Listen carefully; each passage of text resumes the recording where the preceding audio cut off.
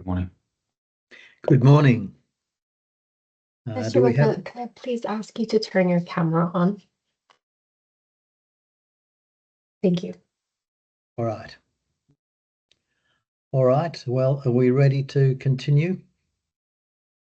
Yes, thank you. All right.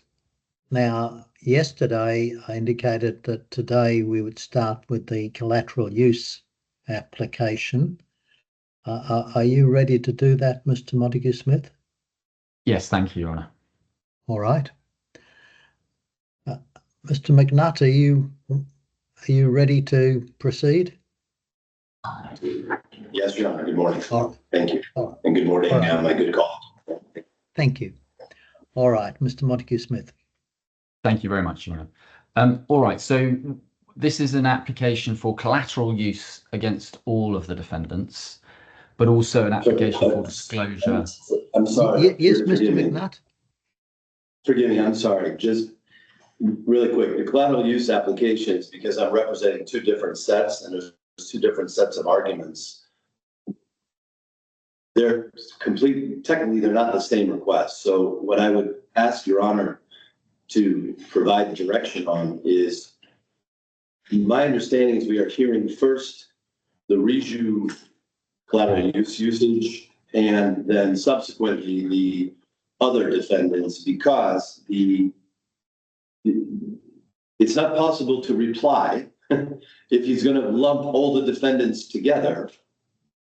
He should have an argument against Byju for collateral use and why he needs it in aid of a post-judgment discovery enforcement that is wholly independent of a collateral use request for a request in aid of foreign proceedings for ongoing. And I want to make sure that there's no conflation of the arguments, because in reply, it will be extremely difficult for me to simply dissect his argument if he presents them jointly. So if he does present it, he's got to attribute to which application he's actually commenting on his application. And I say that because his skeleton argument conflates the different matters, and that's the issue. These defendants. Maybe Your Honour will hear my application first. In a minute, Mr. Montague-Smith. Let Mr. McNutt finish. So we have already, and I'm sorry that maybe yesterday we didn't clarify this before and we were all tired, right? We could have discussed this last night. I'm sorry. But the issue is the following. Byju is clearly post-judgment discovery. Well, I think you've made your point, Mr. McNutt. I think you're repeating one moment. I think you're repeating it now. No, I'm not repeating it. I'm simply stating it to articulate the second point. The second point is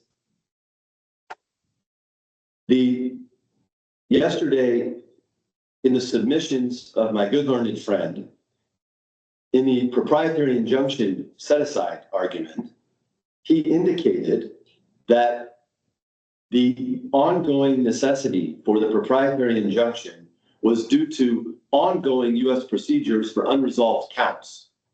Now, a collateral use application against Byju is either for post-judgment discovery or a freezing order, or it is for use related to ongoing procedures against Byju. Separately, there's a collateral use application under a different claim number against two defendants, where those two defendants have already been improperly lumped together, where they are asserting that claims against Byju are relevant for claims against Divya. But as you'll understand from the U.S. proceedings, the basis of the claim against Divya is not the same as the jurisdictional challenge, because she is not ever having signed a document or something. So when they want to use collateral use, for example, against Divya and obtain an order from you to have collateral use of documents related to Divya, we understand they also want to use those documents against Byju and also want to use those documents against Byju. And I'm just asking for clarification, because the applications they're not clear in that regard. And I think it's important that we understand that when we start this analysis to allow me to be effective in reply. So we shorten the time. Thank you. Mr. Montague-Smith. Your Honour, the way we've put it in the application, as you can see from my skeleton argument, is that there are principles that are common to both. There are factors that are common to both, and then there are factors that are discrete to some of them. So what I suggest is that Your Honour allows me to make my application as I see fit, allows the respondents to make their response as they see fit, and then for me to reply. Obviously, there's slightly different issues arise in relation to the collateral use application and the disclosure application because the principles are slightly different. But what I would suggest is, because there is so much overlap in the material, that I just make all my applications on this footing, and then there's a response to all of them and then a reply to all of them. That's what I had prepared to do, and so that's what my notes do. All right. All right, we'll Mr. McNutt, just a minute, please. I propose, subject to what Mr. McNutt might say in a minute, to let you proceed in that way. I will allow Mr. McNutt to make his submissions as he sees fit. He may either adopt the same approach that Mr. Montague-Smith does, that is, first of all addressing principles and matters common to both applications and all respondents, or he may then address matters, particular factors which relate to each action and each respondent. Or if he wishes, if Mr. McNutt wishes, I will permit him to address one application and through to its end, and then do the second one. Yes, Mr. McNutt, is there something further you wanted to say? A very simple point for the record. The premise that my good learned friend has placed into your head is that there are factors common to both. The only factors common to both will be law. Well, Mr. McNutt, you will have adequate opportunity to make those points. I'm not going to rule in advance whether there are either law or factors common to both. That's a submission Mr. Montague-Smith can make, and I have discerned from yesterday and this morning you are well capable of pointing out what you and your clients see are matters different in the two applications and the different respondents. And I'm confident that you will take every opportunity to do that. So we'll proceed in the way I indicated, Mr. Montague-Smith. Thank you very much, Sean. All right. So we've set out in our skeleton argument, in terms of collateral use, the restrictions that Your Honour is concerned with. And by this application, we are seeking modification of, firstly, the undertaking, and secondly, the restrictions in relation to the rules, insofar as they still apply, because I'll come on to that. And part of what I'll be saying is all of this is really out there now in any event, and therefore it's open to the public. The restrictions, first of all, are in the undertaking. So what I was going to do is show you the restrictions and then show you the principles that both the English courts and the DIFC courts have adopted in addressing these sorts of applications, and then come on to show you what the information is really that we're dealing with here, and then finally make my submissions. So the restrictions, if we go to please to bundle page 34, we saw this briefly yesterday, but I'll just remind Your Honour of it. This is the schedule of undertakings in the order against Mr. Ravindran. The same terms appear in the order against the Altamimi defendants. So I'll just show you this one if that's all right. But it's paragraph 6. The applicant will not, without the permission of the court, use any information obtained as a result of this order for the purpose of any civil or criminal proceedings, either in the DIFC or in any other jurisdiction other than for this claim, and then the related proceedings in this court, and pursuing or commencing civil proceedings in the UAE. And the same restriction appears in the other order. I'll give you the reference, but it's the same term. So it's page 54. And it's also paragraph 6 of the undertakings. Now, the other provisions that you're not concerned with are those in the rules, and the best place perhaps to look at this is in my skeleton, I suspect, unless you, well, we can take it up in the rules if you like. It's 2864 is the first one.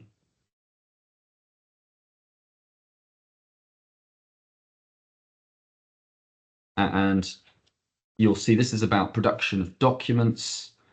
And so there's a collateral use restriction on the use of produced documents, normally in the context of document production. So where you have requests and responses and delivery of documents. And so that's 2864, a party to whom the document has been produced may use the document only for the purposes of the proceedings in which it has been produced, except, and then the 3 exceptions are where the document's been read to or by the court or referred to at a hearing which has been held in public, the court gives permission, or the party who produced the document and the person to whom the document belongs agree.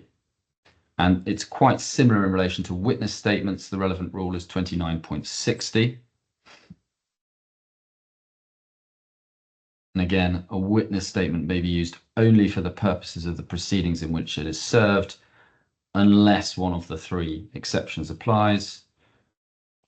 It's consent, permission for some other use, or the witness statement has been put in evidence at a hearing held in public. So these rule-based collateral use restrictions expire once the documents are put in evidence, read by the judge, or referred to in a hearing which is held in public. And so one side effect of undertakings in a freezing order of the sort that we have in this case is that there's a curious and rather arbitrary result, which is that the general public has more right to use documents than the party that actually has the interest in using them. And so this is one powerful reason why in these... My memory is that was a sort of effect in the very original Harman case, but... Yes, I think that's probably right. It's obviously an arbitrary outcome, and the law is not arbitrary. And the result of that, as I'll come on to show you, is that generally speaking, the result is that in a case like this, those collateral use restrictions are relaxed and released. But I'll come on to that. But the fact that documents have been referred to, read by the judge in an open hearing such as this one, and indeed at the last hearing, is really the beginning and the end of it in relation to those documents. But there are other powerful points as well, and I'll develop them. Because we've seen my learned friend's skeleton argument from last night. That came in yesterday evening. And there's a little bit of difference before you move off that, where 2960 refers to the witness statement. Yes. Does that include annexures, attachments to the witness statement? It will. Yes, it will. It does. And in any event, those will be covered by 2864.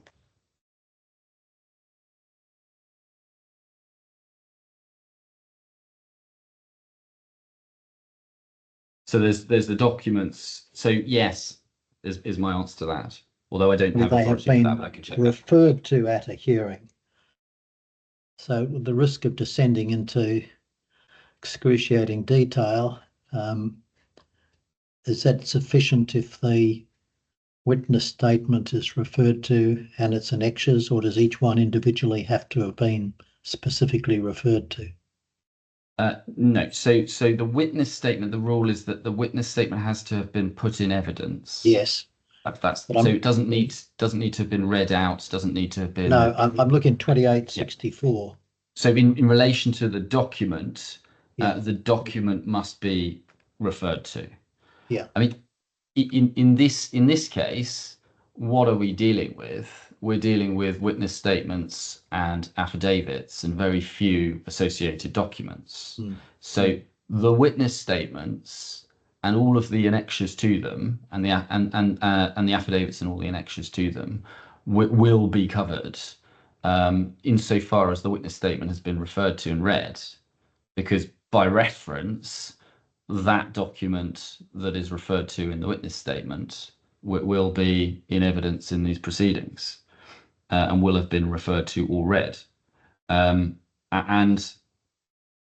in relation to other information such as there is, it's likely to include correspondence, which, for example, sets out the asset disclosure, which is then subsequently recorded in the affidavit. And so the result of all of that, and we'll come on to look really what are we dealing with here in a minute, because actually it doesn't really add up to much. And what I'll be explaining to you is that really the effect of these collateral, or really it's the collateral use undertaking in the order, is just to make it much more difficult to pursue these funds in other jurisdictions. And substantially that was the effect of the protective order in the United States. And you'll recall the difficulties that were faced in this court as a result of equivalent restrictions in another court. And essentially that's part of the problem. And the other part of the problem is having to correct statements that are being made in other courts about what is going on in these proceedings. And I'll deal with that. But fundamentally, I'll come back to the fact that this is all really out there in a moment.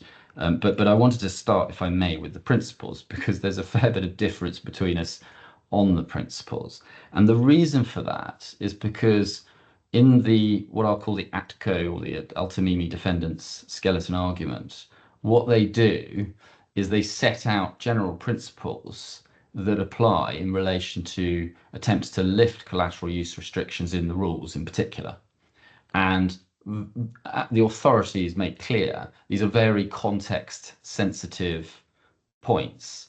And one of the very important contexts is if you have a fraud claim and a freezing order which imposes these sorts of restrictions. And what my friend's skeleton argument fails to do is draw your attention to the principles that apply in those situations. And happily, there's a very useful, relatively recent 2020 decision from the English Commercial Court, which goes through all of that. And so I'll need to take you through that in a little bit of detail, because it refers back to all of these authorities that my own friend presents. And he says, for example, oh, well, this is completely unacceptable because you need a public policy reason to release these documents. And he refers you to a case where an application was made 2 weeks before trial. And the judge said, well, it's coming up for trial in 2 weeks. And so you need a really strong reason. What he doesn't show you are the cases which say, well, that strong reason exists where you've got a significant, substantial international fraud that is being alleged, whether it's pre-judgment or post-judgment. And my learned friend also says, oh, well, you have to identify specifically in relation to each document what you want to use it for. And even his authorities say that that is not the position.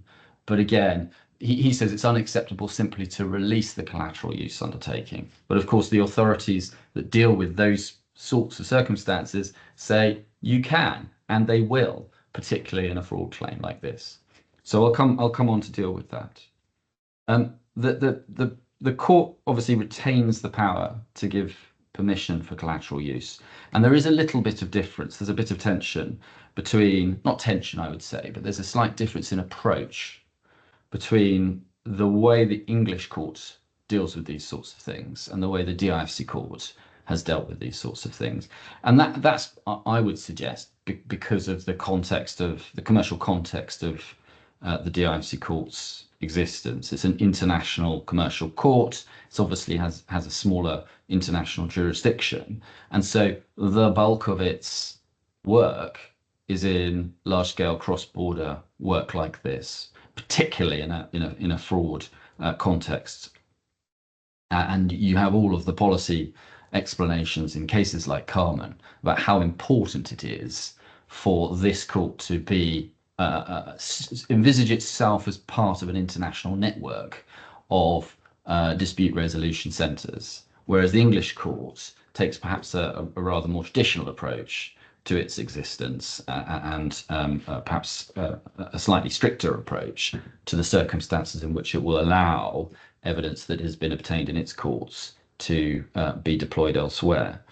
And part of the reason that you have a bit of a difference in attitude as well, we see this in the DFC, in the cases that I'll show you, is that in England, where you have a specific statutory regime for obtaining documents in support of foreign proceedings, and that particular statutory regime is exclusive, not quite, but it's generally understood to be exclusive of other more general common law and procedural rights. And so in England, the court is always going to be astute to make sure that an application for disclosure coupled with a collateral use release isn't a disguised attempt to bring an application under the legislation which permits requests from one court to the other for assistance by way of gathering evidence. And so that is one particular feature that just doesn't exist in the legislation in the DIFC. And so the experience in the DIFC is we just don't have to worry about those sorts of issues. And the most obvious example of that, and the much more, we would say, pragmatic approach of the DIFC courts is the SCAT case. And that was a decision decided by Sir Jeremy Cook. And I can just show you very briefly some aspects of it, if I may. You'll find it in the Claimants Authorities bundle, page 412. That's the longer bundle. And just to give you some context, the SCAT case is a fairly notorious international case now. It's been going for a year and a bit in London, and they finished the trial, I think, in the middle of the last term. And looks like you're well aware of it, but part of it arrived here in the DIFC, and the reason was there were two DIFC companies, and ultimately a search order was made against them, and they were ordered to produce a very large volume of documentation. There were about 12 million documents at play in that, and in essence, what was said was that those two companies had either received the proceeds or part of the proceeds, or had been involved in the laundering of the proceeds of that very substantial fraud. The main proceedings were in the English courts, but there were also proceedings in the United States and also in Malaysia. And claims were brought against the DIFC defendants in the DIFC. And it's a long-running claim. So you'll see the date of this decision is 2018.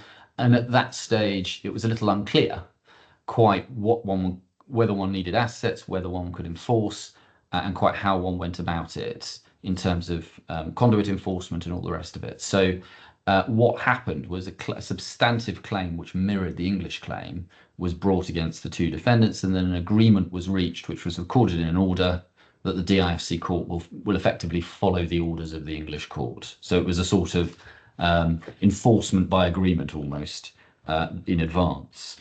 But as I say, there were other proceedings in the United States and in Malaysia, and there were hundreds of defendants in those other jurisdictions.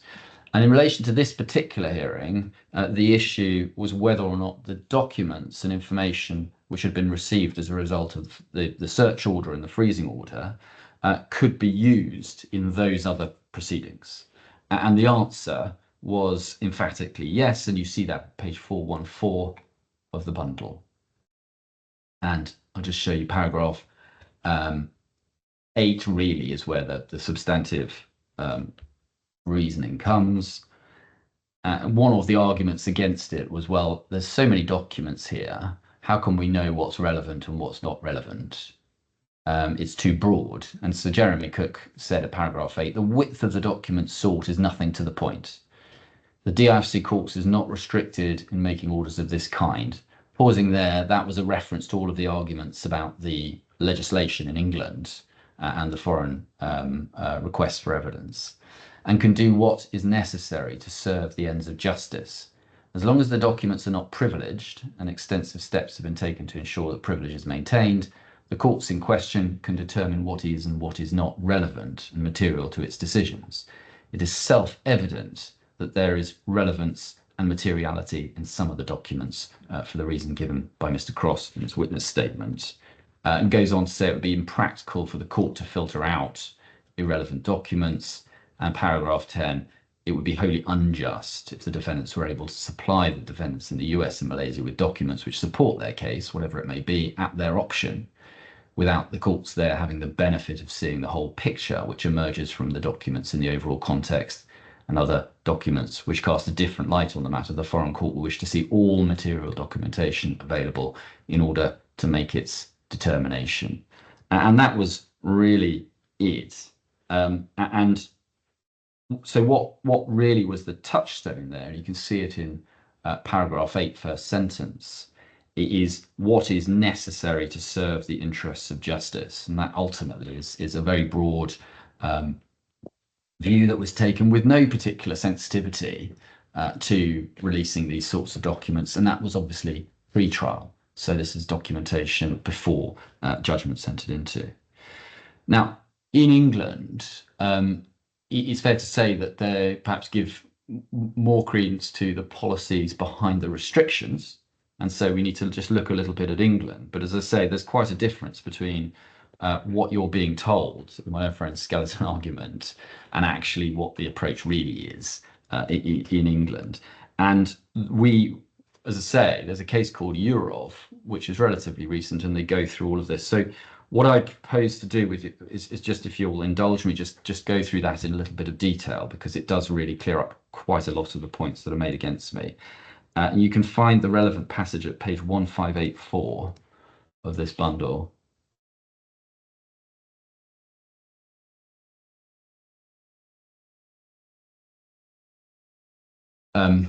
And you will see at paragraph 42 at the bottom, the bank's application to be released from an undertaking. Paragraph 42, you'll see that the next matter that arises in is an application by the bank to be released from its undertaking in the 2016 worldwide freezing order, not to use information obtained as a result of that order for the purpose of other civil proceedings. And then goes on to say it wants to be able to use the documents more broadly. And it said the application is not objected to by Mr. Eurov or Mr. Belyaev. It is, however, objected to by Mr. Fetisov. So we would suggest that 2 out of 3 of the defendants in that took a rather more realistic approach. The judge recites the undertaking at paragraph 43, which is in effect effectively in mirror terms to the one that we have in the present proceedings, and then goes on to look at the principles. So it deals with the general principles and notes in particular one of the cases that is strongly referred to in my own friend's skeleton argument, which is the ACL case by Mr. Justice Hilliard. And you'll see there what he says about that in paragraph 44. He says, it is, however, to be borne in mind that that was a case in which an application was being brought at an interlocutory stage shortly before a long and imminent trial, that provision be made of documentation to the FBI in the context of a criminal investigation. So my own friend, in his skeleton argument, puts that document, that case in front of you and says it's on all fours with ours. But this is actually, the case I'm showing you is the one that's on all fours with ours, because that is an application to release a restriction in a worldwide freezing order, whereas the other one was an attempt to get documents out of the record that had been submitted in advance of a trial and send them off to the criminal prosecution, criminal investigation services in the States. And that's a very, very significant distinction, as we will see in due course. Paragraph 45 then, the purpose of undertakings such as the one given by the bank to the court, that they would not make collateral use of documents obtained in policing the 2016 WFO, is to give the court control of documents and information obtained in support of the due administration of justice. So it's not to keep them secret, it's just to make sure that the court has some sort of control over it. And then overall, in order to justify an order, in relation to the collateral use of documents, the applying party needs to establish that there are special circumstances which constitute cogent and persuasive reasons for permitting collateral use, and the release or modification will not occasion injustice to the person who's given the disclosure. And then goes on to explain that. Now, so it says, paragraph 47, Mr. Justice Hilliard identifies the rules of procedure under the CPR in relation to the disclosure and exchange of witness statements. He identifies that disclosure reflects and promotes the public interest in ensuring that all relevant evidence is provided to the court, and then he addresses the other procedural rules and goes on to state that the general principles, and refers in that context, you will see at paragraph 29 to the Crest Holmes case, which is another case that my learned friend relies on for the general principles. So all of these cases are being reviewed and applied in the particular context of that case. And then paragraph 48, he notes Mr. Justice Hilliard's comment that it is ordinarily difficult to obtain permission for collateral use of such documents, and goes on to talk about the need for public policy and some sort of public policy interest in favour of disclosing documents at paragraph 49. So he says the collateral use of documents will only ordinarily be allowed where there's some public interest in its favour. Now, again, that's another principle that's drawn out of my own friend's skeleton argument. He says, oh, well, you need to give a great big public policy explanation for why you need these documents. And he says, oh, well, the policy that we rely on isn't sufficient, that it's a fraud claim, that we're trying to seek documents to pursue the money and those sorts of things. We need to take steps internationally. But again, the first part of that sentence, you need a public policy reason, is perfectly acceptable. What's not acceptable is then to leave out the second part, or to say that actually a fraud claim is not sufficient, because the judge goes on to deal with that. So paragraph 50, Mr. Willen accepts that the reference, he talks about paragraph 31, going back, the citation from Mr. Justice Hilliard's judgment in 49, he says, in my view, the burden is such that in reality it will usually be difficult, if not impossible, to obtain permission for collateral use, especially in the case of witness statements, except where the court is persuaded of some public interest in favour of, or even apparently mandating, such use, which is stronger than the public interest and policy underlying the restrictions that the rules reflect. Paragraph 34, the most common public policy interest relied on as overriding the public interest in preserving confidentiality and privacy expressed by the rules is the public interest in the investigation and or prosecution of serious fraud or criminal offences. That's what's left out of my own friend's skeleton argument. So paragraph 50, Mr. Willen accepts that the reference to prosecution of serious fraud includes civil fraud. But he says that even in that context, that there have to be cogent and persuasive reasons why it's in the public interest in relation to civil fraud, and also that it would not cause injustice. And then goes on to say, 51, a public interest can include an interest in discovering the truth in satellite proceedings, and then recites principles to that effect. So the fact that you've got two sets of proceedings in two different jurisdictions, or two different separate claims, can mean that collateral use by itself is justified. Paragraph 52 then talks about the post-judgment use of collateral use of documents. So it makes the point, ACL was pre-judgment, the decision of Kazakhstan Kagazi was a post-judgment case. In that case, after a long trial, as part of the consequential matters for determination, Mr. Justice Picken had to consider the question that arises before me today, namely as to the party's use of material disclosed pursuant to a freezing order. And then he states principles in relation to that. And then, in particular, paragraph 184, recording the submissions that they shouldn't they should be disclosed. Paragraph 185, the submissions, Mr. Foxton did not object to this application insofar as civil proceedings are concerned. However, he did resist an amendment to the freezing order which would permit information to be disclosed in criminal proceedings. And then 186, this is the distinction between civil and criminal. I agree with Mr. Foxton about this. I do so even though Mr. Howe made the point that in some jurisdictions there's an overlap between civil and criminal proceedings. Mr. Howe suggested that this adds an extra layer of complexity and an unnecessary restriction on the claimant's ability to enforce, which would be removed if the amendment to the freezing order sought were to be ordered. It seems to me nonetheless that if the claimants wish to use information disclosed by Mr. Arup for the purposes of criminal proceedings, they ought to be required to seek the court's permission, probably on notice. So in other words, in that case, post-judgment, there's really no justification, save perhaps in relation to the criminal prosecution and the use in that regard. And I'm sorry to labour this, but this is quite a useful collection, I think, of the principles. I hope it's helpful to go through them in a bit of detail. Yes. Paragraph 53, he refers to the Bank of Crete and Koskatas. The court concluded that it was generally appropriate for use to be made of material obtained in English proceedings in foreign enforcement proceedings for the purpose of obtaining recovery of misappropriated funds pursuant to an English judgment. This engaged the wider policy interest of international cooperation between courts to deal with multinational frauds. So the point there is that they're looking at it from the perspective of the English courts and the enforcement of an English judgment.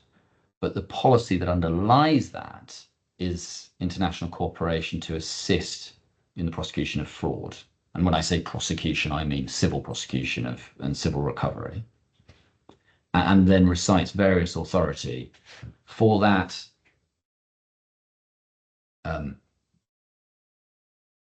Particularly Mr. Justice Millett. These are two passages from the Bank of Crete case. Mr. Justice Millett talks in particular about saying, in the present case, do you see that four lines down, the purpose of the English proceedings was to obtain the restoration of funds alleged to have been misappropriated from the bank. For that purpose, it may be necessary to bring proceedings in many different jurisdictions. The use of material obtained in the course of English proceedings for the purpose of similar proceedings in other jurisdictions would not infringe the general principle, and accordingly I gave leave. So there's a general release in relation to that in order to achieve that purpose. Why? Because the bank might have to go to lots of different places to try to get their money back. And obviously that's one of the points we will be making as I develop my submissions. To say, well, look at what's happening in this case. We started in Delaware. We've come to Dubai because that's where clearly the defendants were living for a while, even if they want to now say they weren't, and even if they want to move out again. And we may need to go to various other locations. And we shouldn't have to telegraph what we're going to do in advance, if I can put it like that, because we may need to move very, very quickly. And the next passage, there are, of course, wide policy considerations in the present case. There's a need for international cooperation between the courts of different jurisdictions in order to deal with multinational frauds. Mr. Justice Ferris recognised the pressing need to prevent a foreign court from wrongly convicting an accused on the basis of allegations which the English court had material to disprove, and the court granted the leave for use of the material to prevent an injustice. Paragraph 54, and this is again important. The judge says the majority of cases, including Crest, Holmes and Marks, which is the sort of primary leading case that's according to my learned friend, relate to documents obtained as party to the disclosure process. So in other words, during the course of requests, interrogatories and all the rest, during the course of proceedings. However, in the context of Norwich Pharmacal orders, there's been consideration by this court in the SCAT litigation, including by Mr. Justice Phillips and twice by Mrs. Justice Cockerell, first in June 2018 and second in October 2018, of the granting permission to use material which was obtained via Norwich Pharmacal relief which was then used in support of worldwide freezing orders, and in relation to which there were then applications to release the associated undertakings for use in various civil proceedings in a number of different jurisdictions. So that's, again, a very similar context to this one.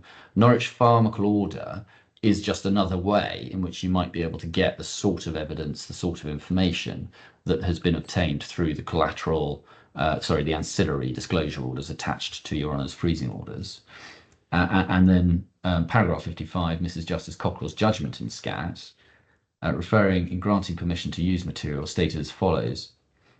In circumstances where this is potentially, it would seem, an extremely serious and in terms of size enormous fraud on a Danish government entity, their revenue entity, which is seeking to provide redress via that government entity, essentially to the Danish taxpayer for the wrong that it has suffered, and to trace the process of fraud, there must also be a very strong public interest in assisting SCAT to that end. So substantial fraud being pursued gives rise to a very strong public interest to assist by the release of collateral use undertakings. And in a further hearing of the SCAT litigation, the judgment handed down on 18th of October, I myself considered the applicable principles, including the development of the case law through Crest Homes, Cobra Golf, and Crete and Cascatas, and reached the conclusion on the facts of that case that it was in the public interest to release further material, some of which was already in the public domain. So again, the principles have developed from the authorities that my learned friend refers to, and they are, particularly in this context, relaxed much more readily where you have a large-scale fraud claim like this one, which has international elements. And then paragraph 57 is also important because this is an area which is developing in the UK as we speak, which is the open justice principle. And what this refers to is, you'll see the Supreme Court decision in Cape and Dring, and that referred to the importance of open justice and the emphasis on that. And approval was given to the principles identified in another case in the context of rights of third parties to documents filed in civil proceedings under CPR Rule 5.4c. And that's the provision which allows third parties to ask to see documents that have been referred to in various different ways in civil proceedings in the UK. And we have the same rules in the DIFC. And the effect of Cape and Dring was to say, well, those rules are all very well, but they're not the end of it, and the procedural rules probably need to be updated to give effect to the common law approach that is now in effect. And in England, we are now rolling that out on a trial basis in the commercial court, and so there will now be facility for the general public to log into the document management system, which is the e-justice system in the UK, and documents will be flagged as being available or not available to the general public. And so it's the idea is it's a developing area to some extent, but it's the emphasis is on open justice, and that, in my submission, is a universal principle ultimately, and one that applies equally in this court. And that then we can probably skip down to paragraph 60 just to see how this case was decided. And the question there was, as before, are there cogent and persuasive reasons to grant collateral use? And paragraph 60, the judge found that there were. Paragraph 1, Mr. David Davis says there are cogent persuasive reasons. He says there's a very strong legitimate public interest in the enforcement of English judgments, all the more so in this case, and the use of documentation in Switzerland is in the context of the identification and enforcement against assets which are involved in the subject matter of the 2020 judgment.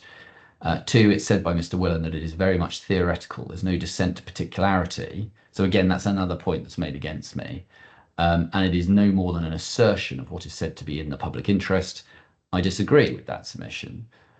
I consider that it is strongly in the public interest that disclosed material is used for enforcement in a post-judgment context where there has already been a finding of civil fraud, so that the perpetrators of that fraud do not retain the benefits of sums received in that context. Material which has been disclosed should be available to a claimant in foreign enforcement proceedings in order to further the public interest. Civil proceedings are not an end in themselves. Their end goal in cases of fraud is that damages should be paid to the claimant. Further, there is a need for international cooperation between the courts of different jurisdictions in order to deal with multinational and other frauds. And in this case, the pressing need for cooperation relates to the enforcement stage. Now, obviously, we're in post-judgment for Mr. Ravindran.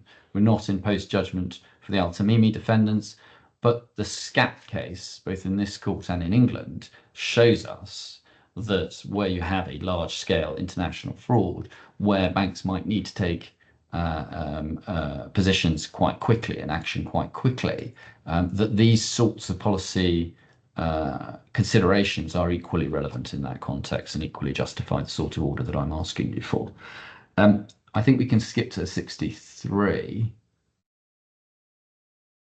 But what this emphasised is the importance of the fact that the vast majority of the information was already in the public domain, primarily through the 2020 judgment and associated proceedings, and goes on to deal with why that arose. And then 64, I consider that the relevance of all this material is as follows. When one is considering the risk of injustice to Mr. Fetisov of asset disclosure, which ultimately is likely to boil down to the Enron material, that is but a drop in the ocean compared to the mass of material in relation to the frauds that have been perpetrated involving the Swiss accounts. The suggestion that there is anything in the asset disclosure documents which could lead to any risk of injustice against Mr. Fetisov is limited in the extreme. And then the conclusion, I come then to weighing the overall balance of the matter. I'm satisfied that there is, on the basis of what Mr. Davis has told me, a very strong public interest following the 2020 judgment, where I made serious findings of civil fraud against the defendants, that the material produced under the 2016 without worldwide freezing order should be released. There are compelling, cogent and persuasive public interest reasons that the material should be deployed, if appropriate, in Swiss civil proceedings to ensure that those who have perpetrated frauds do not retain monies which, as said, ultimately originate from fraud, and that assets ultimately belonging to the individual defendants should be also be amenable to execution in furtherance of the 2020 judgment. When weighing any potential injustice against that, I consider the prospect of any real risk of injustice is minimal. Accordingly, in balancing all the factors together, I'm satisfied that this is an appropriate case for the release. Now, so the Al-Tamimi defendant's skeleton, you may have seen it, you may have read it. It would seek to give Your Honour a very different impression of the state of English law, let alone DIFC law. There's no attempt actually to deal. They don't even draw to your attention the DIFC case that deals with these issues. And what they do is they divert your attention to cases like ACL. They divert your attention to cases like Crest Holmes. They do not bring to your attention the cases that are actually, or the case which is actually relevant, and all the cases that are cited in there. So, for example, you will see, if you go to paragraph 4 of their skeleton argument, this contains various criticisms of the application that we have made. And I'll just paraphrase with the risk, I hope accurately, but you can read it for yourself. So, for example, paragraph 44.1 criticizes us for the wide collateral purposes that we are seeking. But that was true in the Eurov case, and that was true in the SCAT case. And they say, paragraph 4.2, that what we're seeking is impermissible, as if it's a matter of principle that these sorts of orders can never be made. And that is quite clearly simply wrong on the face of English law, let alone DIFC law. Paragraph 4.3, they complain that the application is about a general release of the collateral use restriction, so covering all of the documents wholesale. Now, what they don't do is tell you, well, this is what it's going to cover, and these are the problems with that. They just say, oh, well, all the documents are going to go out, and that's going to be terrible. But I mean, firstly, that is the effect of them introducing those documents into evidence, and then being introduced into evidence at a public hearing as a result of the rules. But also that was what happened in SCAT, and that is what happened in Europe. So to say that it's impermissible impliedly represents that English law prohibits this when it does not. I'll skip down to paragraph 5.1, because what they there say, it's another principle that they say is really important, is they say, well, we have to show a specific, immediate and pressing need for collateral use. And they say a generalized allegation of fraud is not enough. That, again, is simply wrong as a matter of law. And that is true both pre-judgment and post-judgment, as we saw pre-judgment in SCAT and post-judgment in Europe. And even in the more confined context, where you're dealing just with sort of an ACL-style pre-trial application for release of documentation, even in that context, what they fail to draw your attention to is the fact that it's never the case that you need some sort of particularized explanation by reference to each document as to precisely what you need to do with that document. If you need to see that, that's in the ACL case. I don't know if you've got an updated authorities bundle. There ought to be one, but it includes the new authorities.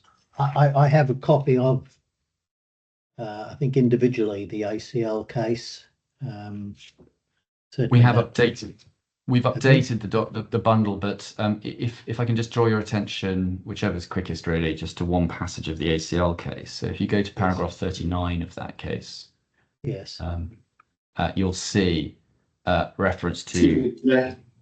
Excuse me, Your Honor. Can I please have the bundle citation? Because I don't know what case you're looking at. I'm sorry. Thank you. It's the ACL case. It's the primary case. That it's the one you referred to. It's on the bundle page. Well, it now appears in the well, it's been added to the claimant's authorities bundle at page 2355, but it's paragraph 39 of a case that my learned friend draws to the court's attention. But what he and he says, well, there needs to be a specific immediate pressing need for it. What he fails to draw to your attention is paragraph 39, which says, more recently, His Honour Judge David Cook, sitting as a High Court judge, considered that the test of immediate necessity does not require a detailed explanation of why each individual document for which permission is sought is relevant to a particular issue identified as arising in the investigation or proceedings. So he's frankly giving you a pretty skewed impression of what the law is, even in the more refined context of ACL, which, as I say, is an application made shortly before trial. And that requirement for a specific immediate pressing need is just satisfied by the need to follow the money, to try to recover the money, and to take action wherever that may need to happen against the alleged perpetrators of the fraud. And then my learned friend says at paragraph 5.2, well, he tries to have his cake and eat it, because what he says is the question of whether there's a sufficiently arguable case of wrongdoing in the US proceedings to sustain the freezing order is a matter that will be determined at the return date.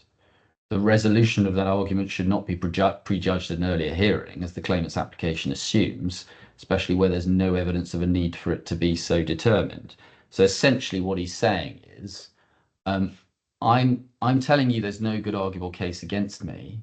You cannot take a view at that because we've got that return date adjourned off. And therefore, as a result of their successful adjournment application, this application has to fail because you're not allowed to consider whether there's a good arguable case, because that comes later. And because you can't consider it, well, that's the end of the application, which is a pretty extraordinary gotcha point. And I will have some submissions to make on good arguable case, but I'll, if I may. And I think what we say in relation to good arguable case against Mr. Ravindran, we've obviously got the judgment against him in the United States. I can take you to, and I mean, it's one of the points that was raised against me in the set-aside application. So I propose to deal with him slightly separately, but just dealing with this particular, I'll deal with him in that context, if I may, but just dealing with the argument that because we're pre-judgment, it's totally different, and you just can't make an order against Mr. Ravindran and Ms. Gokulnath, and I apologise for the pronunciation. But there's a few points that we would make in relation to that, and I'll just make them quite quickly, because it's been said against me in a number of occasions that I haven't made out a good arguable case against these two defendants, and so I was just going to pick that up now, if I may. The first point is that Mr. Ravindran admits that he made the transfers, and he's given evidence in the US that he made the transfers on the instructions of TNL. And I think the quickest way to do this is if I just give you references to some of what's been said. So you'll find the transcript of that, page 1196, on the bundle, lines 11 to 13, and 1197, lines 2 to 5. And it's and we say, and there's a real prospect of establishing that the defendants were in control of the board of TNL, and that's all of them. So they were all directors and they're on that board. When he was ordered to find the money, so you'll recall there was an episode in the United States where Mr. Ravindran was ordered to find the money. One of the things that he did in order to find the money was he asked the Al-Tamimi defendants where it had gone. And that, we say, is pretty telling, because it infers that he thought they would know where it had gone. They would be the people to ask. And from that you can infer that they were, in fact, the people to ask. You will recall the evidence that Mr. Ravindran, that's one of the ATCO defendants, signed the transfer agreement by which the camshaft LP interest was transferred away. So he was involved in the second fraudulent transfer, and he signed it as the CEO of the claimant. Now, that is not denied, but his case in the United States is that that was an error and the documents were prepared by camshaft. So there's going to be a trial about that. Yes, Mr. McNutt. Forgive me. Thank you, sir. He's throwing out a lot of facts without bundle references. It's going to make it really hard for me to reply. So he properly said the reference to the transcript, bundle 1196 and 1197. He then referenced that he asked the other two defendants, but I don't know where he asked the other two defendants. I don't have a citation for that. Where did he ask them? It says that defendant 2 signed a transfer interest as CEO, and I don't have an interest. I don't have a reference, and I want to dispute that, but I need the reference to do that in reply. Could you please ask my good learned friend to provide the references? Thank you. Excuse me. Thank you. I'll provide you with a reference for that one. It's not disputed in the United States, actually, by Mr. Ravindran that he signed the transfer agreement. In fact, it's dealt with. It is disputed. I'm sorry.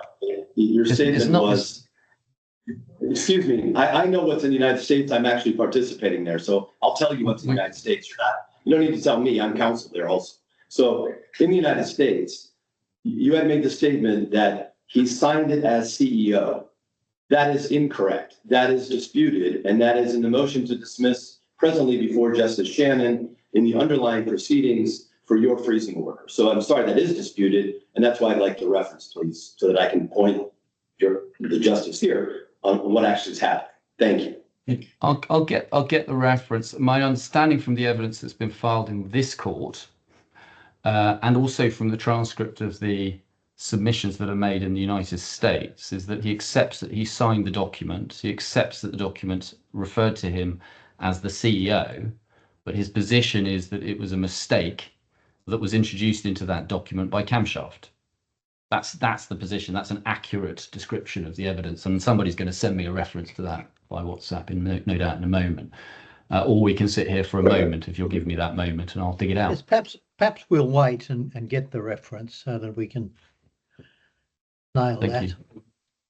And the other reference concerning where defendant 1 asked defendant 2 and 3 for the information as to use of funds, leading to an inference that you're making, where did he ask them that, please?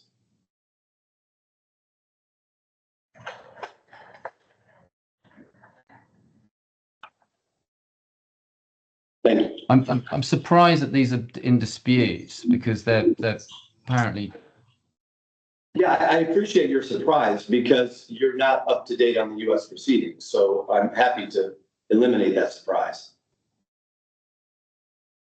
All right, if these points are going to be controversial, Your Honour, maybe if I could just take 5 minutes, yes. 10 minutes perhaps, and then we'll dig out precisely these references, because I've read the evidence in these proceedings, and what I've just described is precisely what is said in these proceedings. So could we do that?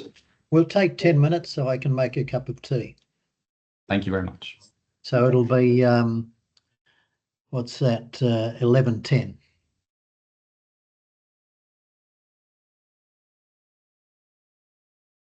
Your Honour. Thank you. Right. Mr. McNutt. Oh. Mr. McNutt, are you back with us? You bet. Can't wait for this. Thank you. Okay. Mr. Montague. All right. So the point about when he was ordered to find the money, Mr. Ravindran asked them. That's in his declaration. So can I ask my learned friend just to mute his camera? Thank you.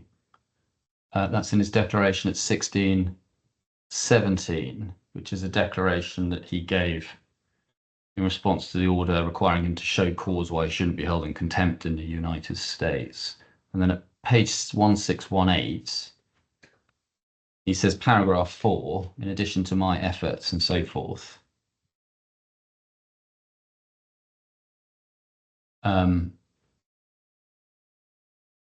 Sorry.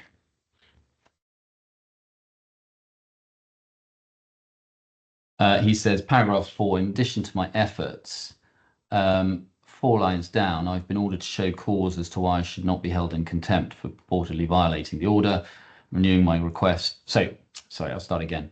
I sent additional follow-up emails to Byju, Ravindran, Divya Golkanath, and Think and Learn's Treasury Department, informing them I've been ordered to show cause that I shouldn't be held in contempt for purportedly violating the order, and renewing my request that they immediately provide me with information concerning the location of the Alpha funds.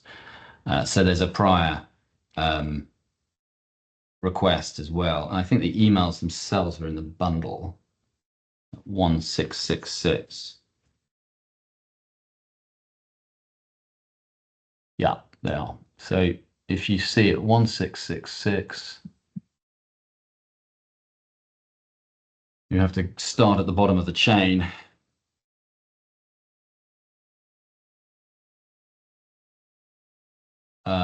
So on the 19th of March 2024, dear Byju, Divya, I write to you in your capacity as a member of the Board of Directors of Think and Learn. I draw your attention to the order and so on. In this regard, I request you to immediately, in an event no later than 20th of March, provide me with all information set out in paragraph 22 of the order, specifically the location, amount, composition of the approximately $533 million originally invested by Byju's Alpha.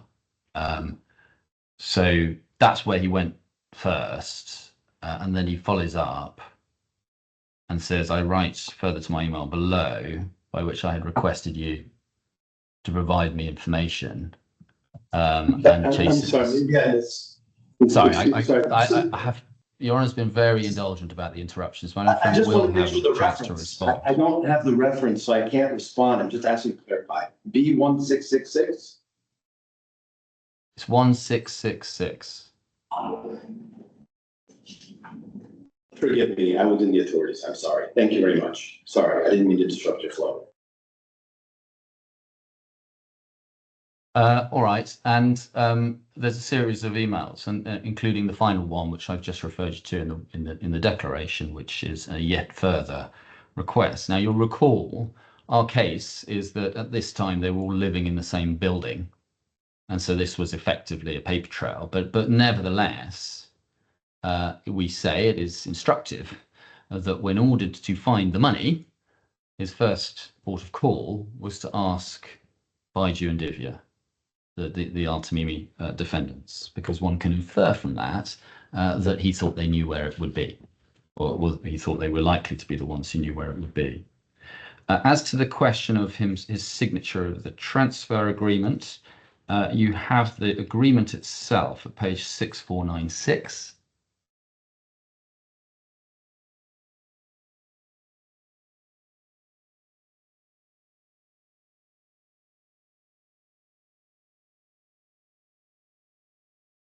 And you'll see there what is being transferred, and it's the interest, and you can see that from the second recital.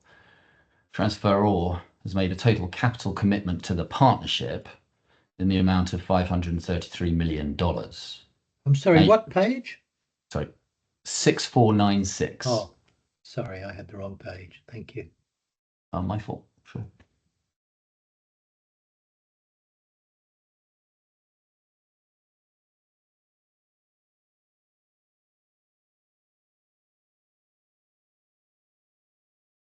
Yes, thank you. And you'll recall that the case at the moment is that, and we'll see this later, is that the 533 million was sent on to a company called OCI, where it was set off against sums that were due in respect of various tablets and other pieces of equipment for which there is no documentary evidence. This document represents the payment as being a capital commitment to the partnership in the amount of 533 million US dollars. And by this agreement, it was then transferred away. You'll see from Byju's Alpha to Inspilearn. You can see that in the prior recital. But the important point about this document and what we rely on is when one goes down to page 6501, the transferor is the claimant and the transferee is Inspilearn. And who signs for the claimant? Byju's Alpha Inc., Byju Ravindran. So that's the first ATCO defendant. And he gives himself the title CEO. Now, as I say, the description that I gave, Your Honour, of what the case is in the United States is accurate. We go to page 6240.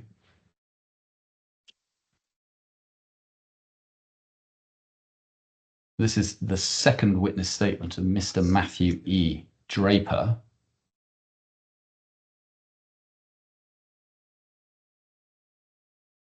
And he is acting for Ms. Golkanath and Mr. Ravindran. And he explains his role at paragraph 1 of this document on page 6235, but he's appearing in that case to challenge the court's jurisdiction. And so he's giving this evidence to Your Honour to say, well, I think there's no real prospect of success in showing that the Delaware court has jurisdiction, but that's not the issue for today. The issue for today is whether there's an arguable case, we say a very strongly arguable case, that Ravindran and Ravindran and Golkanath have participated in a fraud. And so just a minute, please. What is it, Mr. McNutt? Give me the citation again, because he said something, he switched to another page. I'm sorry. Which citation was it, please? 42604. What was the citation, please? So we're on page 6235 is your own evidence in support of your discharge, or your so their application, in fact, to discharge the freezing order. And then we were down at page 6240. And what Mr. Draper is doing here is he's dealing with the point that we're trying to deal with the point that the document that I just shown you is signed by Mr. Ravindran as CEO. And so you can see that from paragraph 20. And what is clear from this is he's not denying that the signature was placed on it by Mr. Ravindran. Why do I say that? because at paragraph 21E, he says it's evident that when Byju Ravindran and Raiju Ravindran executed this document, that neither of them represented their title for either of the debtor or Inspire Learn. And he gives some reasons for that. And the reasons he says, essentially, you see it at D,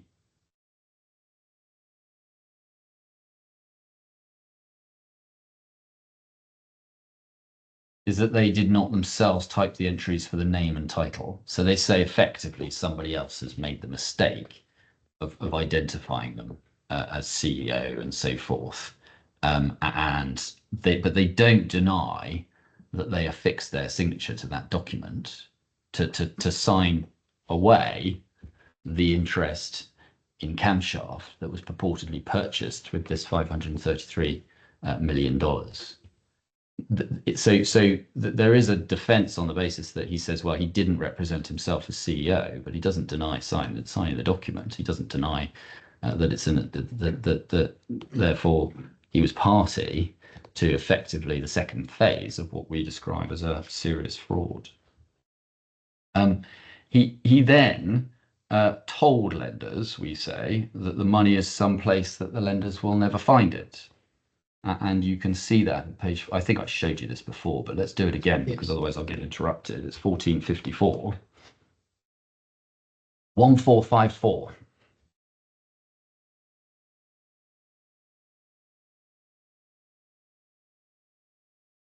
And the story starts a little earlier on, but you will see it just at the previous paragraph on the page before. This is the complaint in the United States, talking about a meeting in which Byju Ravindran, with his general counsel on the line, told one of the lender's advisors that the debtor no longer had the money. Rather, the money is someplace the lenders will never find it. And then at paragraph 116, actually reproduce the lender's contemporaneous note of that statement.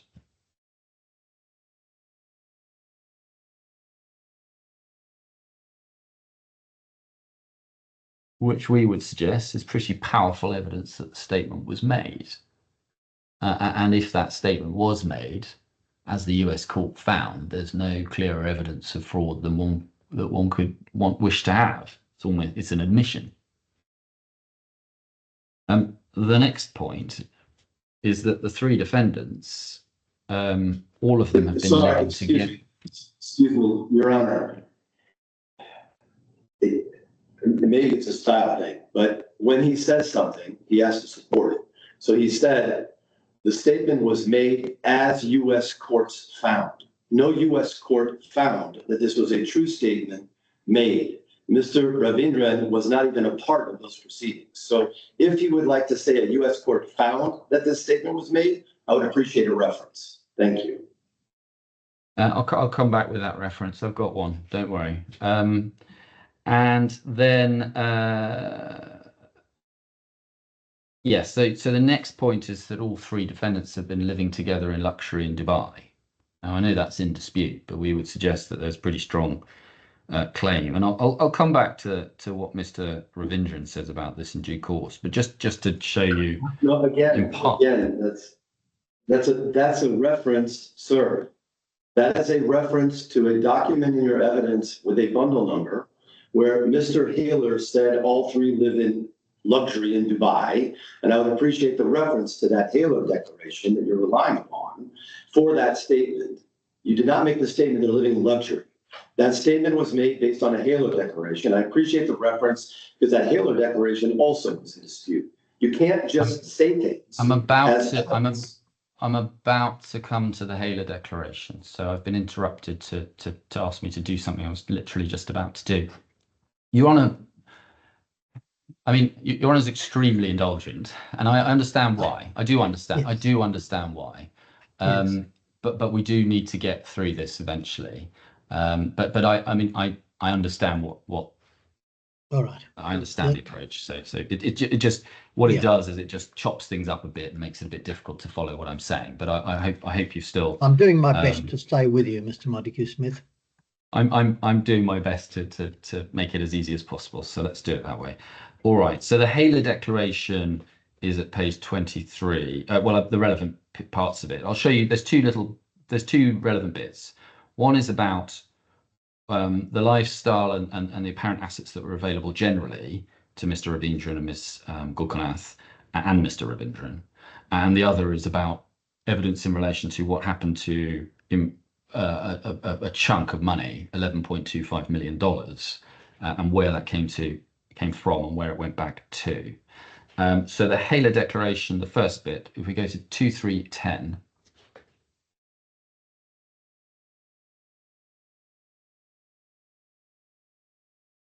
Yes. And the relevant part I'd like to show you, there's a lot of it, and it might, I mean, given the way that this is being approached, it might just be worth rereading this document. But 2310, the bits that I just show you, paragraph 9, on multiple occasions in September, October, and November 2024, she crafted. Sorry, I'll give you some context. This is all about evidence about discussions and conversations that Mr. Haler says he had with Mr. Ravindran. And you can see that from page 2309. And then paragraphs 9 and 10 describe some of those conversations. Over multiple occasions, in September, October, and November 2024, I should craft a partnership arrangement with Byju, for which he would provide me 4% ownership in anything and everything he is doing, and if Byju owned X amount, I would get 4% of X. Each occasion, Byju said, regardless of any paper document, I was his partner and would be entitled to 4% of whatever his equity shares were and everything that had already been built and anything moving forward. Paragraph 10. In both the September and October 2024 trips to Dubai, I was told by Byju that I would be hired full-time with a salary no less than $500,000 per year, in addition to my equity stake. I was also told by Byju that he would move me and my family to Dubai, arrange housing and schools, and ensure we have the same quality of life that he has. And then 2314.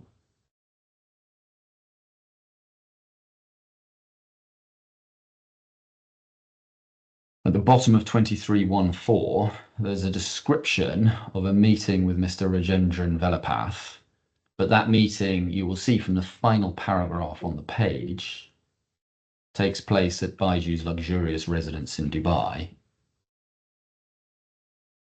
And Mr. Haler describes private security at both the residence itself and the neighborhood, multiple drivers, multiple staff at the compound, and where it appeared Byju's parents, brother, and his family, and Byju's immediate family resided. So there's description there of a lavish lifestyle. And the other part of this, as I foreshadowed, if you go to page 2308,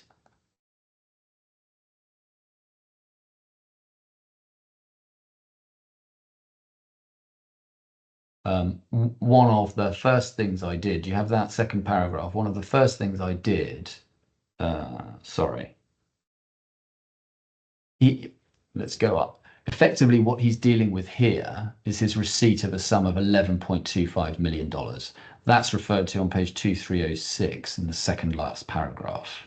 He talks about RL, that's the company that he's related to, received two wires, one for $10 million on the 21st of June and one for $1.25 million on the 25th of July to show funds if ever required. And then we go forward to 2308, second paragraph. One of the first things I did was review incoming bank wire information to find out where the funds actually came from. The funds were sent to us from Barclays Bank in the UK from a fund called OCI Limited. You've been told yesterday that OCI Limited was an independent company. But this is evidence that Byju was in control of substantial sums that, A, substantial sums, and B, substantial sums that are being directed through OCI, which is obviously the company that ultimately received the money. Byju, when the funds were sent, was adamant that the lenders would never be able to ascertain the source of the funds. That was somewhat suspicious.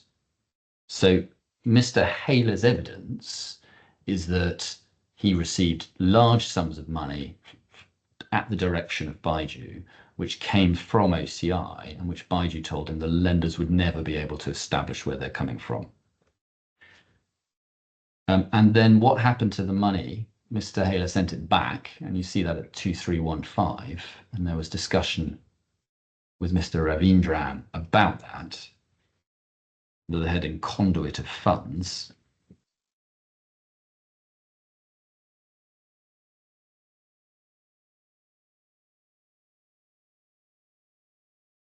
And then he says, upon leaving his house that evening, I was asked to send a wire with the $11.25 million back to the investor, Rajendran Velapath, that I had just met with. I was instructed by Byju, verbally and via signal, that I should move the funds to his wife's Divya Golkanath bank account, who would then settle with the investor. Byju showed a great sense of urgency and nervousness that was not displayed by the investor. Later that evening, a conversation between Byju and Divya regarding getting a payment to someone other than the investor would be possible because these funds were coming back. Now, more than ever, it was clear to me that I was being used as a conduit between OCI Limited and Byju personally. So what you've got there is the money going back to OCI, but it goes back via Ms. Gokulnath's bank account, and then you've got a conversation between Mr. Ravindran and Ms. Gokulnath about the use of the money. And so the inference, we say, in circumstances where they claim to have no money, but they are able to get access to money when they need it, and via OCI, which is the recipient of the alpha funds, is that these are alpha funds that they are controlling, the two of them. And therefore, one can assume they are party, that is very strong evidence that they are party to the fraud. In relation to what the US court has found,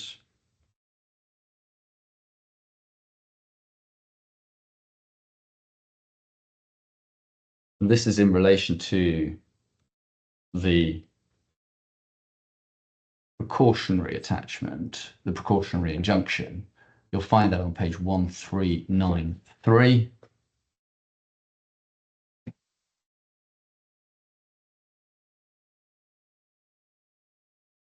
And the last paragraph,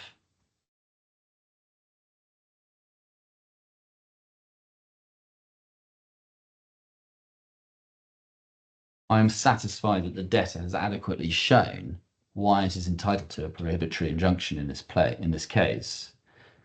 Byju Ravindran's testimony shows that he, along with his brother and sister-in-law, acted in concert as the three directors of the debtor's parent company, which authorized the contested transfers. Thus, I believe it is appropriate to include both Byju Ravindran, that should be Byju Ravindran, and Divya Gokulnath in the injunction order along with the defendants. Now, one of the points that's taken against me by the Al-Tamimi defendants, or was taken against me, more to the point, it's said to be a full and frank disclosure point by them, is they asserted, well, you can't rely on, it's not admissible evidence where it arises in a claim that they're not party to. And you may recall, my response was, well, you've drawn the court's attention to one governing authority, but what you failed to draw the court's attention to is the fact that that principle doesn't apply in this context.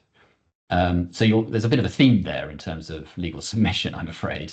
So actually, when you look at the application by the Al-Tamimi defendants, they don't contest that the exception applies. They're driven back to the argument that they say, well, it was a full and frank disclosure breach because we failed to put before you the principle and the exception, even though the exception, I mean, it's extraordinary. It's extraordinary. But we'll deal with that at the second return date. But as things stand, as we understand it, they don't take the formal legal procedural point in relation to the admissibility anymore of this evidence. And I'm told, if we go up in this to page 1388,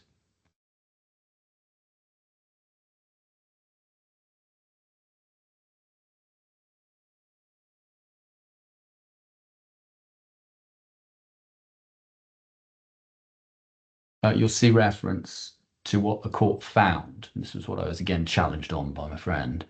Page 1388. And again, I mean, you've read this whole document, so you know what's in it, but I'd invite you to read it again, because that makes good what I was suggesting. So the debtor is showing that has a reasonable probability of success on fraudulent transfer, and then about halfway down, the parties don't dispute that the debtor transferred the disputed funds to Camshaft immediately after incurring substantial debt. After the transfer, debtors found Byju Ravindra, and is quoted as saying, the money is someplace, the lenders will never find it. It is difficult to imagine a single combination of words to demonstrate actual fraudulent intent more clearly. So my friend said, well, where was that finding? And I think what he's saying is where is that a finding in a claim against the Al-Tamimi defendants? But that's not the point. The point is that the court has looked at the evidence in the US and has reached that conclusion. But we would just invite you to reach the same conclusion, and I am entitled to rely on it as evidence. Your Honor, forgive me.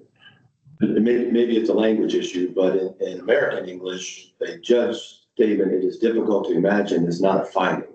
It has to say, I find that. That's why it's called a finding. He has to actually use the word finding. So I resist this misrepresentation. If I have to interrupt 100 times, it's only because he keeps misrepresenting facts that occur in a jurisdiction he's not qualified to speak about. He can't say it's a finding. It's not a finding. Mr. Montague-Smith. Thank you. So if we go to just to pick up one further point in relation to the statement that was made by Mr. Ravindran, I know he has disputed it, that the money is someplace that the banks will never find it. What's quite interesting is when one looks at what Mr. Ravindran says about this, you see that he doesn't actually dispute that the statement was made. He says it was taken out of context. So if you go to page 1055,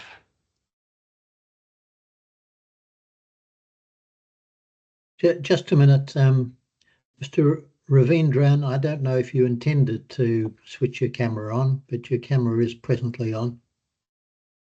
Okay, sorry. No, in case, because he says no, sorry. This I was not, Mr. Ravindran. Mr. Ravindran, please. Sorry. But he's complete. I never told that. Mr. Ravindran, I was not inviting you to address the court. Okay, you have counsel. You have counsel representing you who is addressing the court. He's blatantly lying. I'm Mr. Ravindran, I ask you again, please, not to speak. Right, thank you very much. It's getting slightly chaotic, I'm afraid, but here we are. So 1037. It's chaotic. I'm sorry. It's chaotic. Excuse me. It's chaotic because we have sat and listened, and this is the only time we've been able to discuss this. And so, unfortunately, you keep citing things that are simply contested, and I appreciate I'll have a right to reply. Mr. McNutt, you're going to get your opportunity. Mr. Montague-Smith is making his submissions. He is taking the court to the source which he says that, or is the basis for it. If you contest it, you will get that opportunity. I'm only explaining why my client interjected, because he's offended at the fact that he has to sit and listen to bold-faced lies. Well, it's ridiculous. Mr. McNutt, you know very well that in this court, at least, when a party chooses to be represented by counsel, it's for counsel to address, not the party. And I'm sure if they're not already doing so, your instructors will tell Mr. Ravindran that having instructed counsel to represent him, it's for counsel to speak, not Mr. Ravindran. Yes, Mr. Montague-Smith. Thank you. Right. Where was I? So we were dealing then with this point that Mr. Ravindran told the lenders that the money is someplace that it will never be found. So what I was taking you to is a document that starts at page 1037, and it is a memorandum of law of Mr. Ravindran, so Mr. Byju Ravindran. And the short point that I wanted to make on that document is at page 1055. And at the top of that page, Mr. Byju Ravindran talks about this statement. And it's quite interesting, we would suggest, illuminating, that on the third line, he says, in an attempt to compensate for this fatal problem, debtor attempts to twist a single out-of-context statement from the debtor's founder, Byju Ravindran, into direct proof of fraudulent intent. So the debtors, put it this way, it only needs to be satisfied there's a good arguable case. You're not trying this case. But we would suggest that there is very strong argument in support of our case. And it flows from the points that I've just made to you. But in relation to this statement, Mr. Ravindran has said afterwards, after the event, that it's not true. And I've been called a liar by various people, including my opponent. I'm just showing you the evidence, and that's all you're trying to assess. But the evidence is lenders say it happened. Mr. Ravindran says it didn't happen. Mr. Byju Ravindran doesn't appear to dispute that it did happen, but says it was taken out of context. And you've got a contemporaneous note written down by lenders saying it did happen. We would suggest that that is extremely strong evidence that it did happen. And then if it did happen, that's effectively an admission of fraud. Now, I don't need to say that that's the only thing I rely on. It's often the case is mischaracterized. It's said that is the only thing we rely on. It's really not. I rely on a lot of other evidence, including the evidence of Mr. Haler.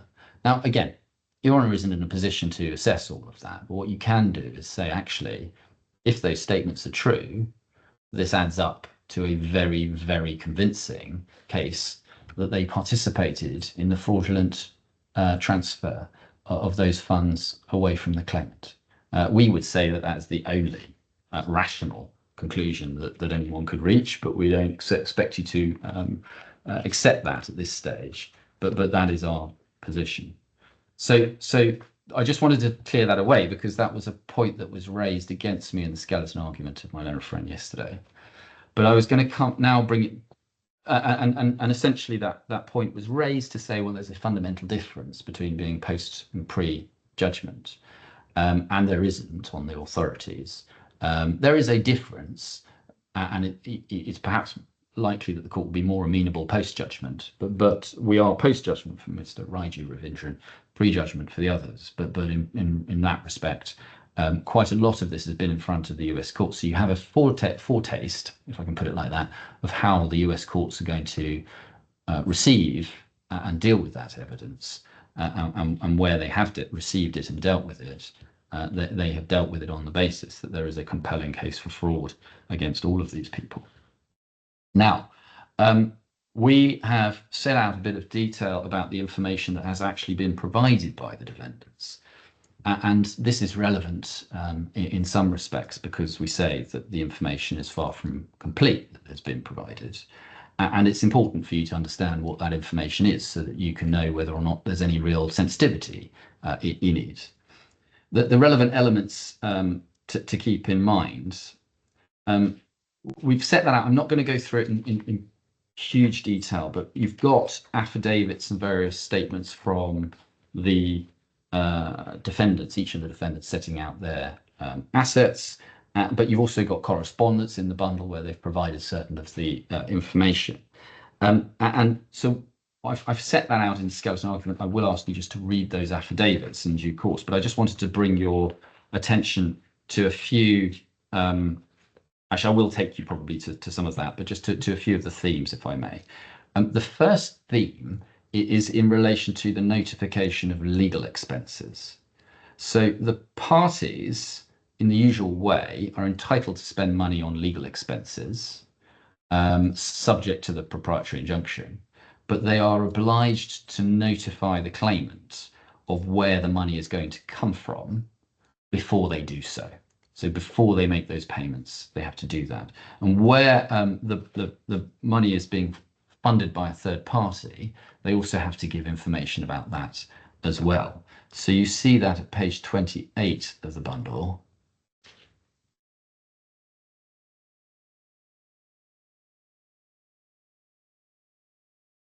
And it's paragraph 14.2. So this is Mr. Byju Ravindran's document, and it says save in respect of the relevant properties. So that's the exclusion for the proprietary alpha funds. This order does not prohibit the respondent from spending a reasonable sum on legal advice and representation, but before spending any money, the respondent must tell the applicant's legal representatives where the money is to come from. If legal advice and representation for the respondent is funded by a third party, the respondent must provide full details of the source of funding upon receipt of any such funds or payment towards the respondent's legal costs. And there's a similar provision, albeit without the exception, in the other freezing order, which is at page 48. It's paragraph 11.2 of its order. Now, what has been said in this regard? So far, Ms. Gokulnath, according to, so at the beginning, Altamimi were representing all three defendants. And in that respect, they originally, we were told Ms. Gokulnath was paying for everyone's legal expenses. And that is at page 8995.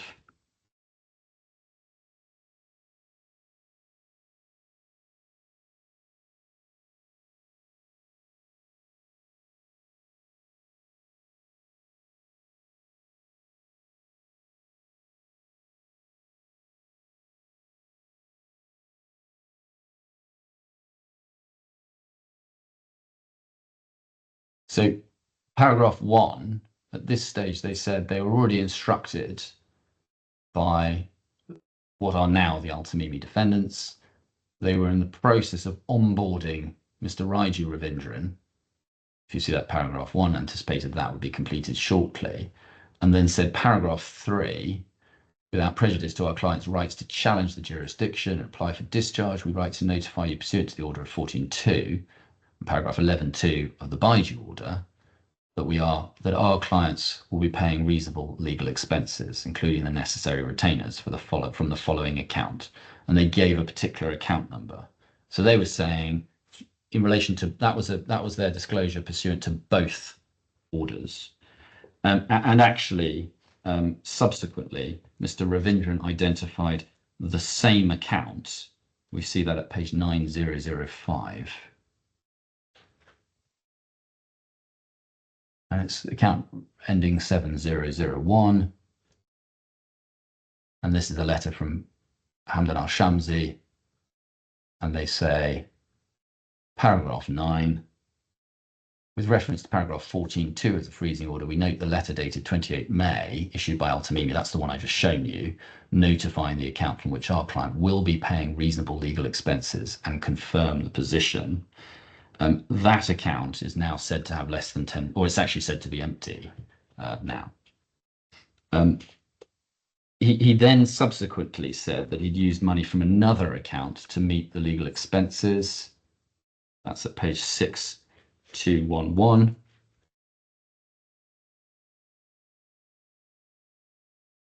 Sorry.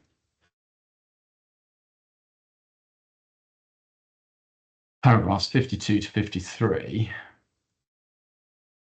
There was an issue because one of the accounts that he disclosed had about $16,000 in it.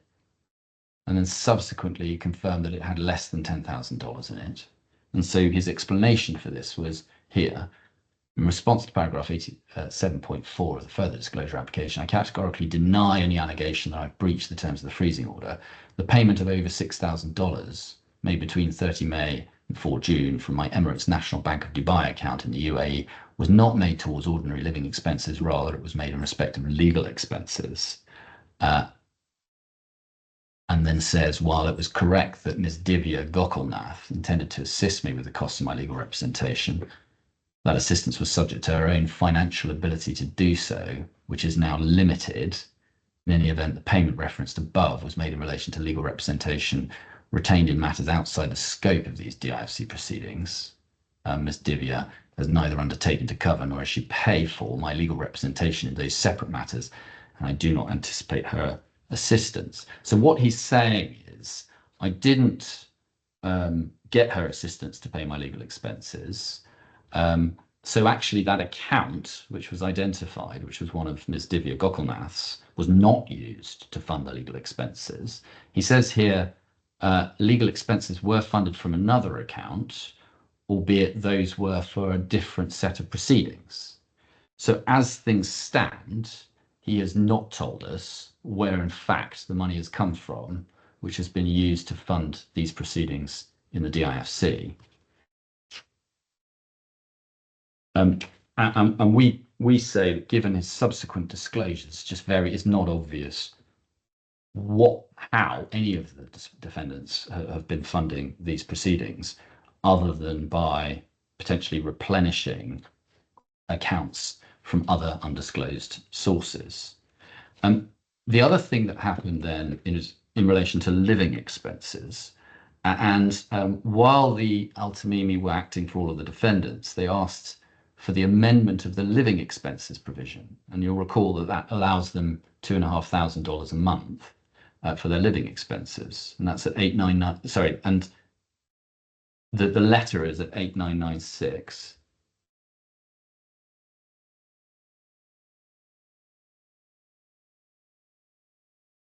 This is the same letter that I showed you previously, so written on behalf of all three people. And at 8996, you see what they say about living expenses, paragraph 8. We are informed by our clients that it is not the position that ordinary living expenses are paid directly by other people. So they say these are their own expenses. Paragraph 9, our clients have identified the following ordinary living expenses that they are required to pay on a monthly basis. And that's the combined household expenses. And you can see it adds up to 265,000 dirhams per month, which amounts to approximately $75,000 a month. So you can think about what that adds up to since we had the order in May.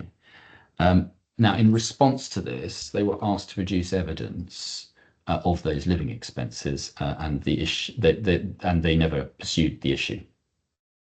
So this, we say, is strong evidence that they were incurring substantial ongoing living expenses, and that they continue to do so, and that they have not disclosed any assets which could actually fund those living expenses. In relation to the asset disclosure itself, Mr. Ravindran provided his information late on the 30th of May. That's on page 9003.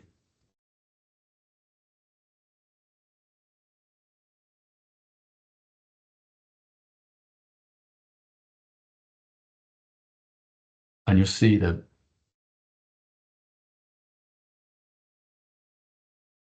paragraph 3, he gives the response in relation to the tracing information. He just says, it's what I say in the US. And then paragraph 6 over the page, he gives his disclosures. And essentially, you can summarize it like this. He's disclosed the equivalent at A of $730,000, we make it roughly, in an Indian bank account. And then you will see B, that is the account, which there was an argument about, which I've just described to you, which is that he disclosed in that letter just over $16,600 in a UAE account. And that has since been depleted, and we can come on to that. But that is where he said he paid some of his legal fees from, but not for these proceedings, it appears. And then there's also a mortgaged property at C, and at D, there is shares in T&L, but he says those have no value.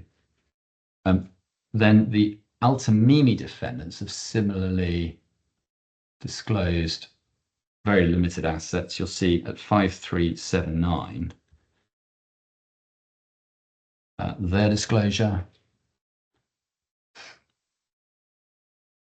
This is the affidavit of Mr. Byju Ravindran. Ravindran, and you see 5380, a bank account. And I'll come back to that bank account because he subsequently said that it's frozen and he doesn't have access to it. But I'll show you that in due course.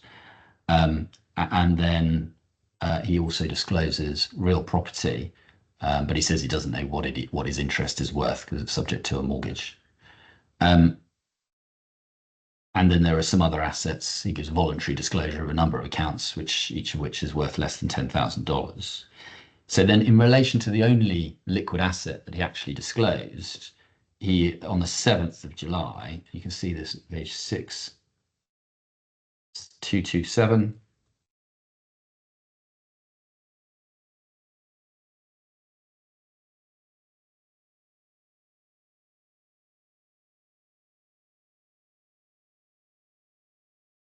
Uh, 6227, he says, I'm advised that the bank account at ICC Bank, that's the one that I mentioned with the $3,000 in it or so, is subject to an injunction.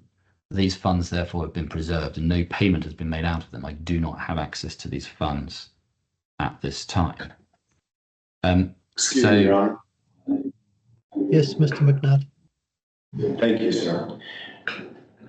My understanding is concerning defendants 2 and 3, we are not dealing with the additional discovery request, and I'm just perplexed how this relates to collateral use. This seems to be related to the need for additional discovery. Apologies. Yeah. Thank you. It does relate to collateral use. It does relate to collateral use because I'm going to show you, amongst other things, what's being said in the United States by Mr. Ravindran, to which these statements will be relevant. But there we are. But essentially, statements by Mr. Can we just call them defendant because their names are very similar? So, are you saying? And they're both pronounced Ravindran, by the way, same pronunciation, unfortunately. So, do you mean statements made in the United States by defendant 1, or statements made by defendant 2? Well, I was told by at the last hearing that the defendants would be upset if I use their first names. So I've been trying not to do that, and as a result, I need to call them by their surnames. But I'll do my best to call them by their full names, and maybe that. Defendant 1 and 2 is great because the U.S. statements you're referring to, I believe, relate to defendant 1, not relate to defendant 2. And if we're talking about defendant 2's affidavit, I'm confused. My submissions. Mr. McNutt, I'm confused who you're referring to as defendant 1 and defendant 2, given that in CFI 051, Mr. Byju Ravindran is defendant 1. In CFI 050, Mr. Byju Ravindran is defendant 1. So I'm not sure what you mean. Sorry, I apologize. You're right. Maybe all I'm suggesting is my good learned friend has said that this is relevant because he's going to take you to statements made in U.S. courts by somebody. And I'm only suggesting that this discussion of 050 defendants' statements is not relevant to collateral use for statements made by 051. And I'm just seeking a clarification. All right, you've made that point, and Mr. Montague Smith has responded to it. Yeah, thank you. All right, and so essentially, it appears that what he is saying, this is Mr. Byju Ravindran, is that he's got no liquid assets available to him at all. So that's all. Ms. Divya Gokulnath's position is that she has disclosed a number of accounts which are virtually empty, and I'll come and show you those in just a second. But one of the things that her husband says is that she has been paying for the costs of the house in Dubai, and you see that actually on the page that we're looking at, which is at 14B. Mr. Byju Ravindran says, in Dubai, my brother rented a property where I would stay when visiting Dubai with my family I was required to travel extensively for T&L and consider my home is and was in India. My wife would reimburse or pay directly costs associated with the property that my brother was renting when asked. However, such assistance is voluntary and not a legal requirement due to any contract between my brother or my wife or I. So her husband's saying that effectively costs and expenses of running the household were being met by Mrs. Divya Gokulnath and by Mr. Byju Ravindran. But as I say, when we look at what Ms. Gokulnath appears to say about her assets, that there's no clear understanding. Well, she appears to disclose nothing liquid. So if we go to 5382.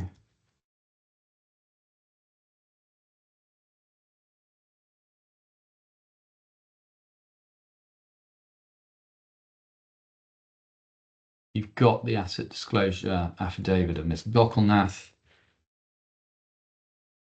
And over the page, you will see asset disclosure. So there's items 2 and 3 are a property and a car. Item 1 is an EMBD account, but it says please see below. And then you'll see under voluntary disclosure, she gives disclosure of bank accounts, which she says have less than $10,000 in them. So she says at paragraph 6 on page 5384, she's disclosed one bank account for the use of payment of living expenses, legal expenses for myself and Byju Ravindran, and a payment to the legal counsel of Byju Ravindran, assisting in these proceedings. This account has less than $10,000 available. And then she says she has other bank accounts with less than $10,000, which I intend to close unless required for the payment of legal living expenses or costs. And then there's further property valued on her words as less than $10,000. And as we've seen at the outset, we were told by Altamimi that she would be funding all 3 defendants' legal costs and living expenses, which no doubt are substantial. And yet she's saying, well, as of coincidentally the date of the disclosure that she was obliged to give, she's got nothing liquid. I've also shown you the evidence of the Haler declaration in relation to his evidence that Mr. Ravindran told Mr. Byju Ravindran told Mr. Haler that Ms. Gokulnath's bank account would be the one that would be used to transfer the $11.25 million. I won't take you back to that. So that's what they say about their assets. And then in relation to the alpha funds, I think we picked that up along the way. Mr. Ravindran just says he relies on what he said in the US proceedings. You saw that. So he doesn't actually tell you. He just says, go and look in the US proceedings. And up until quite recently, quite a lot of that was under seal because it had been covered by this protective order. In fact, subsequently, most of that protective order has been lifted. But there we go. All right. So that's the background. Mr. McNutt, you think that's not right? 2 points. One, he referred you to a citation where he said, if we look back at something, I think we've seen 6 or 7 exhibits in the meantime. I don't know where he's saying that. He referred us back to his other statements in the proceedings. You could just tell us where that is, because I don't know you showing us that. Number 1. And number 2, you say that information was not available because until recently it was sealed. I'm not sure what information you're referring to and why you say now we can see it and we couldn't see it before. Because that's why we claim that you violated paragraph 27 and 24 of the current freezers by providing things you shouldn't provide based on the confidentiality order in the United States. So just those citations are relevant of those last 2 statements you made. First statement was, we recalled earlier that he referred to, you said he told you to go refer to other evidence somewhere. I don't know what you were referring to. Do you know, Your Honor, what he's talking about? Where he showed us that? Yes, I can clarify. Well, all right, let Mr. Montague. I do know, but I'll let Mr. Montague Smith. Thank you. I'm just trying to get the right citation. So paragraph 9, sorry, page 9003 was the letter, where he just said, other than the information provided to the claimant as part of the US proceedings, he does not have any further information. And he just recites that again. So that's the cross referral. And I think the reference to his evidence is also in his second affidavit, which you will find page 5377.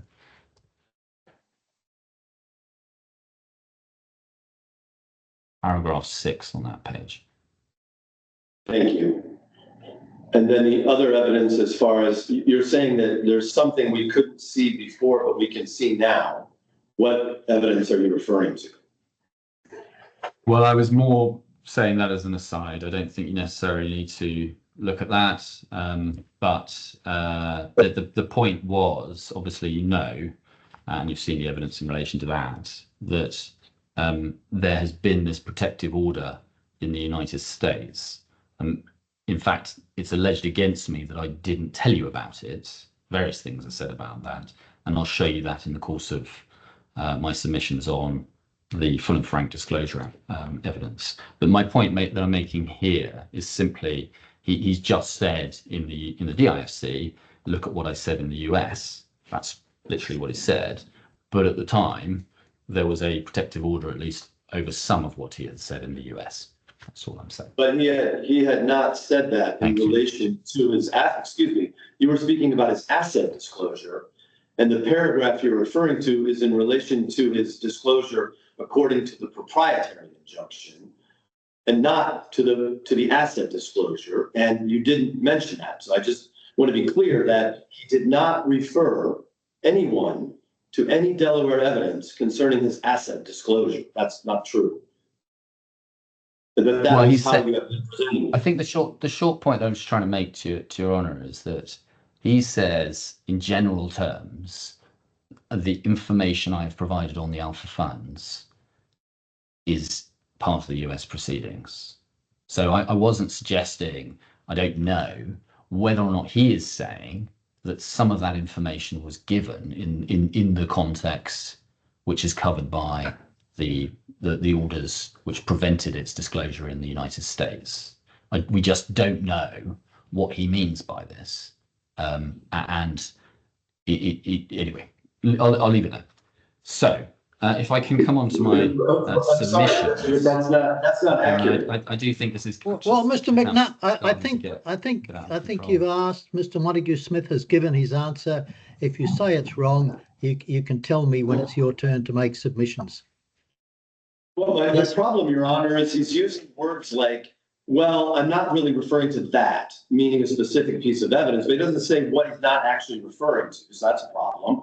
And then when he's making statements, you know, yesterday, my good learned friend wanted this collateral use application to be dealt with. I already accepted that I have to deal with his presentation of a conflated argument between all defendants. And now if we look at the time, it's 12 o'clock already, and I'm not quite sure how Your Honor intends to dispose of the set-aside application, which predates the collateral use application. Well, I said yesterday we would deal with the collateral use, then we'll come back to the set-aside. I understand that, and I don't understand how you think we're going to finish that today. Well, we may not. We may not. I'm not going to accept, Your Honor, that we're going to have our client be bound still with you pending a decision because I haven't been given a right of reply because we've run out of time. Because he's taken this long to argue when he knows I'm going to need at least 2 hours. I don't want to waste another 10 minutes of it in pointless arguments. Yesterday, you consumed at least an equal amount of time in arguments, which perhaps could have been put more quickly. Now, I suggest to you that you facilitate this current proceeding as quickly and expeditiously as possible, and perhaps the fewest interruptions that you are able to make will facilitate that. Now, Mr. Montague Smith. I'm sorry, Your Honor. I can't accept the criticism of me on that when he's not presenting citations. I'm going to keep interrupting until he follows procedure. The transcript is relevant, and when you read the transcript without Mr. McNutt, I have allowed you to ask for citations, and when asked for, Mr. Montague-Smith has provided them. That's not the point we're currently discussing. So, fine, Your Honor, then I request at the lunch break for you to please check your availability for a return date to finish these applications so we can get them heard quickly, and we will do the same on our end. I think that's a reasonable request because we're going to run out of time. I've already told the parties that, Mr. McNutt, on a previous occasion, but if you like, I'll repeat it later. Something might change. Okay, that's fine. If you ask your instructors, they'll tell you. Mr. I understand the dates you confirmed a month ago, your availability later. I'm asking because there's also an application pending for for case 050, that the dates are not set. You've asked them to confer for 14 days. We do not yet know the dates. And as a result, we want to make sure we do not again conflate these matters. And that's our concern. And I'm asking you to please confirm your availability. I appreciate you stated it before, but we need to be able to take instruction on how to proceed today. Mr. McNutt, you could perhaps ask your instructors. If they've forgotten, I'll tell you after lunch. Yes, Mr. Montague-Smith, please continue. Thank you, Your Honour. All right, so my submissions, we've effectively got 6 points that we say are common to each of the defendants.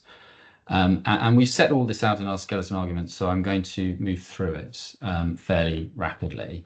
I'm going to be interrupted, but I'm not going to answer every interruption, I'm afraid, because I just need to get through it.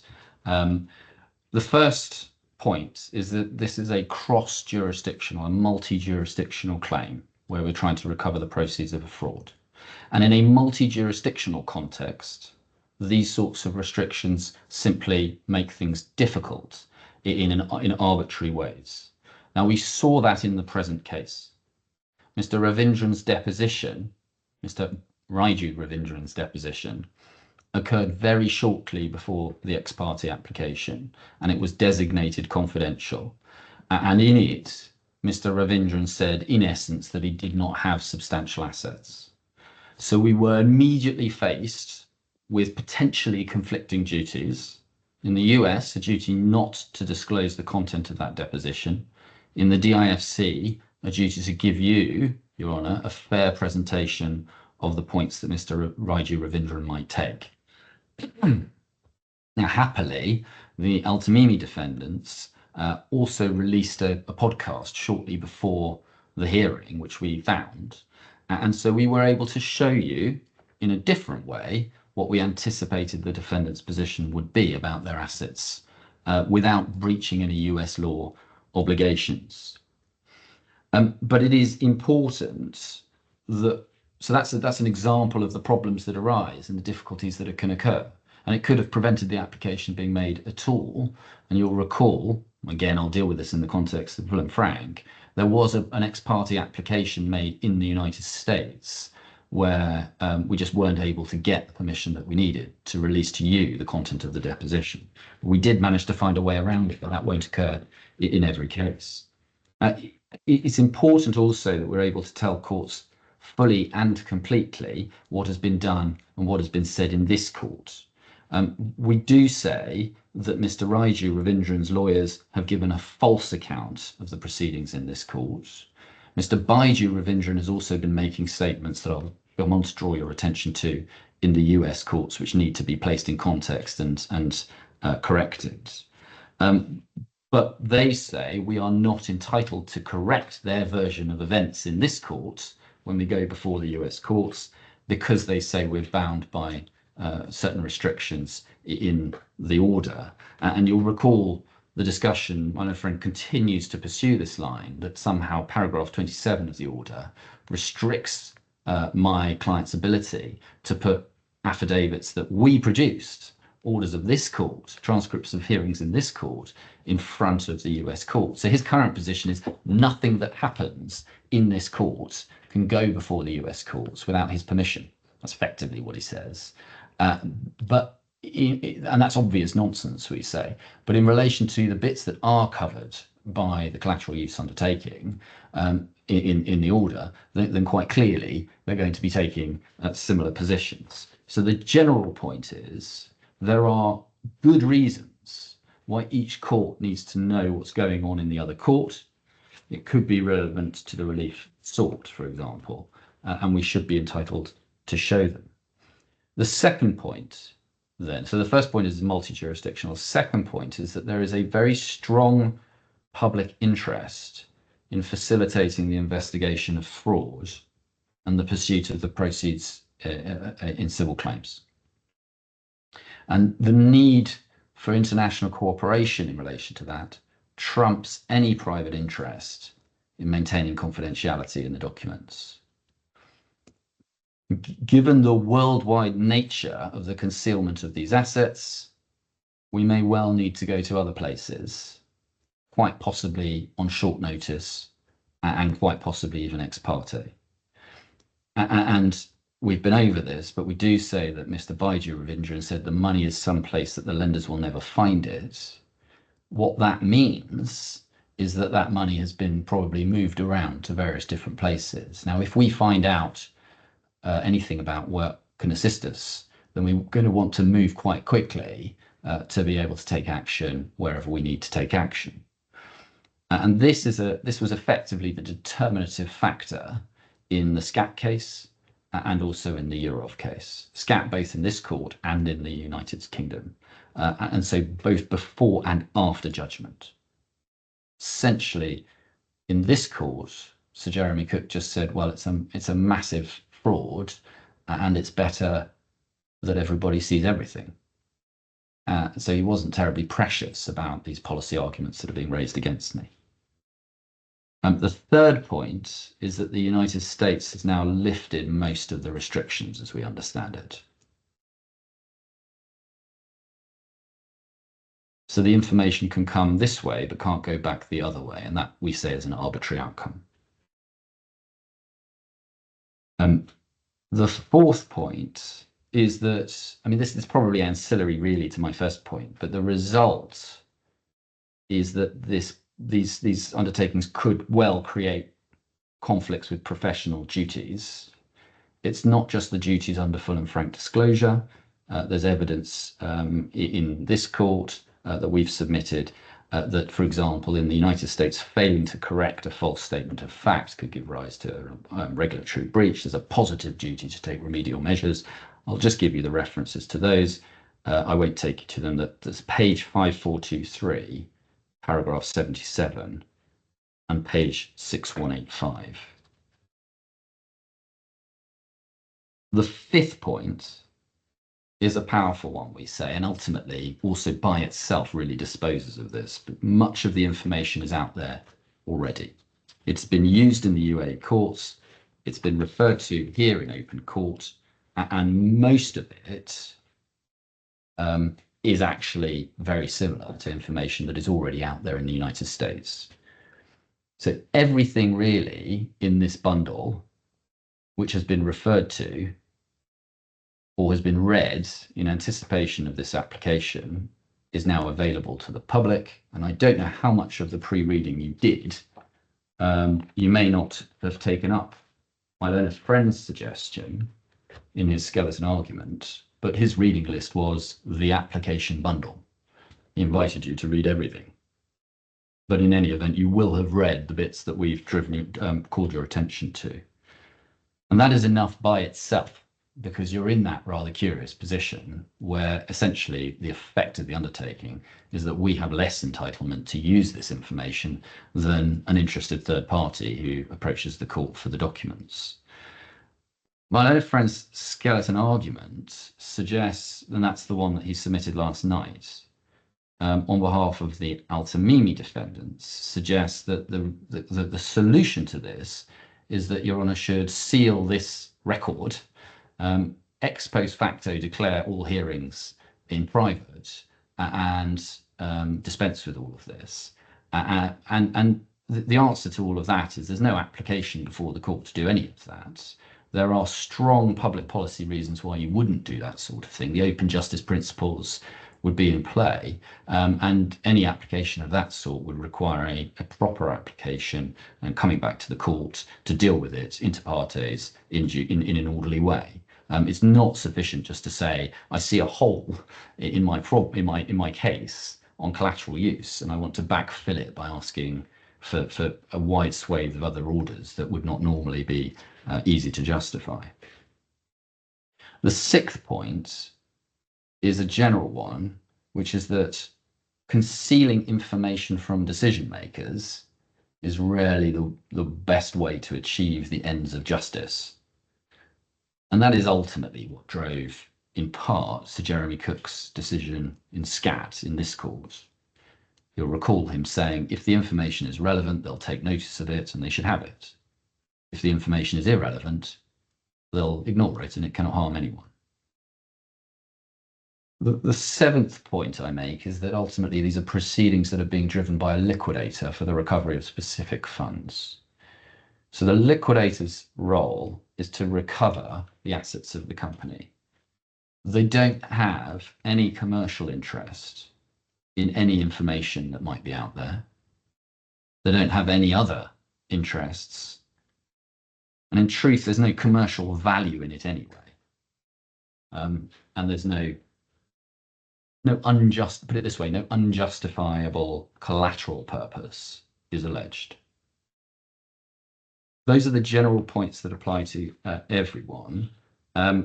What we say in relation to Mr. Byju Ravindran is that his approach to this makes his resistance to this application insidious because he has made false allegations about the DIFC court proceedings to the United States and has then tried to stop the claim from correcting them.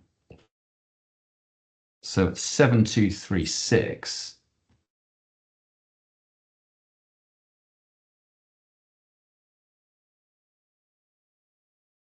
this is one of Mr. Byju Ravindran's submissions to the US court, 7236. Under the heading second, 3 lines down, he says there's no way to compensate Ravindran for the injury in the event of a reversal. The debtor, which has bankruptcy protection here, is refusing to provide an undertaking in Dubai, akin to a bond, to cover the damages caused.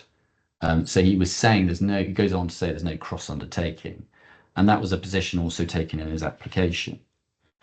Now, he's watered it down effectively because subsequently, I think what he said is, well, when I say cross undertaking, he uses that term in this court too. He's saying, well, what I mean is that it's not fortified. And that's true, it's not fortified. But what he's told the court is that they're refusing to provide an undertaking to cover the damages when in fact they have. That's the first point. The second point, so that's something that just needs to be explained to the US court. But my own friend's position is, well, we're not allowed to take the judgment, in fact, show the actual order to the court. The other thing is that assertions were made about what I told you at the ex parte hearing, and these are at 7448.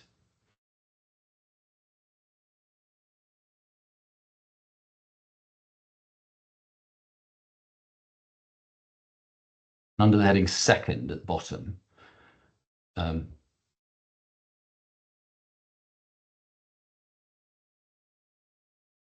so the debtor obtained the May 21 order based on its representation that Ravindran has substantial assets in Dubai. The debtor did not withdraw its representation, even though it learned during the Ravindran deposition on the 15th of May 2025, the movement does not in fact have substantial assets in Dubai. Just pausing there, that's been the theme all along. We're just supposed to accept his word for it. Of course we don't. Instead, at the May 2025 hearing, the debtor's counsel referenced the Ravindran deposition testimony and assured the DIFC court that all of the debtor's statements about the movement's assets were fair. Thus, rather than withdrawing its then debunked representation regarding substantial assets, the debtor misled the DIFC court into thinking that the Ravindran deposition testimony supported the claim. As with the misrepresentations regarding the 14 March judgment, the debtor's disclosures on asset issue were neither full nor frank. So the allegation is that we misled you into thinking that the Ravindran deposition suggested there were substantial assets in Dubai. And I think I've shown Your Honour the transcript. I'll just give you the reference, but we can look at it if you like, because otherwise we might get interrupted. Is page 62. Okay.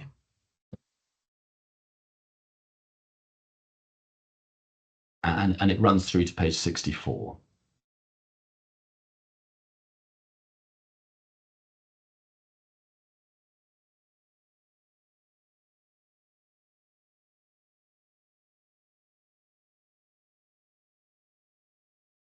And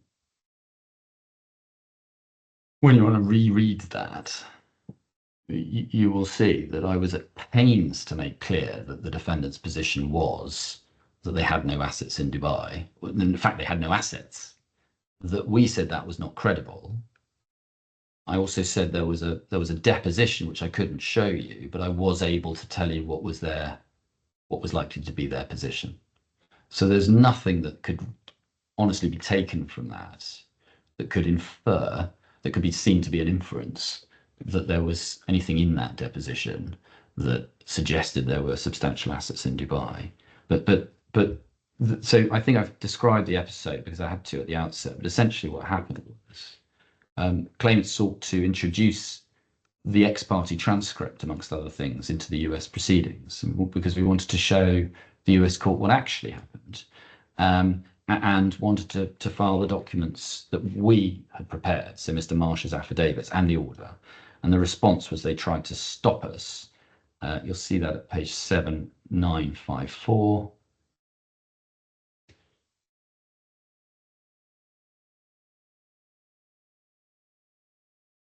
And this is an email from Hamdan al-Shamsi, quite improperly asserting a breach of the order as a result of that, and trying to bully us into withdrawing the documents. You see that in the final paragraph.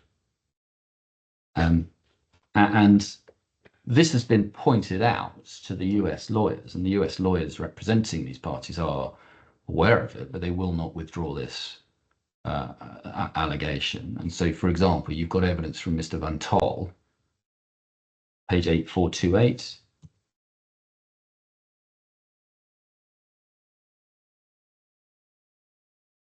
Paragraph 54. He just repeats the false allegation 3 lines up from the bottom. Claimant's counsel improperly implied that the Ravindran deposition supported the assertion of substantial assets in Dubai, when in fact, and that's just not true. And that's the position that's being given. And unfortunately, it's being adopted by Mr. Byju Ravindran's solicitors in these proceedings. It's very, very unfortunate. So at 8414, for example. Sorry, what page? 8414.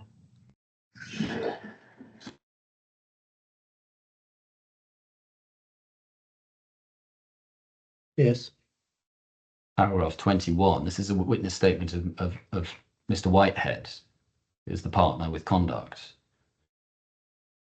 And there's collateral use application under C, and then asserts at 19 that somehow paragraph 27 of the freezing order prohibits the use of information, relies on that, and then, sorry, this is about the collateral use point, I do apologise, and then asserts that there's been a breach of the freezing order by producing those documents. But obviously, in the skeleton argument, which is, I'm afraid, unsigned by any individual, neither of the documents that have been filed, neither of the skeleton arguments have been signed by an individual, which is itself contrary to the rules for obvious reasons.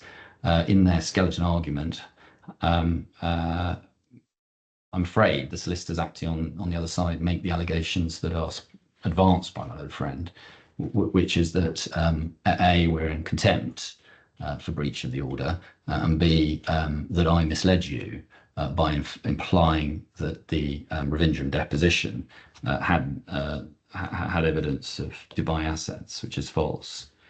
So you've got a situation where they are completely unshackled from frankly telling a fair picture of what happened in these proceedings at all levels of the legal team. I mean, we'll come on to the full and frank points in due course, but they are replete with falsehoods, factual falsehoods about things that happen in this court, and plenty of points that are just simply untrue, as I said. So we need to be able to give the US court a fair picture of what has happened. This is not just limited to Mr. Byju Ravindran. There are statements that are being made on behalf of the Al-Tamimi defendants as well in the US courts, which to which at the very least the information about what's going on in this court would be relevant. So I'll show you very briefly, page 7308.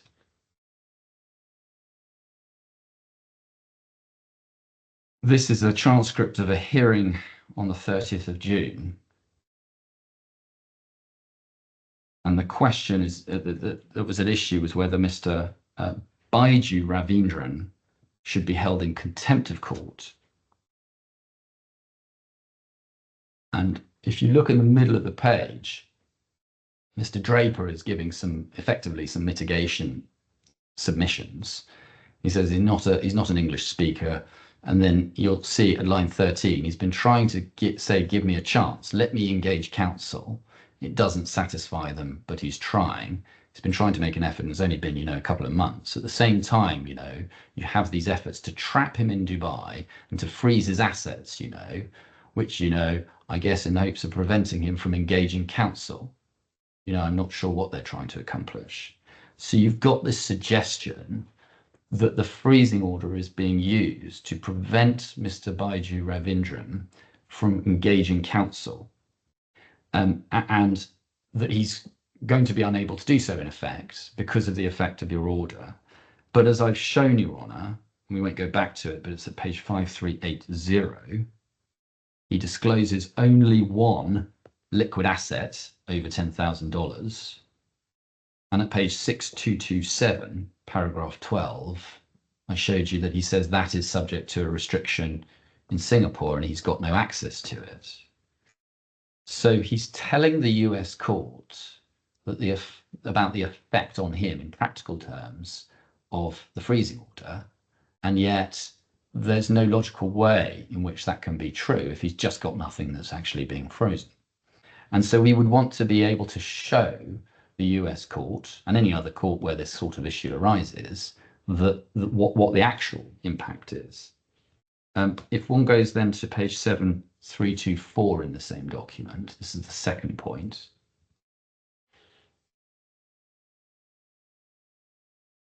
There are some submissions there on service in the UAE, and the submission that is made on behalf of Mr. Byju Ravindran is, he says, I'm looking at Mr. Shankar's slides here. So Mr. Shankar said, well, in fact, Mr. Ravindran was served in two ways, even though they focus only on the consent statute in their briefing. And he talks about this was served in compliance with UAE law, and that is just simply not true. That law only applies to residents of the UAE. He is not a resident. So there's an issue in relation to jurisdiction in the US, which may or may not turn on whether he was resident in the UAE. And obviously, we would say quite a lot of what he's disclosed in the UAE would be relevant to that argument. So, for example, if you go back to page 5380,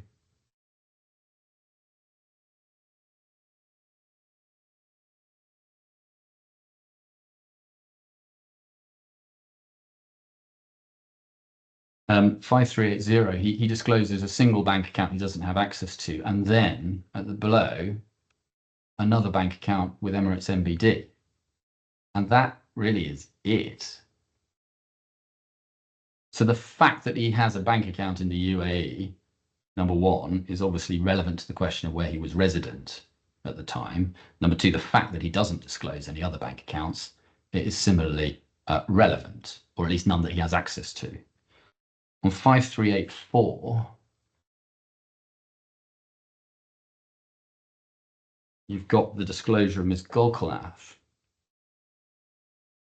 Ms. Divya Golkanath. This is in her asset disclosure. Under voluntary disclosure, and if you look at paragraph 6, she says, I have disclosed one bank account for use of payment of living expenses, legal expenses for myself and Byju Ravindran, and a payment to the legal counsel of Raiju Ravindran assisting in these proceedings. Emirates bank account number. So she says she's paying living expenses from a UAE bank account. And there's going to be an issue in the US about whether or not she's a resident in the UAE. Now, this is obviously material which the US court ought to be entitled to see. And then there are 2 other bank accounts in the UAE, which are obviously also relevant to her residency. And then I showed you at 6227,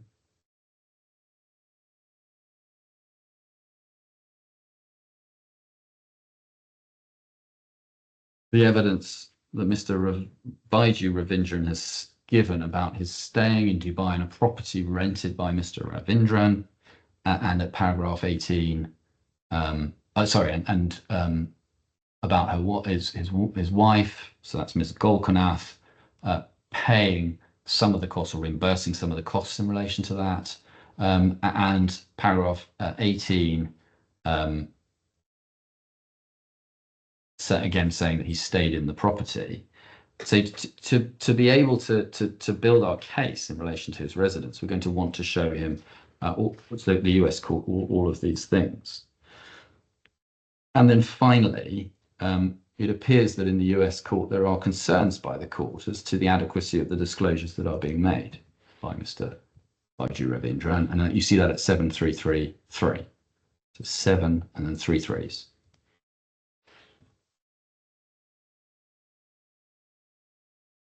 And this is in relation to discovery responses, but essentially what is being said there from line 13 downwards is that there are gaps. So we would want to be able to point out the gaps in his evidence and his disclosure in relation to that, which may well be informed by what has been disclosed in the UAE.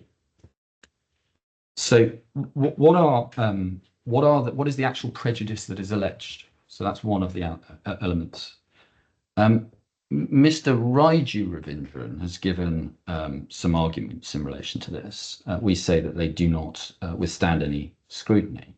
The first argument that we detect is that he says he's provided this information, it's sensitive, it's about his assets, on the understanding that it would remain confidential and only be used in these proceedings. And so he's saying that essentially releasing the undertaking would sweep the rug away from him, but that doesn't withstand any scrutiny because he's already given a substantial disclosure of his assets in the United States, and although they were protected, they're not anymore in relation to that. But in any event, he's hardly provided any information.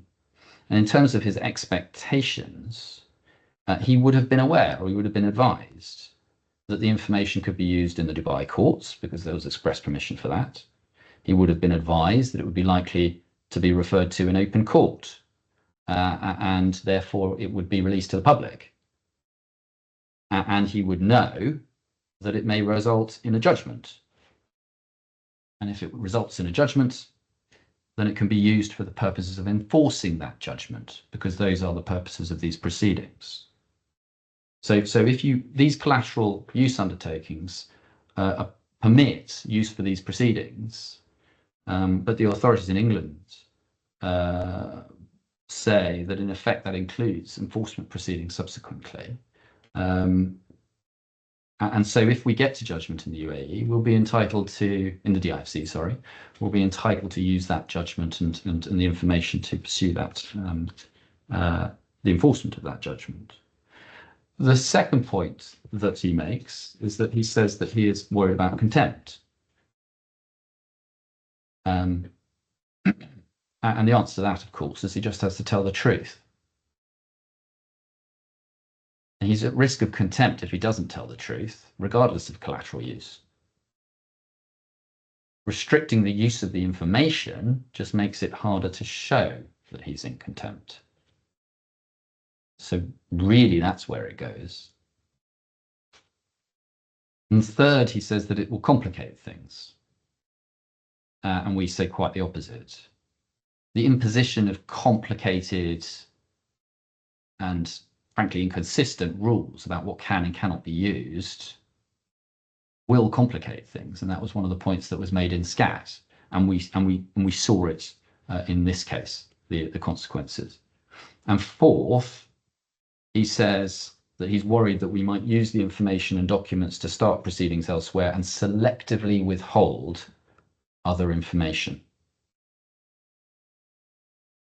In reality, this information is unlikely to help us start proceedings elsewhere, but being unable to deploy this information may prevent us from being able, or may make it much more difficult to start proceedings elsewhere. And this assertion that we might selectively withhold information is just aspersion. And fifth, he says there's a risk of misinterpretation or misuse. It's much more likely to be interpreted if we can actually show the information to the courts in other jurisdictions. We're talking here about asset information and formal documents that have been provided in these proceedings. So the reality is there's no real prejudice. On behalf of the Act co-defendants, there's no evidence, certainly. We don't detect any particular assertion of any particular prejudice. In his skeleton argument, Mr. Byju Ravindran, resists the order on additional grounds. He says it's too early because jurisdiction is in dispute, but that falls away because Your Honour is going to decide jurisdiction. He says Part 28 is carefully balanced, but it allows for permission. It allows for use, the general restrictions allow for use once it's been read in open court. The point is that the undertakings go further than that. They go further than the restrictions in the rules. He says, both of them say the allegations of fraud are unproven, but we have a good arguable case against both of them, indeed a very strong case, and we won't go through all of that. And he relies on this alleged breach of paragraph 27 of the freezing order, which I've dealt with. It doesn't impose any restrictions. So we ask for permission, effectively removal of that undertaking, to use the documents and information in other proceedings generally. Why? The specific reasons in relation to the US, but in relation to other jurisdictions, this is going to be a long fight. They're not going to give up easily. We may need to go to multiple jurisdictions to chase this money. And we need to be able to give the courts in those jurisdictions a full picture to comply with those our duties there. And we may need to move very quickly. And so this is really just a sort of, it stops being an order, which is really about control of the use of information, and it starts becoming an order, which is really about control of when we can make those sorts of applications and where we can make those sorts of applications. And that is not the purpose of the order, of the undertaking. So those were my submissions on collateral use. All right. Your Honour. I was going to come on and deal with submissions on disclosure. Well, let me pause on that. Mr. McNutt spoke some minutes ago very strongly to the effect that he should have sufficient opportunity to address the collateral use arguments. Now, my timekeeping is that you have taken 2 hours and 40 minutes in your submissions. Mr. Montague-Smith, I intend to give Mr. McNutt 2 hours and 40 minutes to make his submissions. To do that, might be necessary that we take the lunch break shortly. That would be going over to Dubai times 12:45. If we took half an hour, we'll resume at 1:15. that would give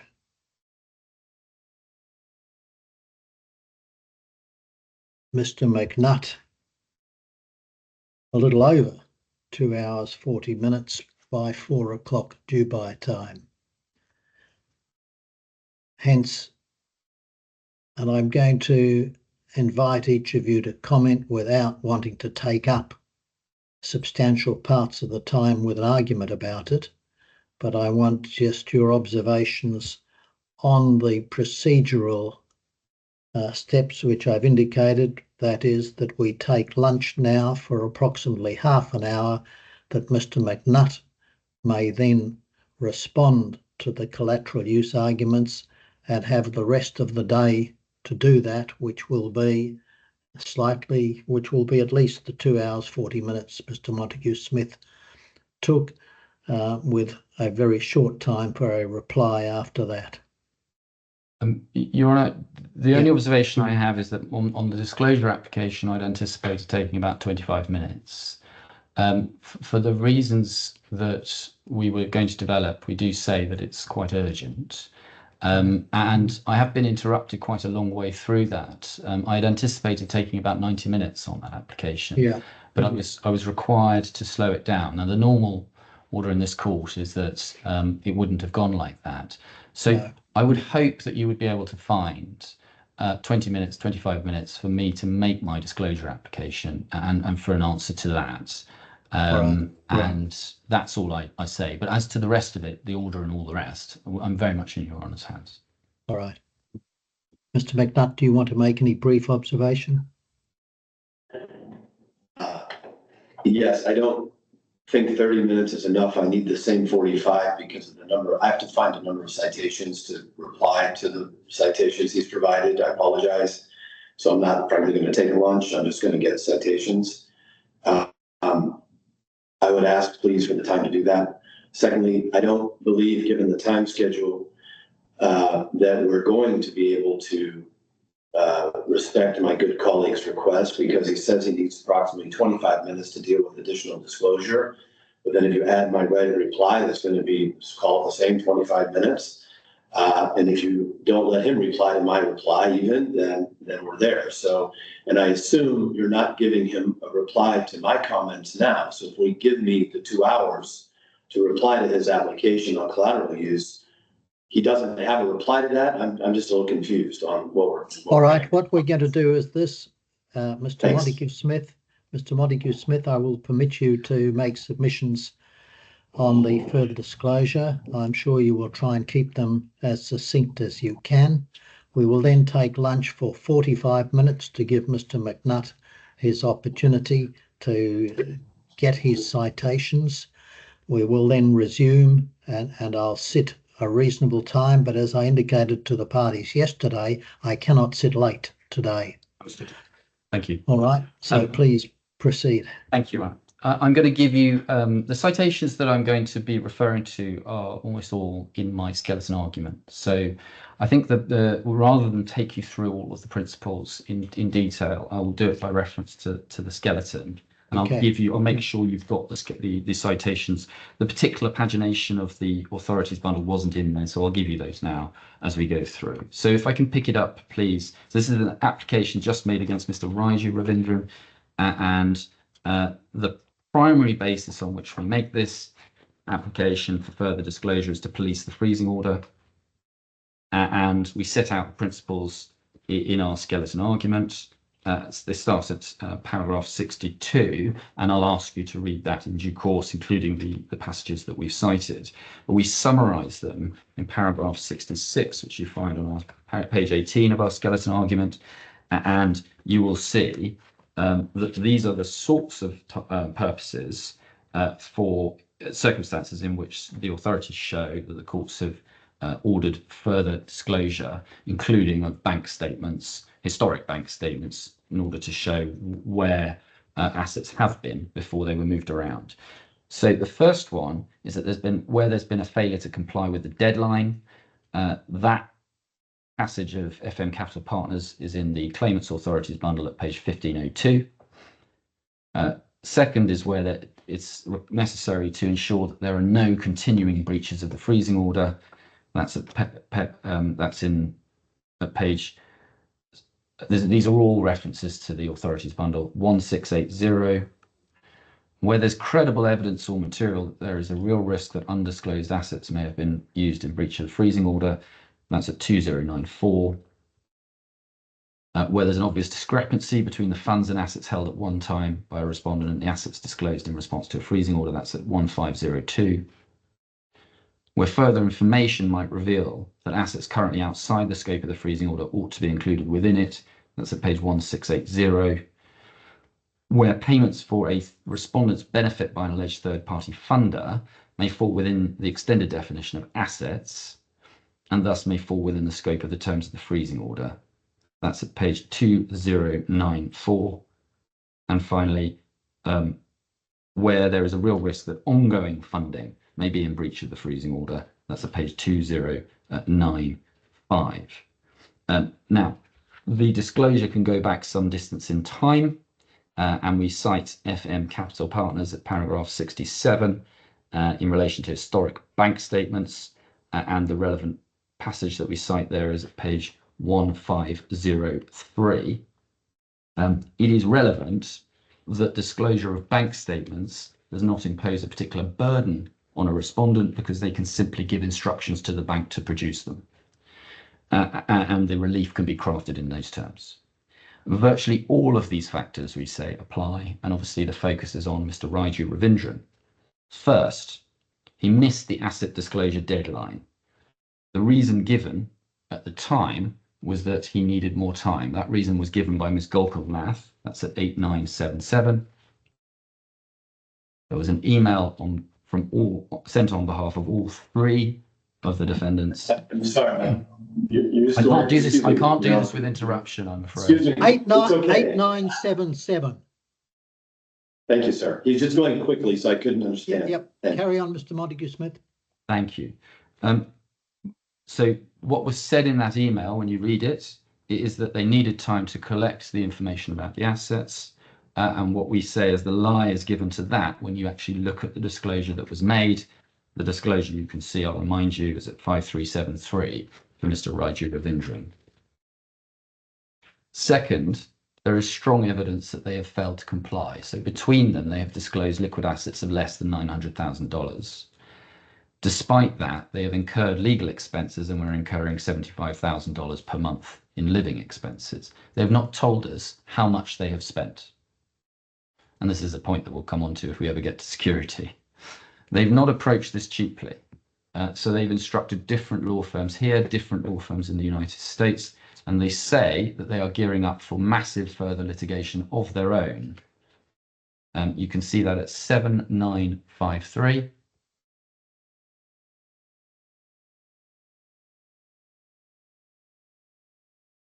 Which quotes Mr. McNutt, I believe, explaining what's going to happen next. And you can read that for yourself. Mr. Byju Ravindran has recently said something similar in these proceedings. You'll see, 8667. An erratum note where he asked the DIFC court to correct the references that he made to his where he lived. And in particular, paragraph 12 of that.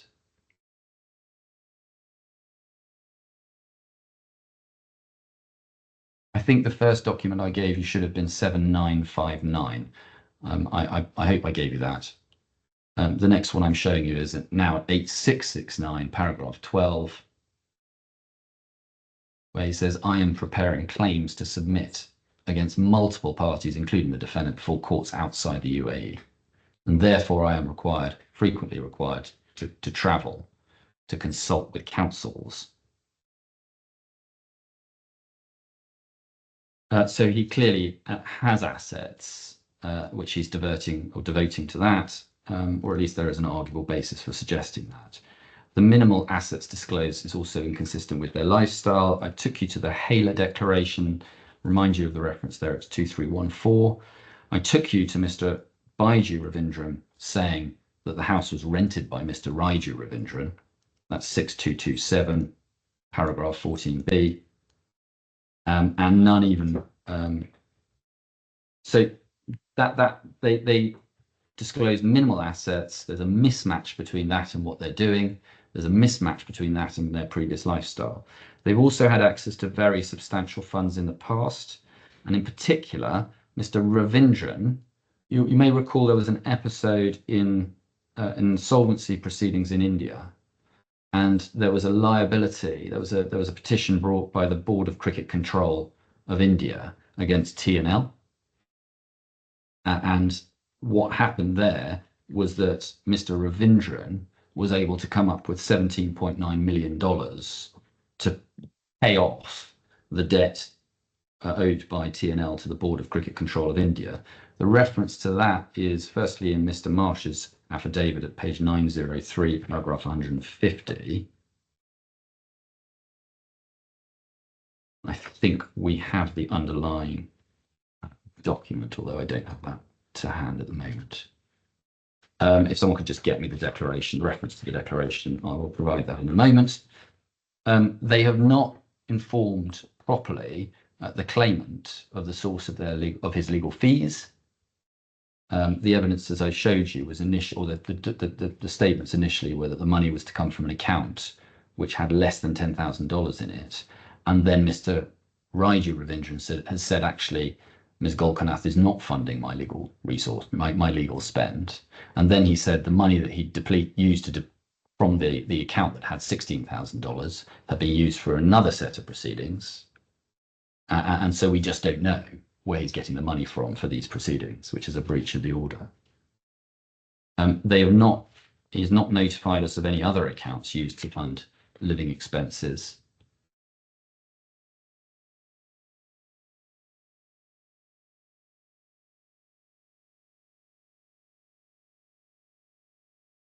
They've not given us any information about another account to use living expenses. We've seen that they're flying around. He's flying around to other countries, and Your Honour may recall the defendants were keen on an in-person hearing, even offering Australia.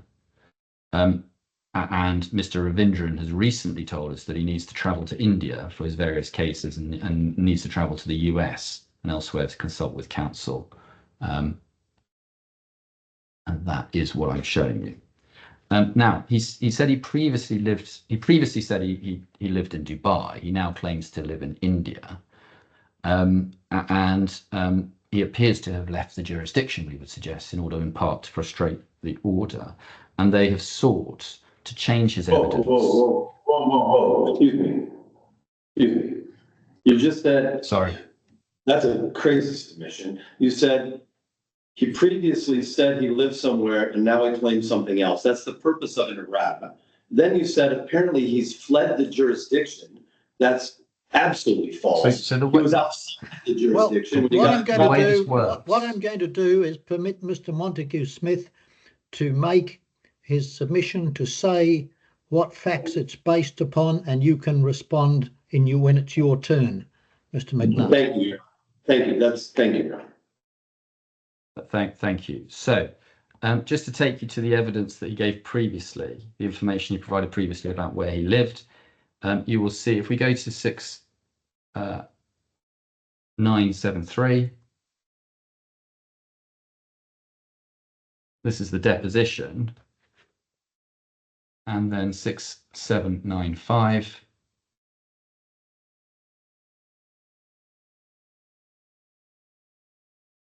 This is his deposition in the United States. And if you look at line 19 on this page, 6975, the question is, okay, where are you currently located this evening? Answer, currently I'm in Dubai. Are you at your home? Answer, yes. Is that the address you gave earlier? Yes. Is there anybody else in the room with you? No. Do you understand you're not permitted to consult with your lawyers and so forth? Yes. 6990.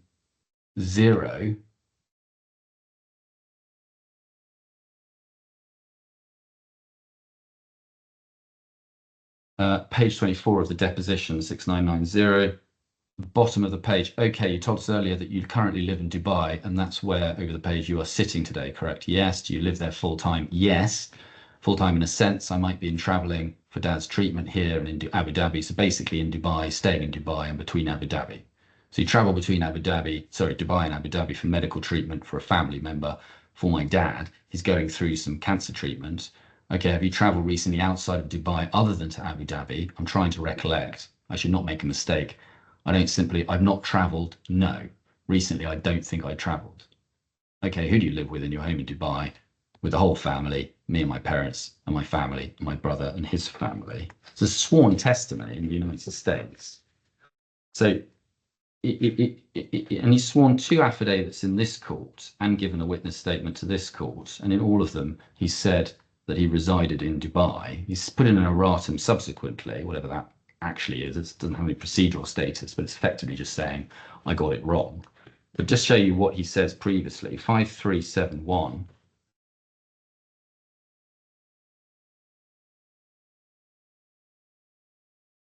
I, Byju Ravindran, presently residing at L33 Laylac 2 Street, Emirates Hills, Dubai. 5376, second affidavit, says the same thing.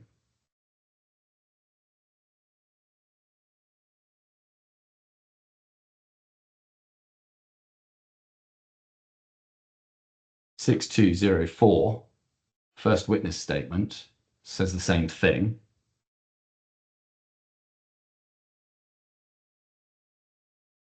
(6227), this is the passage where Mr. Byju Ravindran, paragraph 14b, talks of his brother's rented property. So Byju's renting that property. And Mr. Hayler's evidence is at 2314. Now he tells you otherwise. And there's the erratum note of 8667 and 8669. But again, I mean, it's worth looking at that. Paragraphs 13 to 15. Sorry, 8667. You filed this on the 25th of July. He sets out some of the things he said. And then he states, paragraph 11 talks about its bankruptcy proceedings. And then he says, 13, I point out that neither do I have any professional obligations nor any businesses or means of generating income in the UAE. Talks about where he files his annual tax returns in India, where I reside. As explained above, my presence in the UAE is solely due to my ailing father and the requirement to care for him. As such, the United Arab Emirates merely serves as a point of transit or temporary stay, not as my permanent residence or place of work. As a result of the above, and given my professional obligations, I do not permanently reside in Dubai. I was only temporarily present in the United Arab Emirates for the reasons set out above. But if we go to 7005,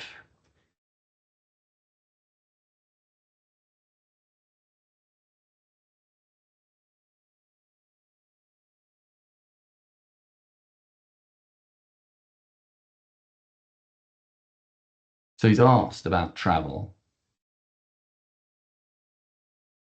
And he's asked about whether he's traveled to India.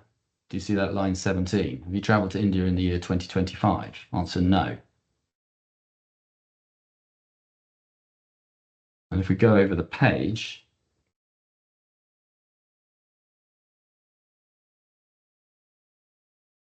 at the bottom, he says line 22. So we're on page 7006. In 2024, did you spend any time in India? He says, I think yes. 24, I visited India, I think.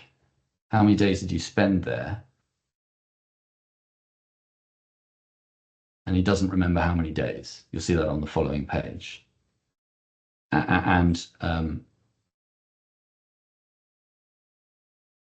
So it's pretty clear that he's been there for years and has visited India once.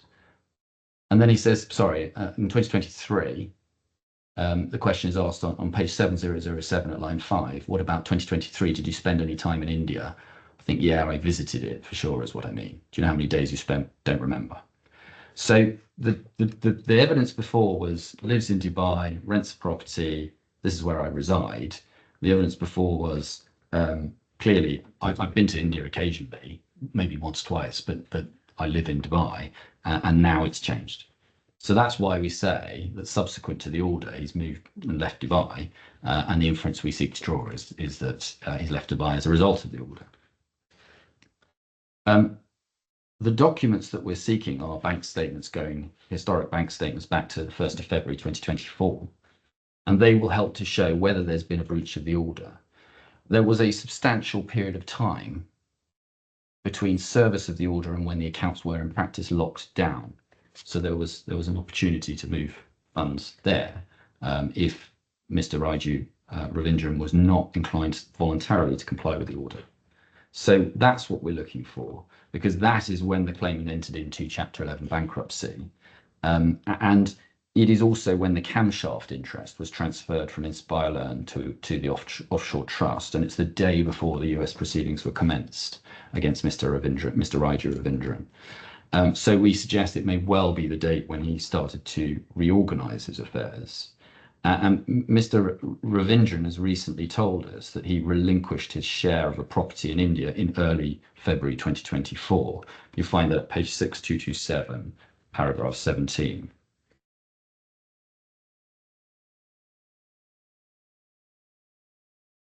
So the case is that he's got access to the alpha funds, that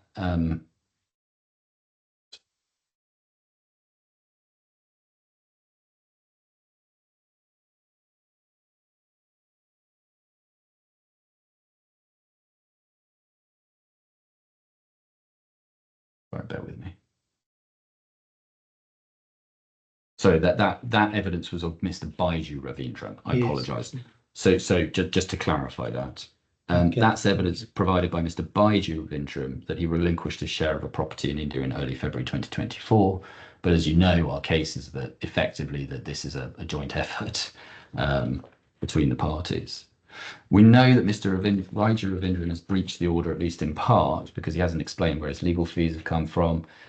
He reduced the balance on the account. I showed you that information from 16,000 to less than 10,000. So in this period of 6 days, he spent approximately $6,000. He says he spent it on foreign legal fees, but we had no. He just said legal expenses, as I recall. I don't know why you say it was foreign legal fees. Because he said in terms, I believe, and I need to get back to the paragraph, but he said it was not in relation to it was in relation to fees associated with proceedings in another jurisdiction.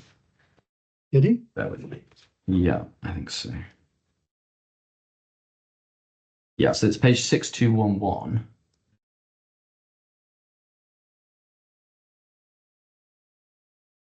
And I think it's paragraph 52 to 53.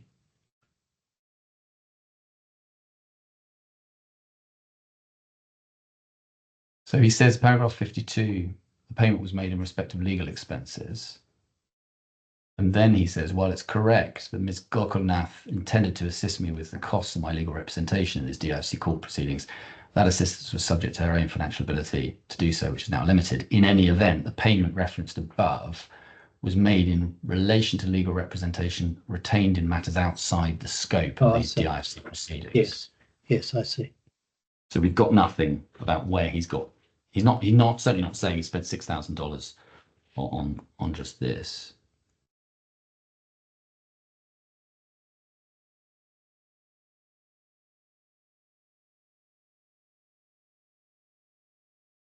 Yeah. And 54, he makes clear that he justifies it under that particular paragraph. Yeah. So that's why we seek what we seek from him. Ultimately, we say he must have had some. He gave the instruction to move the alpha funds. He must have had some interest in doing so, and in those circumstances, he's very likely to have a piece of them somewhere, and that's consistent with the picture that we have, and the disclosure that we seek may assist in obtaining the information in relation to that. And then the draft order itself, I'll just show you. It's at page 777.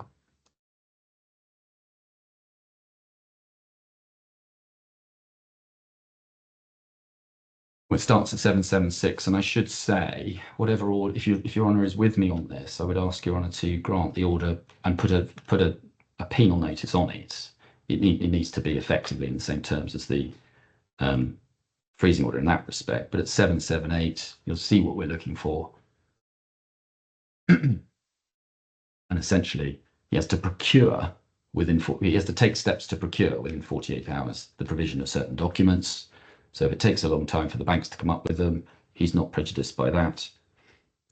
Paragraph 3A on 778, we also seek an affidavit setting out the information referred to so the asset disclosure information as at the dates just immediately before and after, and also on the date when the affidavit served, and then the steps taken to procure, the steps taken in relation to paragraph 2. So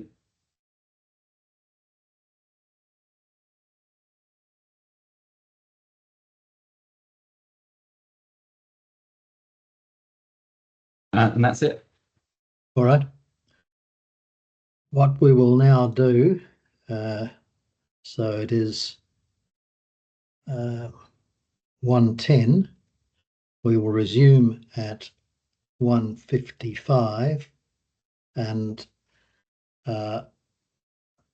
McNutt, you may then present your arguments in response to the collateral use and further disclosure arguments, and I will give you 3 hours to do that. All right, so it's up to you how you use that time. Thank you. All right, we will now adjourn till 1:55.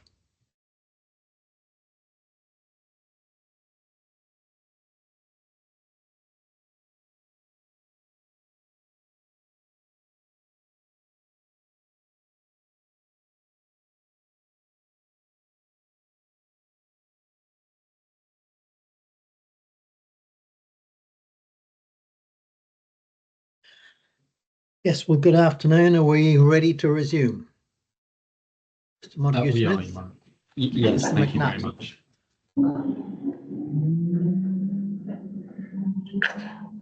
Mr. Montague-Smith, did you want to say something? I'm sorry, I thought you wanted to say something. No? Yes, I just wanted to give you that reference, which I had, which was to the declaration in the United States. You'll recall I took you to the witness statement, the affidavit of Mr. Marsh, which dealt with the payment of 17.9 million, and the reference which I had, but I have just lost. Oh God. I'm sorry. It's 3179. That was it. 3179. Thank you. That's all. Regarding what, please, counsel? Which issue? As I mentioned, the 17.9 million. So you'll recall that I took Your Honour to the affidavit of Mr. Marsh, which said that Mr. Byju Ravindran had paid that money, and then I'm just giving you the reference to the underlying document.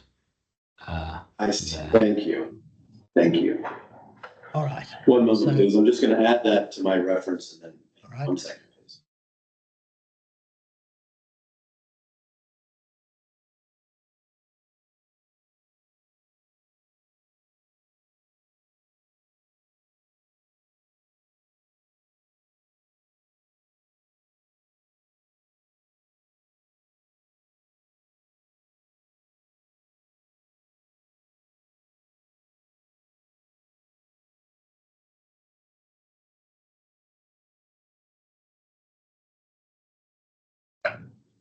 Thank you for the patience on that. Yes, Mr. McNutt. So we've got a bit of a complex situation on how it was presented. So I will do my best to deal with it. Instead of presenting as I had prepared to do, which was to deal with each application separately, it's impossible to do that in the 3 hours. There's simply no way to do it. So what I'm going to do first is discuss the legal cases that my good colleague took you to. And then, but just before that, I'd like to go to his paragraph 9 and 10, please.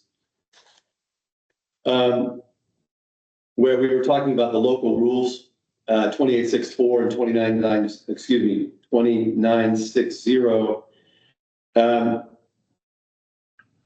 Effectively, my understanding of his argument is that 2864 gives jurisdiction to this court to give permission, no dispute there.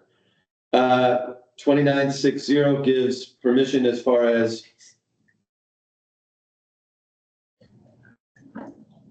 witness statements. Also, you have the power to grant that, obviously. 2864 was something you had raised yourself, Your Honor, as far as referred to documents. And then in response, my good learned friend mentioned about the context of correspondence, which I would say is not granted by these rules. Sorry, I missed what you said there. The context of what? You had raised that issue as you said, I don't want to get into the details, but there's this referred to statement. Yeah, and I want to make sure we understand the basket of goodies we're talking about here. Yeah. One would be the submissions by the parties of their own witness statements. One would be the ex parte transcript or transcripts. One would be the pleadings themselves by the parties. The other would be affidavits, for example, where cross-examination is possible, which I'll turn to later, because that's part of why he wants not additional disclosure only, but he wants an affidavit because he's trying to tee up a cross, which we're going to oppose. We don't believe that's appropriate for what we're talking about. The correspondence between counsel, for example, related to matters, we oppose that these rules cover that.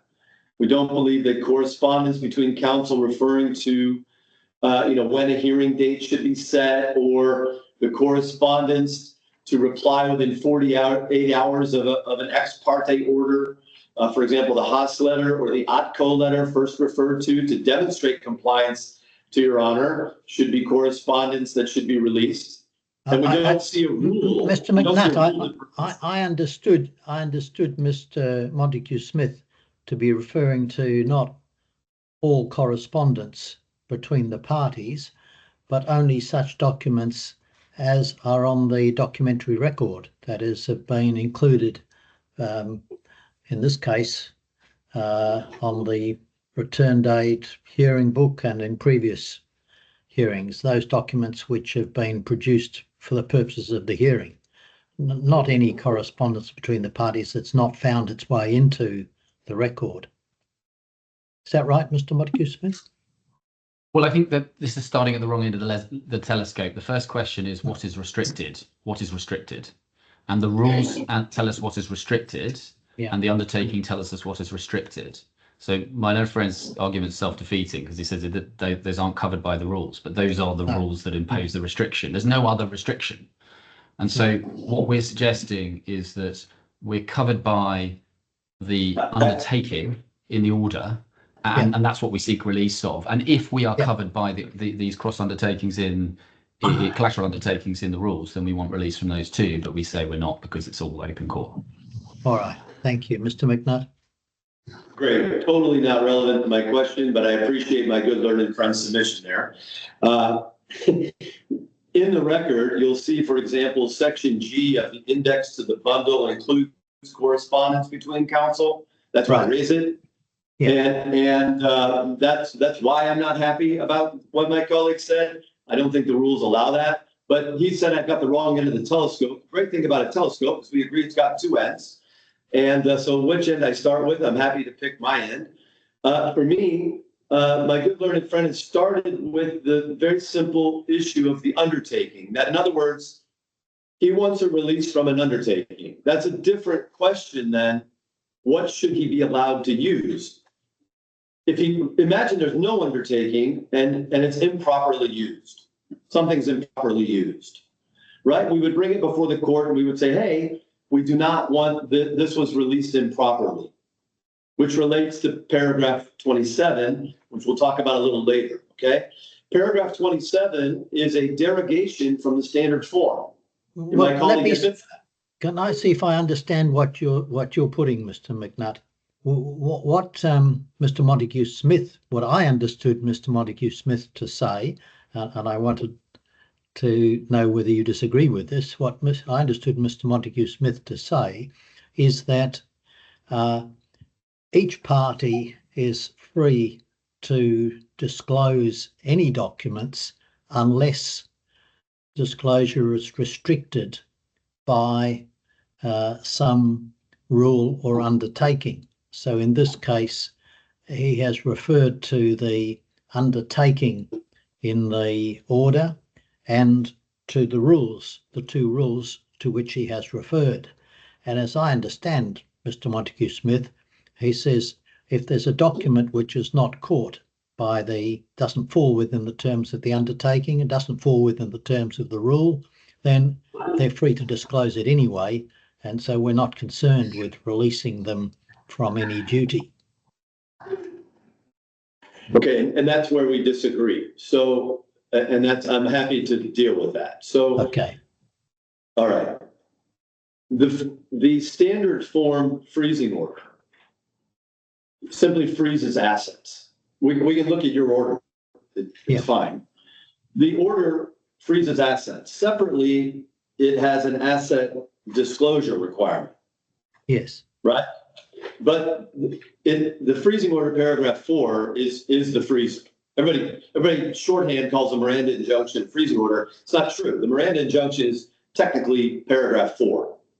The additional asset disclosure was built over time to police, in effect, what was going to happen with paragraph 4. The history of the Miranda has evolved. Now, the purpose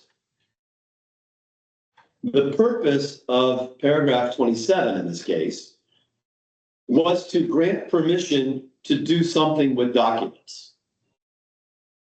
Nothing to do with an undertaking. Assume no undertaking was ever given. The rule 2864 isn't about an undertaking. It's about what you can do with documents. Whether there's an undertaking or not an undertaking is a second question. Sorry, 2864 you're referring to?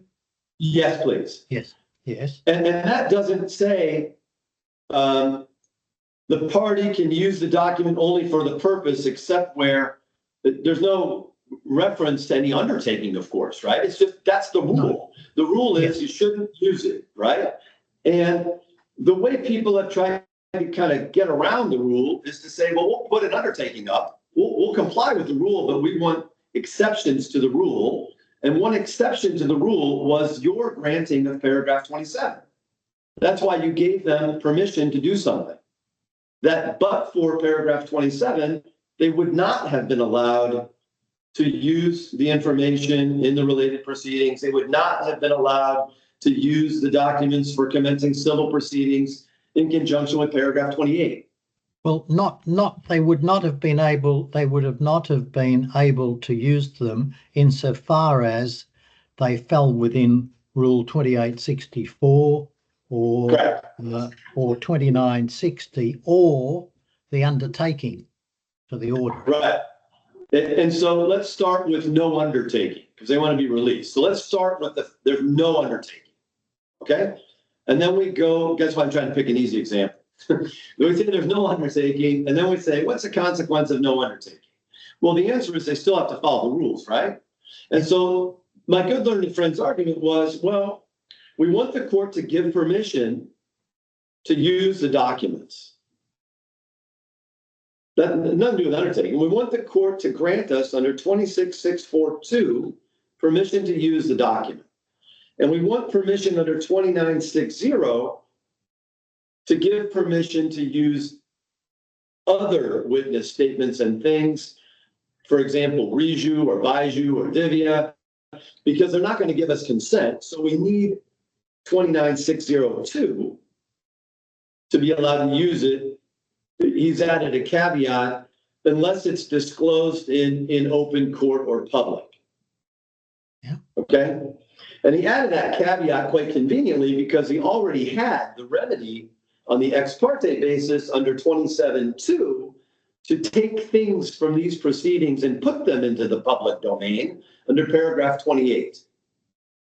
But for paragraph 27(2), it would not be in the public domain, as he says. That's our position. Okay? And that's okay. That's happened. That is what it is. I'm not going to complain for that. Well, yes, I'm want to make sure I'm following what you're saying. What 28 Rule 28.64. No, excuse me. Oh yes, I'm sorry. Go ahead. Yeah. 26. Excuse me. Yeah, it doesn't refer to being in the public domain. What it refers to is the document has been read to or by the court or referred to at a hearing which has been held in public. Now, that might be what you're using the shorthand phrase public domain, but it's a more limited than what people might sometimes say where documents are in the public domain. But anyway, that's a fair observation. Thank you. And do you consider this hearing to be in public? Yes. Yeah. So when I said in the public domain, I was referring to, do you consider the ex parte hearing to have been in public? My recollection is that there was no, I think so. I'm trying to recall. I don't think I made any order that it was to be private. So it would be, Mr. Montague-Smith, you might tell me, do you recall? I don't think I made any order. I think it's normally held in private at the ex parte, but then the return normally date is. Normally. Yeah, I think Yeah. I don't remember. I think you might have Probably given an indication. It probably ought to. Yeah, that's true. But in any event, I think that the point is that the return dates are public. Yeah. Well, I think from that, I say, whilst I don't recall expressly making the order, the usual process, as Mr. Montague-Smith says, is that the original hearing would have been in private and therefore wouldn't fall within 28.64(1) of having been referred to at a hearing which was held in public. But the hearing today is. Yeah, and so following that line, assuming that you're correct, the ex parte was not in public. Yeah. And the information and documents from that ex parte hearing also would not be in public, according to 28.641. Do you agree with that? Well, I think if the hearing was in private, then it would not have been a hearing which was held in public. And therefore, if any document fell within the prohibition in 28.64, it would not have been released from that prohibition by 28.64(1). Right. And so if we look at your order, paragraph 27,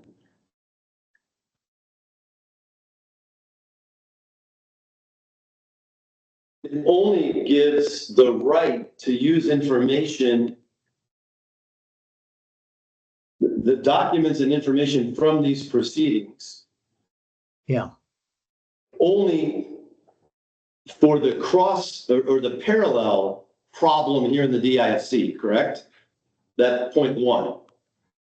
Point one, the related proceedings, yes. Yeah.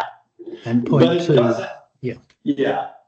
And it doesn't give any party the right to use the documents from the ex parte and documents and information from the ex parte hearing anywhere else, right? Only for the related proceedings.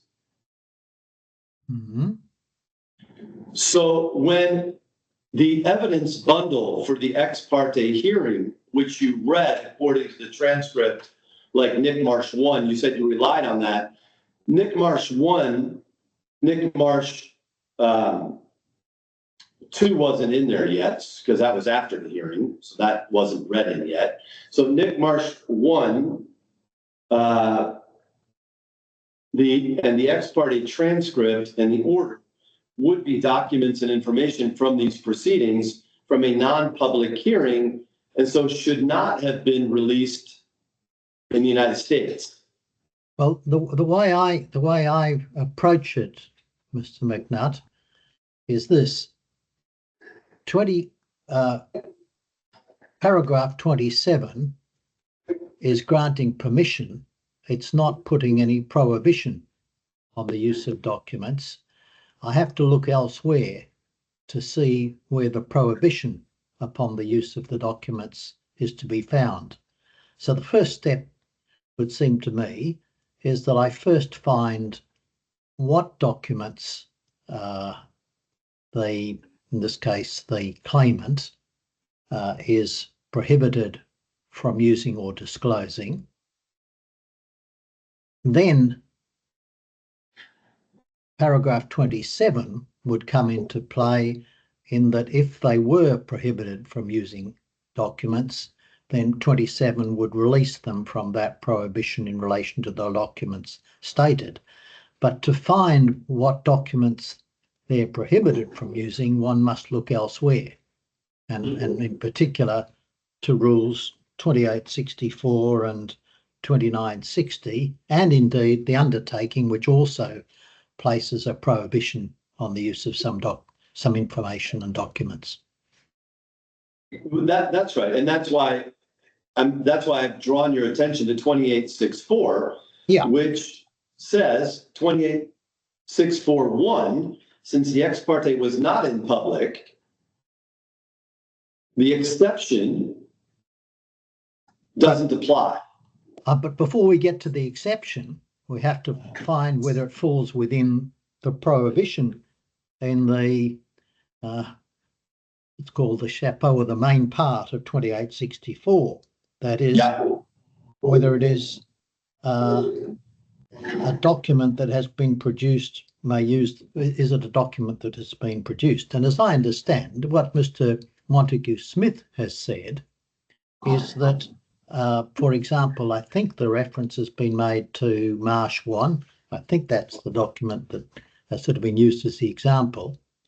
Marsh 1 doesn't fall within 28.64 because it's not a document which has been produced to the claimant. It's the claimant's own document.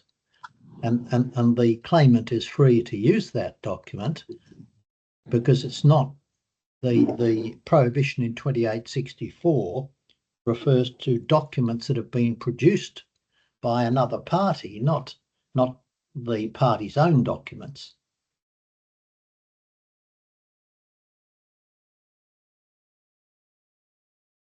So I'm okay with part of that sentence. Okay. Okay. So if you look at that, you're okay. I'm sorry, Your Honor. I'm sorry to be a bit, as I told you, I come by this honestly. I told you I'm a person of procedure. So please don't be upset. I'm so diligent on procedure. I started our first 5 minutes of meeting each other. I said that.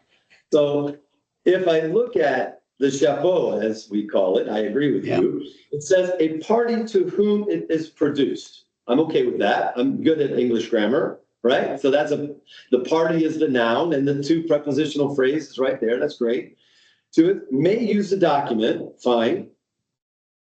Only for the purpose. But do you agree, Mr. McNutt? I thought with the example of Marsh 1, Mr. Montague Smith says, well, it doesn't fall within 28.64 because it's not a document that has been produced to the claimant. I'm going to talk about that. I can do that first if you want, why I don't agree with that. But if you'd like me to do that whatever order you want, but I take it you don't agree with it. No, it's something for you to think about. You determine these things. I just put forth some submissions, right? It's not my job to figure it out. So I'm trying to find out what your submission is. That's the purpose of the question. Well, that's, maybe it's my Socratic method that they teach me in French to throw this all bounce it around, okay? But what I see here is in an ex parte hearing, following my good learned friend's argument, none of the documents are produced to the non-appearing party at an ex parte hearing. That's his view. Yeah. Yeah. And I disagree with that view. I disagree because formally, it is not produced at the time of production to the other party. I agree with that. I agree at the date it is presented to Your Honor. It has not yet been produced. That's true to the other party. But subsequently, and that's why ex parte is special, ex parte parties manufacture their evidence, so to speak, their submissions, and they present it. Manufacture, I don't mean false, I mean create it in the sense of draft it. And then they give it to the court, and the court, under the full and frank disclosure doctrine, et cetera, believes that what is being submitted is valid with no inter partes contestation. But I think you would agree, if it was an inter partes freezing order application, it would have been produced to the other party, of course. And so all of those documents would have been captured under 2864. But if you to go back to your analysis of what the nouns are and so on, the noun is a party, and the prohibition, which goes on, may use the document only for the purpose of the proceedings. The party on whom that prohibition rests is the party to whom the document has been produced. So in your example, if I accept your analysis that the document, if it was the case that the, say, Marsh 1 was then produced to the defendant, then the defendant may only use that document for the purpose of the proceedings because it's been produced to him. But on your analysis, it hasn't been produced to the claimant. So the claimant is not caught by that prohibition. I agree. At that moment in time, you're right. So I'm going to keep pulling on that string. You're right, Your Honor. I agree with that. At that moment, at the ex parte hearing, right, it's a claimant produced document. Mm-hmm. Yeah. Yeah. And defendant can't use it when defendant gets it eventually. That's the supposition right now. But okay. then respondent or defendant then incorporates, because they're replying to that affidavit or witness statement. They're not de novo statements. The ex parte creates a return date. The return date creates the witness statements or affidavits and other evidence directly in response to that produced claimant document. Mm-hmm. And in effect is appended to and included in the reply witness statements by the opposition. If you see where I'm going. Well, sorry, go on a bit further, and then I'll ask you a question. Sorry, yeah. So if I start with time 0, 20th of May, claimant produced documents are their documents, and defendant can't use them. Okay, if I go down that road, okay. But then on the 25th of June, I understand prior to that, there might have been witness statements. Fine. And there's correspondence and there's compliance with the order on an ex parte order, compliance until the return date, whatever that might be. Okay. The 25th of June, all the evidence from the ex parte is dealt with in response. That's the obligation in effect. You either have to make a motion or you have your choice what to deal with. But the bundle on the 25th of June, if we look at that index, it's going to be rather extensive. And today's index is massive. So I agree, from the 20th of May to the 25th of June, the claimant produced documents are only theirs, and defendant can't use them. But once defendant incorporates by annexure, Nick Marsh 1, Nick Marsh 2, Verninsky, whomever, those documents fall respondent produced documents, including Nick Marsh 1, because it's annexed. You can't separate the annex from the base document. fall then under 2864. No, And after the 25th of June, they should not produce it anywhere. Well, let me see if I understand what you're saying. Let me try and take what I think is an example which might help me understand what you're saying. Supposing the claimant attaches to his witness statement his birth certificate, because for some reason his age is relevant. He attaches that to his witness statement. When the witness statement is produced to the defendant, I think where we got so far was that the document has been produced to the defendant, so the defendant can't use it unless he falls within one of the exceptions to 2864. Then the defendant, I think what you're saying, if the defendant makes a witness statement and annexes to it a copy of the claimant's birth certificate, I think you're saying that means the claimant can no longer use his birth certificate unless he has permission, unless he fits within one of the exceptions, which is just not right, because it's a document that never had it. The document itself is not caught by the rule. It might be, and indeed on the way I think what we were discussing for the purposes of this discussion, the respondent's witness statement annexing the birth certificate, that may fall within the description of document produced to the claimant, so the claimant may not be able to use the witness statement annexing the birth certificate, but the birth certificate itself doesn't become a document the claimant can't use just because the defendant annexes it to his witness statement. You and I are 100% on the same page. Thank you, Your Honor. That a document attached, and the reason that we're on the same page, I believe, if I take your analysis or understanding further, it would be that the birth certificate in any event is in the possession, custody, and control of the other party and could be reproduced. It could be reproduced on a new witness statement in another proceeding without any problem, right? No problem. Or put on the television or anything else. Absolutely, I agree, Your Honor. But I agree with you. The witness statement itself should not be produced in another proceeding because 2864 says whose witness statement? Nick Marsh.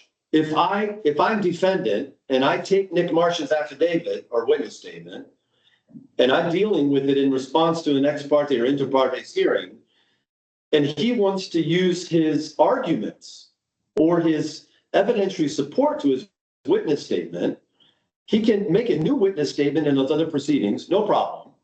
But he cannot take his witness statement in these proceedings and take it to another jurisdiction, the statement itself. And 2864 and 2960 effectively say that. And I don't think there's a dispute between what you and I are discussing about that. And the reason I care about that is if I want myself, because I know I've got a foreign proceeding, so I'm going to put a whole bunch of irrelevant stuff in my witness statement to you. And then I'm going to take my witness statement and I'm going to just take the statement as a piece of evidence and give it to a judge in Delaware and represent that, well, it's sworn, so it can't be a lie. It's sworn, it's got to be true. That's not proper because the rule is intended to keep these proceedings preserved. That's why it says for the purpose of the proceedings in which it has been produced. And so the purpose of 2864 and 2960 is not to prevent claimants from using all of the evidence that Nick Marsh relied upon. They can simply have another lawyer cite it in Delaware, no problem. But what it doesn't let them do is take the statement itself of Nick Marsh and take that to the court in Delaware. And that's what I'm saying is wrong. And your permission also did not let them do that. Your permission is correct. Your permission is completely correct that you effectively took 2864 and you expanded it, not within these DISC proceedings for Byju, but you allowed them to use it for Byju and Divya together, and that's appropriate. I understand that, and I agree with that. But I don't agree that you can take Nick Marsh affidavit and just teleport it into Mongolia or India or Zimbabwe or America, because they have the power to have another party produce it. And the reason I'm really offended by them doing it is the rule doesn't let them, but also Nick Marsh is not qualified under US law. So what Nick Marsh has presented... That's a different issue altogether. One second, please. You'll understand why. I promise you. I promise you. I'm not going down the road of yesterday. I understood my good learned friend's submissions. I don't necessarily agree with all those submissions, but I'm not going to go down that road. Assuming it's okay, according to the rules and the precedent, for him to rely on hearsay from his US colleagues, fine. But what he's taking is his affidavit, relying on that, taking it back to US proceedings from his US colleagues who could have given their own witness statement to the court. That's a bit circular. Well, that's a matter for the US court. It's a matter for the US court whether it wants to, whether it will accept that affidavit or not, or the witness statement. That's a matter for the US court, not this court. I don't disagree. The jurisdiction of a court to determine the probative value of any evidence is determined by the court of jurisdiction. No problem. That's fine. However, this court, only by exception, there has to be a good reason to not follow 2864. There has to be a good reason not to follow 2960. And what I'm saying is, can we just agree first what the rule lets them do? The rule does not, in our view, and as I've explained, allow them to take the affidavit or witness statement itself to another court without permission of this court. Well, 28642. I've heard your submission. I'm not going to make a ruling on it now. No, I understand that. And I'm not asking you to make a ruling on that now. Thank you. Because I'd like you to think about it, because it has a lot of implications, right? Okay. And I believe people have the right to think. So that's good. Now, following on that, we come to the law citations. That's why I took you to that, okay? Because my good learned friend had started bringing up all these legal cases, which would be applicable if there was not a rule in the DISC. So we've got an express rule in the DISC, and then he took you to SCAT and he took you to UROF. Okay? And I'd like really quick, because he kind of made them sound like they're comparable, and I'm not quite sure they're comparable. All right, SCAT, for example, involved fraud of public funds. And he stated at the very beginning that their primary case and all of his argument relates to a serious international fraud. I think I heard that phrase more often than I wanted to. No different than his functionalities phrase that his own witness used yesterday, that I used too much. Well, you have to actually have a fraud claim against Byju and Byju and Divya. It has to actually be a fraud claim. And we'll get into that in a little bit, because my submission is fraud under UK law, fraud under American law, fraud under bankruptcy law for a fraudulent transfer, which is not the same as American law. My good learned friend in the ex parte hearing, etc., did not mention anything except the word fraud, or the legal difference in a fraud claim, a civil fraud claim, and the consequence. And the example I'll give you for bankruptcy is the following. If there's a fraudulent transfer by a crypto guy, I'll pick a crypto guy, all right? And there's a lot of crypto cases out there now. The crypto guy monetizes his crypto and sends money to a charity. He's saving children around the world. He sends them $5 million. If the money obtained, the source of the money was itself improper, like the mafia, for example, for the proceeds of cocaine sales or something, okay, then the transfer of that fund, those monies, to the charity is a fraudulent transfer under bankruptcy law. To draw the money back into the estate, because the bankruptcy law is different than civil law fraud. It's a different statute. And so here, in this particular case, you have a claim. There's no claim of a conspiracy to defraud, in the sense of defrauding Alpha. There is a claim of a fraudulent transfer and a failure to perform his fiduciary duty. I'm going to take you to the complaint in a little bit, but I want to start with that because if it's not a serious fraud claim, it is not, as I submit, then SCAT and UROF don't apply in principle. And we need to start with that. And so I just have a question for yourself. Would you like me to show you the complaint to show you that it's not a fraud complaint, or would you like me, excuse me, to go to the law first? Which would you prefer? Whichever you feel more comfortable with. Perhaps, I don't know, because it's a sort of iterative process, isn't it? Yeah, no, I'm not trying to put you on the spot. I'm just trying to be efficient. So, yeah. Because if there's no fraud claim,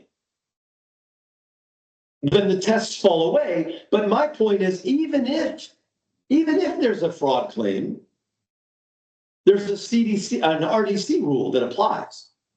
The RDC rule doesn't say, well, if there's fraud, we don't care. So the fraud arguments are always made to support Your Honor giving the relief sought under those provisions if the court gives permission. That's why he's giving you those. So if the court gives permission, then we can do it. Okay. And I would argue it should be reciprocal in this case. If they're arguing we want collateral use for claimants, then of course defendants should have the same right, because once it's out, it's out. And I think that's just something to consider, right? I don't think anybody thought about that until today. I was like, why would it be one-way collateral use? If collateral use is granted, both parties should have the right to use it. That doesn't make any sense. Let me deal with that quickly in case it doesn't slip through. Okay. First of all, there'd be the question of whether it is no longer caught by the prohibition, because it falls within. There's always the question of whether it the document is read to the court or referred to at a hearing which has been held in public. But assuming it's not, and assuming the only right to use the document comes from the permission of the court, then if the defendant wants to be able to collaterally use them, they're going to have to make an application. Yeah, I'm okay with that. I agree with that. I think you and I read the rule pretty much the same, so we're fine on that. And I didn't want that to be a distraction. My point is, my good learned friend is citing SCAT and UROF in order to give you the motivation to give your permission for this specific collateral use. Okay, and he's saying you should give permission because it's a serious fraud. At the end of the day, it all comes down to that it's a serious fraud. He's got some more tests we'll talk about later for the additional discovery. But as far as the collateral fraud, the collateral use, it's at its core resting on give us permission because it's a serious fraud. And I'm submitting to you, that would be lovely if there's actually a fraud claim. But what he has not submitted is a legal basis under US law for the claim of fraud. He simply stated there's a claim of fraud, and he's referred you to the complaint. So maybe it is a good idea. Let's just look really quick at the complaint. Okay. Which is, one moment, please. It's in Nick Marsh, by the way, is paragraph 73, the reference. That would be Marsh, his witness statement. But the complaint itself for Byju is at 1413. That's the second amended complaint my good learned friend referred to before. And we'll just start with the title there. We can go to the specific counts, but frankly, I don't want to spend a lot of time on this. I want to make sure that I get this point across that you can review later at length this complaint. And then we're going to compare it to Byju and Divya's complaint because that is also quite relevant. So it's for avoidance, meaning the voiding of a transfer, void ab initio avoidance, not voidable, avoidance and recovery of fraudulent transfers. That's not fraud. Breaching of fiduciary duties, that's not fraud. Because remember, this is under US bankruptcy law. So if we look at the top, it follows the bankruptcy. And when we go down to the specific count, it's going to cite the bankruptcy law. So we've got recovery of fraudulent transfers, breach of fiduciary duties, that's not fraud. Aiding and abetting breach of fiduciary duties, that's not fraud. Accounting, not fraud. Declaratory judgment, there's accounting, they don't say false accounts. They're not claiming a fraudulent bookkeeping exercise. And that's why my good learned friend kind of glossed over at the very beginning of the ex parte. He didn't even talk about any of this. He just said, well, we're good. We're just going to go after him. And they also don't mention there's an intervening party called Glass. He referred to a slide in his submissions earlier from Glass that my good learned friend Matt Draper referred to in U.S. proceedings we'll talk about. So part of the collateral use is we're not only giving this information to the applicant, to the plaintiff, we're not only giving it to Alpha. If you allow them to take it, you're giving it to the shareholder of Alpha, Glass, who is also the 99% creditor committee, controlling party of the creditor committee in India. My colleague referred to Indian proceedings where he might want to use it. So what he's saying is, Alpha, I'm going to take it. And when I put it in the US court, Glass is going to get it because Glass is my shareholder and they're the intervening parties. And then Glass, because it's in the US court, Glass can take it to India where they are the controlling party of the creditor committee. And so the consequence of the collateral use is not that there's no damage. The damage is that not only Alpha benefits from this, Alpha will be able to give it to the intervening parties in America. He indicated that he should be able to use it for other related proceedings, which would be the proceedings against OCI, which are related because they're adversarial proceedings under the bankruptcy. So we're not talking about give Alpha documents. We're talking about give Alpha and a host of others documents. And I know that that was not presented to you. And in my view, it should have been presented to you. It should have been presented at the ex parte hearing that Alpha as an entity is a special purpose vehicle that was never supposed to hold money. That's why Think and Learn India guaranteed it. Alpha was supposed to take $1.2 billion, which it had, and it made 4 investments. One of them is the 533. That 533 is captured in this adversarial proceeding. If you look at the top, I'm not quite sure how familiar you are with Delaware bankruptcy law, but at the top, you'll see this case number 2410140. Sorry, so this is at page what? We're still there, 1413. I haven't moved off the page. Oh, okay. And if you look at that case number, it's 2410140. JTD. JTD is the name of the judge. His name is Judge Dorsey. So in America, they always put the initials of the judge. And here it's Dorsey. Later on, it's Shannon. So that becomes relevant later. And then you see below that, you've got this ADV pro case. That's adversarial proceeding, which means it's a subsidiary case related to the primary case. And later on, when we look at the Byju case, you'll see a different adversarial case number there. Okay? And then when you see OCI, you'll see the same adversarial and a different case number there. Okay? Because in bankruptcy, in order to pull back the assets, you're going to go, as my good learned friend said, you might have to go against 100 different people. So what he's asking to do, he's not asking in this adversarial usage proceeding, he intends to use it also in 2410140, the primary proceeding, and every other adversarial proceeding. And so he's unfettered. He's unfettered.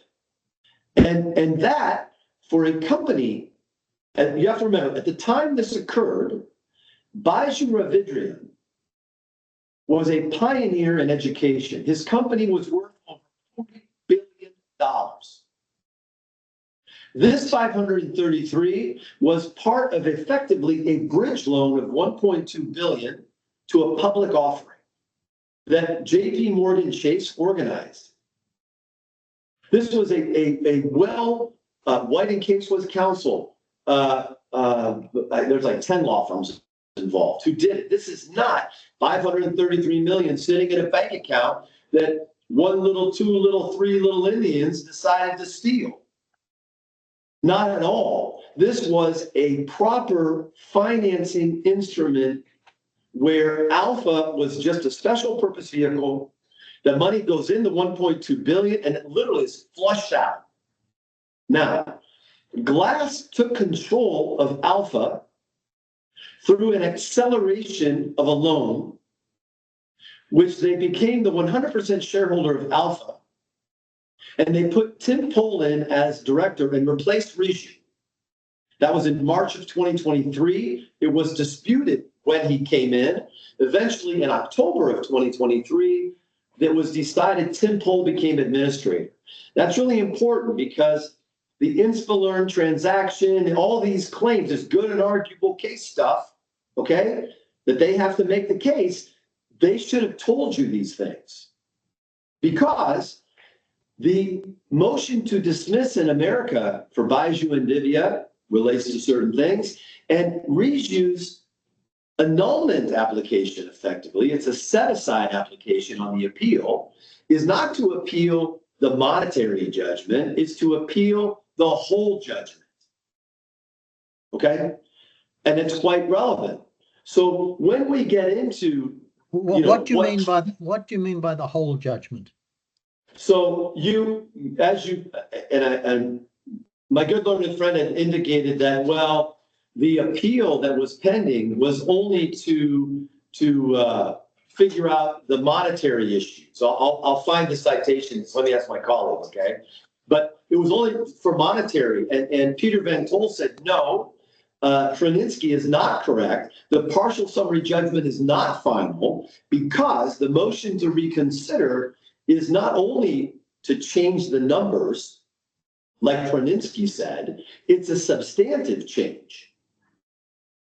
It changes the partial summary judgment altogether. And I'll take you to that in a moment, but I'll tell you right now, it relates to count 7. In count 7, the court found Byju Ravindran and Think and Learn together jointly liable, and then ordered only Byju to pay the money. Now, when you go for the motion to amend, obviously the court should have said, no, both parties are liable, both parties have to pay. That's it. You can't hold both liable and one pay. So that's clearly an error in the judgment. Fine. That's why there was a motion to reconsider on that point. And then also the way the order is written, it is written as if, because all are jointly and severable, it was unclear as to the quantum. Does everybody pay 500 million? Then it's 2.5 billion?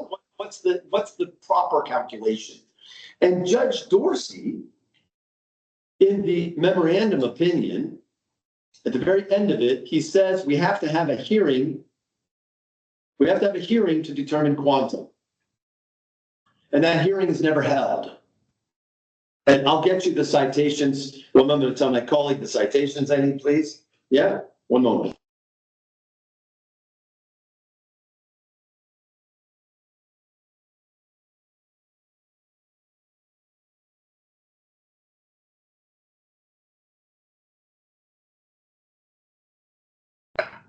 Now, if I could, just on that point, the memorandum opinion is B2462. Sorry, say again. 2462. Thank you. And the partial summary judgment is 2587.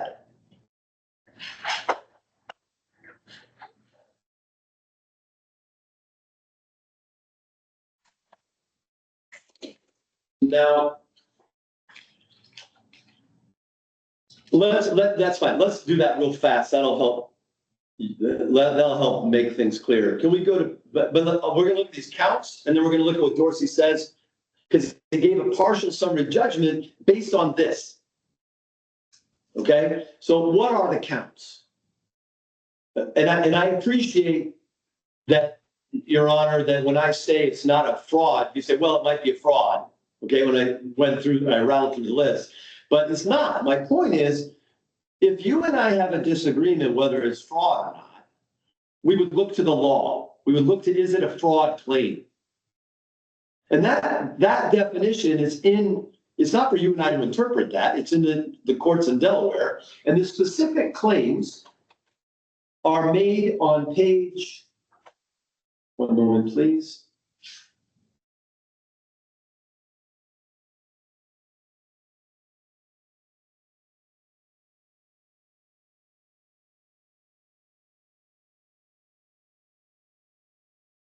I just got to get to the end, basically.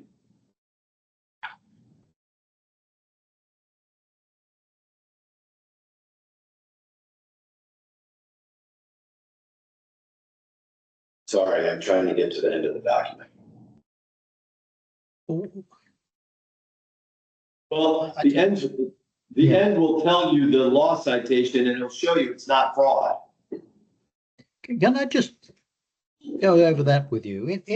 Sure. When Sir Jeremy Cook was referring to fraud in the SCAT case and the DIFC, I didn't understand him to be referring to some law as characterized in any particular jurisdiction, but him to be referring to fraud in its wider sense of a dishonest misappropriation of money or property. I didn't understand him to be referring to some particular statutory or an offence as it is characterised under some particular system, but talking about fraud in its wider sense.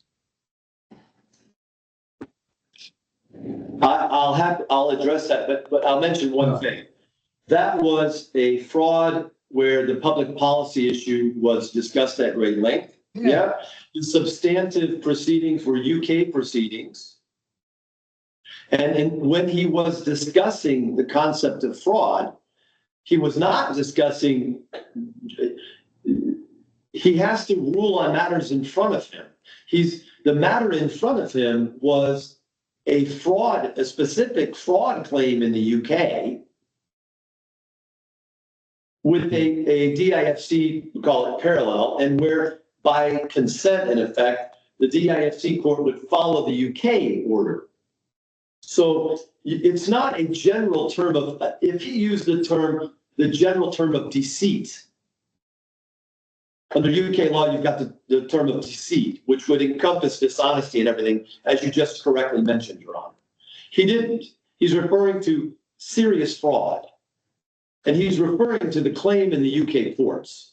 And I'm happy to revisit that later, but he's not referring to deceit generally. We can look to the text. And I appreciate we may not recall that because we didn't look at that previously, but I am quite certain on a review, he is not discussing the concept of deceit as a law professor. He's speaking to the claim that in this instance of a serious fraud, certain remedy must be provided, and particularly because of the public policy. And we'll talk about that in just a second. But here, if you go please to 1491. 1491 or 2491? 1491, please. Okay. You will see the specific claims.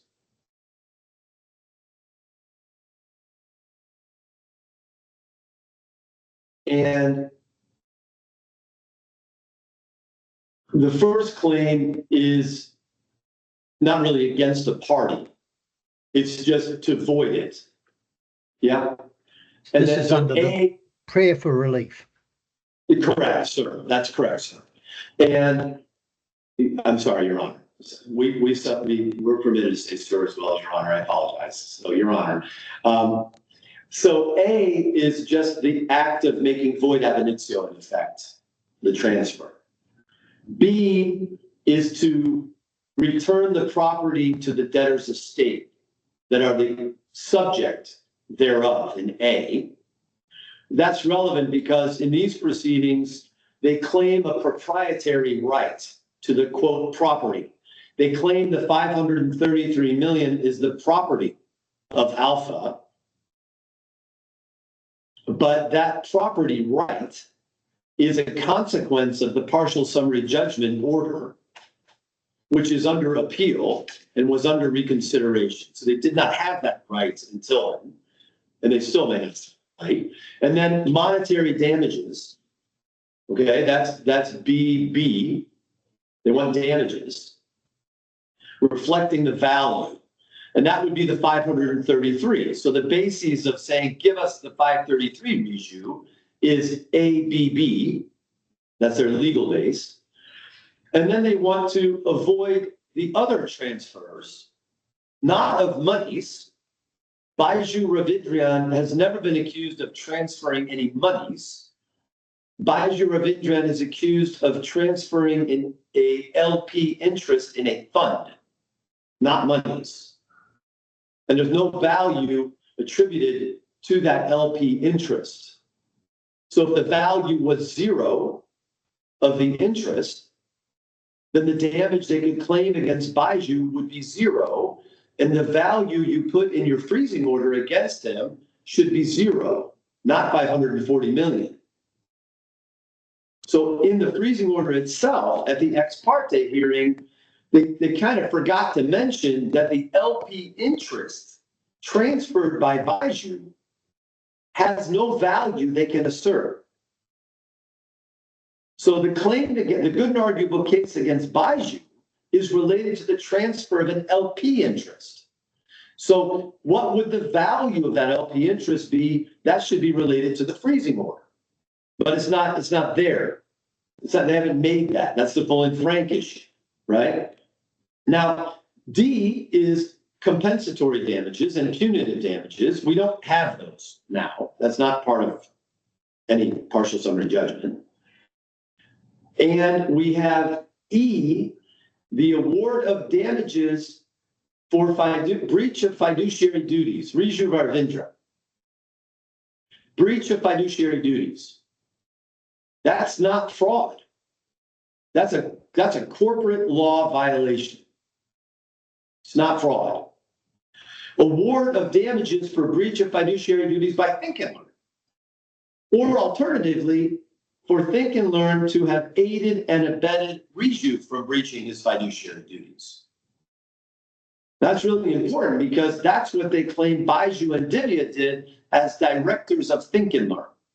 My good learned friend said they have a good and arguable case because Byju asked the two other directors where the money went of Think and Learn. And he asked the Treasury Department of Think and Learn where the money of Think and Learn went. Well, it's pretty reasonable that Byju, the suspended director of Think and Learn, would ask the other two directors of Think and Learn, where is the money? And he would ask the Treasury Department of Think and Learn, where is the money? When you go to G, accounting of the alpha funds, it's already admitted in these proceedings, and it's well documented that the money, 533 million, went from Alpha to Camshaft Fund, cash. Alpha Fund transferred it to OCI, cash, against a loan, which my good learned friend said was set off by Think and Learn. Again, Alpha is owned by the lenders represented by Glass. Glass today controls Think and Learn. So they have the power to ask Think and Learn, where did the $533 million go that OCI took and used as a set-off? They can ask themselves that. It's a very simple triangle. They control all of that information because the documentation of services provided by OCI to Think and Learn is in the possession of Think and Learn. The set-off document would be in the possession of Think and Learn. Byju and Divya and Byju, when they become suspended directors, they have no access to their email accounts. They have no access to the archive of the company. The resolution professional takes over the company. So they can't get the information. And when they have that problem, the resolution professional, there is a court case in India raised by Byju against the resolution professional because 2,500 emails were deleted by the resolution professional. So if I go back to the ex parte hearing, Alpha's standing was presented to you as a fait accompli. The relationship with India wasn't even really discussed. The fact that that Byju, Divya, and Byju are suspended directors of Think and Learn and have no access to data is not discussed. The fact that OCI has the money and that they control Think and Learn and they could ask Think and Learn what happened to the money is not discussed. And there is no fraud claim. There is no fraud claim against Byju. It's painfully clear there is no fraud claim. We'll get to Divya and Byju and Divya later because theirs is a derived claim. In order for them to prevail against Divya and Byju, they have to first establish that Byju did something wrong. And they are saying, we established it. He did a fraudulent transfer. It's in the partial summary judgment. Yes, but it's under appeal. And there's a motion to stay at the district court pending for that. So until that, I agree, it's not in effect stayed. But at the time of the ex parte hearing, there was a motion to stay before the primary judge, Judge Shannon. There was a motion to reconsider in front of Judge Shannon. So the finality definitely wasn't there because he could have amended the order. And it was simply presented to you as, well, we have all these other little facts out here. I'm not stating that my good learned friend, that he intentionally or without evidence misled you. He himself might not have been properly informed. I agree. I understand that. So I'm not accusing him personally right now of anything. I'm simply saying, and yesterday when I said a misrepresentation to a court would be a criminal offense, my good learned friend forgot to mention that I did not accuse him of anything criminal. I said if this was a French court, it would be criminal. And it would be. And as a consequence, we find it really important procedurally in an ex parte hearing, which is by exception to law around the world, is primarily a common law feature. Civil law almost never would grant anything like this on an ex parte basis, wouldn't even allow the application. So here, there's a statement, and then that's why the burden of truthfulness is exceptionally high on an ex parte hearing. And here, there was a statement, there was a fraud.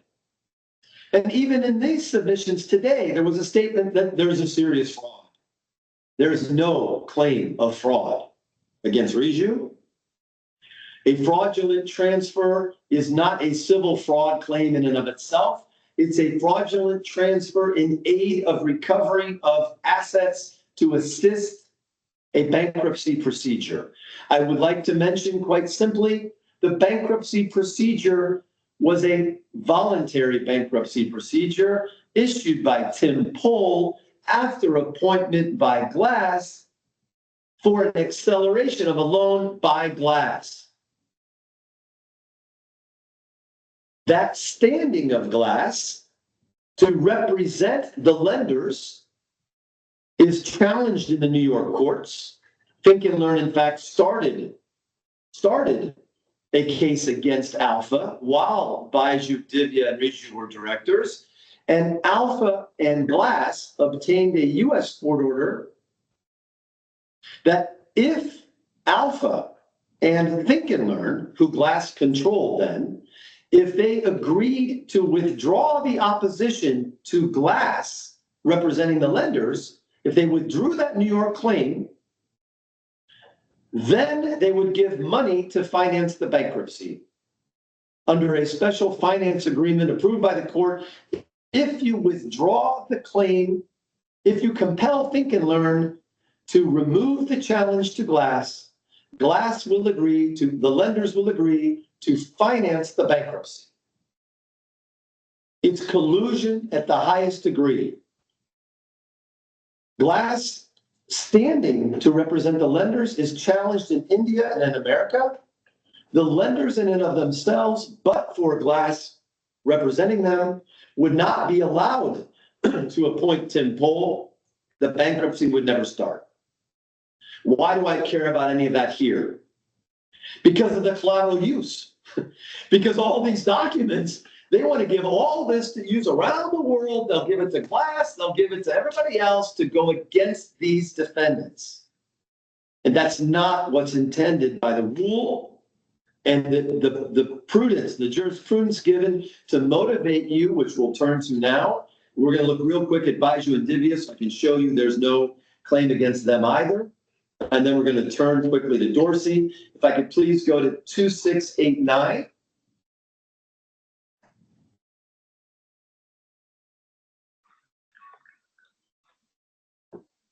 That's the claim, and this is the claim. You'll see there's no docket number yet because this is the claim as filed.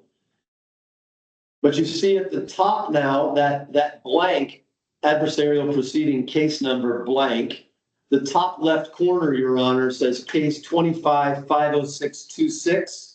That's the docket reference that fills the blank moving forward, okay, which is different than Byju's. Now here, we start with this preliminary statement. They don't start like the amended complaint like the last one, so we have to go to the end.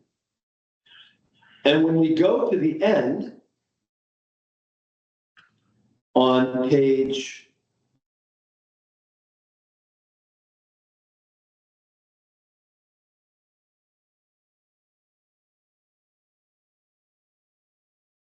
one moment, please. Apologies. Here we go. 2737, Your Honor.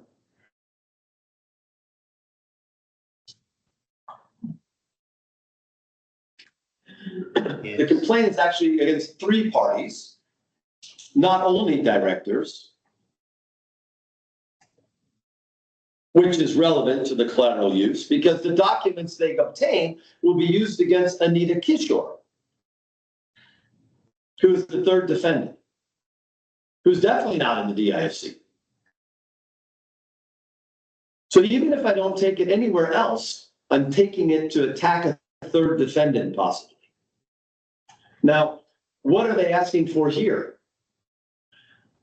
Breach of fiduciary duties, aiding and abetting breach of fiduciary duties, not fraud. Accounting of funds, not fraud. Conversion, civil conspiracy to defeat ownership of an interest, not transfer of monies. So by not fraud, you mean what? What do you mean by not fraud? Well, I mean, a breach of fiduciary duty can be fraudulent. well, if it's fraudulent, you have to bring a claim of fraud under the requisite judicial provision, and you have to claim a fraud. And you cannot use colloquially the word, you can't just throw around the word fraud. That would be defamation. Because the parlance of the word fraud, the UK English changed from the word deceit. And as countries develop, the word deceit, Old English deceit, which is the general statement you refer to, Your Honor, transformed itself into the word fraud. But fraud, in legal terms, requires a claim of fraud. Here, these are transfers pursuant to Delaware bankruptcy law that if a director of a company improperly and without authorization transferred funds to a third party, then under the bankruptcy law, that improper transfer is called a fraudulent transfer. Because the director didn't have fiduciary right to do something, and he failed in his fiduciary duty by doing something he did not have a right to do. That's why, sir, I refer to it as a corporate law violation, because it goes to the corporate governance of the body. Not fraud in the sense of defrauding, civil fraud claim, defrauding a creditor, a lender. Here, they're saying a director improperly transferred something that the debtor, because it is in bankruptcy, the debtor rights in bankruptcy to claw back things, allows an improper transfer to be clawed back into the estate, which is termed under Delaware bankruptcy law a, quote, fraudulent transfer. And in order to prove a, quote, fraudulent transfer, they want to demonstrate a breach of fiduciary duty.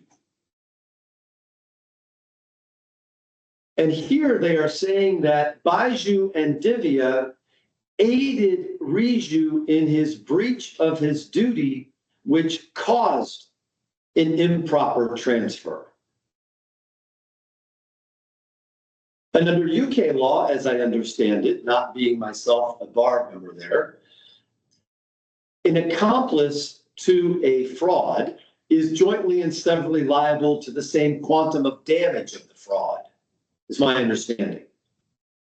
Here, they're not saying that. They're saying there's a fraudulent transfer pursuant to the bankruptcy law, that Byju and Divya aided Byju to do so, and we would like there to be damages for that. It doesn't mean the value of the damages, it is not necessarily equal to the value of the fraudulent transfer. That's why in this complaint, you will never see a value claimed. If they wanted to claim a value, they would have to say, we ask for an award of damages equal to the fraudulent transfer value determined in partial summary judgment, 533 million plus interest, So here, arguably, because interest is accruing on the 533 against Byju, the award of damages continues to accrue if they base on that basis. But there is no value here. And so I put it to you, good sir, what was the basis of the value of the freezing order against Byju and Divya when you granted it? Because you had to rely on some submission by the other side on an ex parte hearing. And I strongly suspect if you review it, it will be because they told you 533. They tied it to the partial summary judgment, but they forgot to tell you, oh, we actually haven't claimed that. Sorry, we haven't told you the specific complaint. We're just stating it on an ex parte basis. Now, I appreciate if you and I were together, sir, having a cup of tea, and we were having a conversation about fraud. Should somebody do something dishonest? That would be appropriate to discuss over a cup of tea. And I'm acutely sensitive to that. You might smirk at this, to be honest, when I say it, and that's okay if you do. On the website of my law firm, you'll see that I put that I'm an Eagle Scout in the United States. And an Eagle Scout lives by this creed. It sounds kind of crazy, but it says trustworthy, there's certain points. Trustworthy, loyal, helpful, courteous, kind, cheerful, thrifty, brave, clean, and reverent. And the first point is trustworthy. And the reason for that is a dishonest statement by someone or et cetera should be avoided. And we could say it's a fraud, but saying something dishonest does not equal fraud. We can agree with that. And here, there is no serious fraud claim against Divya and Byju. There is a claim that Divya and Byju, as directors of Think and Learn, based upon a statement of Byju, that Byju said, I got instruction from Think and Learn. That's what our good learned friend referred to in his submission earlier today. He said one of the bases is that they are the directors. And consequently, I find that you can infer that since he asked Byju and Divya first, that somehow he asked them because they should know. It's an $18 billion company with a $40 billion market cap and the 85,000 employees. And Byju asks the two other directors and the Treasury Department. He forgets to focus on this Treasury Department. The Treasury Department knows where the money goes of a company that size. Byju, by the way, was the CEO of Think and Learn, not only a member of the board. He failed to mention that. I'll mention that. He was the CEO. So Byju could theoretically ask the Treasury Department. Unfortunately, since July of 2024, none of these people could ask the Treasury Department. None of these people could ask anybody because they were suspended. And the Think and Learn resolution professional, at that time interim resolution professional, had been appointed by the Indian court. And 2,500 emails have disappeared and there's a court case. But that might impact where the money went. That might be actually Alpha's problem, is that when it asks Think and Learn, oh, where did this money go? Maybe when they asked Alpha asked Glass to ask Think and Learn can't answer because the court-appointed trustee deleted 2,500 messages. So yeah, we're a little concerned about a collateral use application against Byju and Divya when we haven't even had the return date on their discharge application. Even if you're inclined to grant it, I'd say you should stay it until at least we get there, because the consequences are draconian for granting it. It would allow them to go unfettered to use it against Anita Kishore. It would allow them to use it against OCI. It would allow them to circumvent their own duty. They have a duty themselves, at least if it's in their possession, custody, and control, to get it from themselves. Alpha hasn't even bothered to get it from itself. And that hasn't even been told to you. It's only been told, well, these crazy people took this 533 million, and we have a good and arguable case. Well, I think I'm going to show you they don't have a good and arguable case whatsoever. I'll show you the evidence they told you, and there's a motion to dismiss. This is what's even more remarkable. Maybe the duty of full and frank doesn't extend to the solicitors, who I mentioned, Quinn Emanuel, including relevant partners in Quinn Emanuel, were fined $3 million by a Texas court recently for improper conduct regarding evidence in a proceeding. And I'm happy to submit. In this proceeding or related to this proceeding? No, in unrelated proceedings, but related to. Your Honor, I hesitate to interrupt, but this is a public hearing. Yeah. And these are allegations that are being. It's just not relevant. No, Mr. McNutt. They're not allegations. They are public. It's publicly available information. It's not relevant. Well, it is relevant because you're not to start talking about matters that concern a law firm which are not matters with which this case is concerned. No, but what I am allowed to talk about is if the law firm in this case is a law firm that has repeated sanctions and complaints for improper use of evidence, I'm definitely allowed to say that in this court. What you ought to do now is, if you say there is some improper use of evidence in this case, that is what you're to take me to. I'm not going to go into other matters where I'd have to start inquiring into what had happened in the other case and so on. That's just not the way the court works. I'm not suggesting that I'm trying to do that either, sir. What I'm saying is the full and frank disclosure obligation and the collateral use application and the failure of the full and frank and the conduct of Quinn Emanuel is relevant.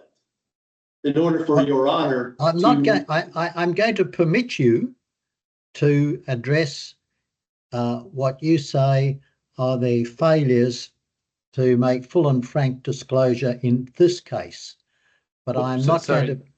Yeah. Sorry to interrupt. So this is an application for collateral use and disclosure. This is made on notice. There is no full and frank disclosure duty. Yeah, I'm sorry. I'll rephrase that. Yeah. Could I just make one more observation, which is my own friend made his submissions in support of the set-aside application yesterday, and that's done. So let's not go back to that. Is my submission. Just a minute. Mr. McNutt, just a minute, please. Mr. McNutt, just a minute. What I was intending to put to you is that if and when it is relevant to make submissions about full and frank disclosure, you may do that, but only in relation to this case. I'm not going to permit you in this case, in this hearing, to make allegations against the law firm which are unrelated to this case. Okay. Will you hold claimants to the same standard to not make allegations against clients from matters in another case? Not this case. Yeah, I don't know that I can deal with that in the abstract. I'm not sure what lies behind that. When you say this case, you mean do you mean 050 compared with 051? If that's the point you're making, no, the matters are related and they can make reference to both. No, that's correct. Thank you for that. I agree they should make reference to both. I'm referring to the fact that 050 is related to a U.S. proceeding against those parties. So Byju DIFC is related to Byju U.S. and Byju Divya DIFC is related to Byju Divya US. And what if there is a different US case not involving Byju, Divya, or Riju that claimants are asking you to consider as relevant for the conduct of Byju, Divya, or Riju? I'm conscious of time ticking by, Mr. McNutt. If and when the issue which you're alluding to now arises, then we will deal with it. The issue which has arisen now is you making allegations about a law firm that are unrelated to this case. My ruling is that you cannot make those submissions. So will you move on, please? I have. I've moved to a different point, which you said hasn't arisen, but it has arisen. Because... Well, I'm concerned with your submissions, not with some submission that you think Mr. Montague-Smith has made, which you want to argue about. If and when Mr. Montague-Smith says something, that's the time to raise an objection about it. What I want you to do in your remaining time is for you to make your submissions on the collateral use and further disclosure orders. Your Honor, this isn't my first rodeo. I understand why I'm raising the issue. I'm raising the issue because my good learned friend raised a declaration from Mr. Holler repeatedly. Now, are you aware that that declaration is in a proceeding completely not in Riju's case and not in Byju Divya's case?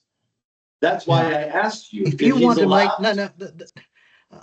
I'm when it's appropriate, I am willing to engage in some reasonable discussion with counsel about points being made in the law. But as you say, you've been around, you know that the process is not for you to interrogate the judge about these matters. It's for you to make submissions, and I'd ask you to do that.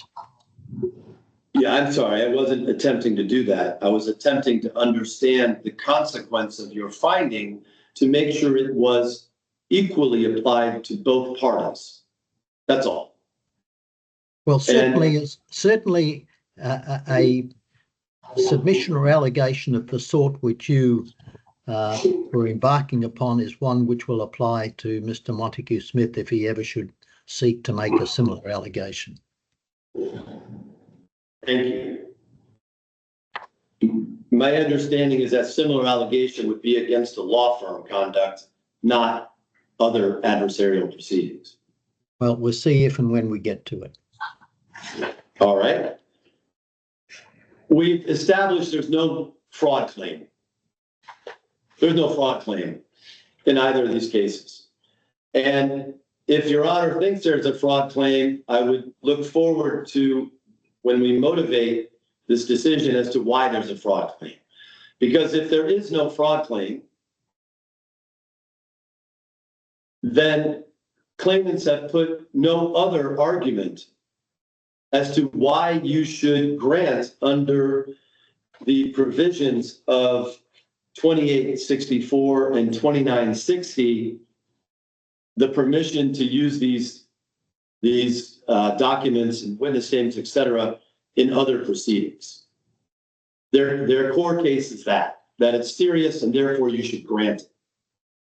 And we'll go to any of their other arguments shortly. I just want to make sure that we get, concerning their additional discovery request, that's different, but concerning collateral use, that's their primary argument.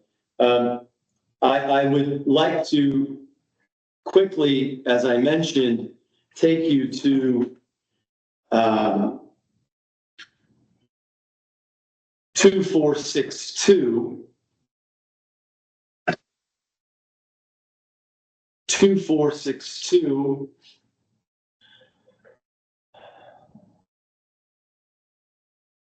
which is the Dorsey Memorandum Opinion. This is referred to in various, Nick Marsh one, for example, refers to this. And I'd just like to point out as again that this is issued by Judge Dorsey on the 27th of February, 2025. Now, another issue not presented to you is when this was issued, just prior to this, signature memorandum opinion issued by the Honorable Judge Dorsey. Judge Dorsey had been administratively removed as the judge of the case and been replaced by Judge Shannon, who I'll take you to in the judgment. So now we've got a bit of a conundrum. How could Dorsey sign this if he was not the judge? He had been removed.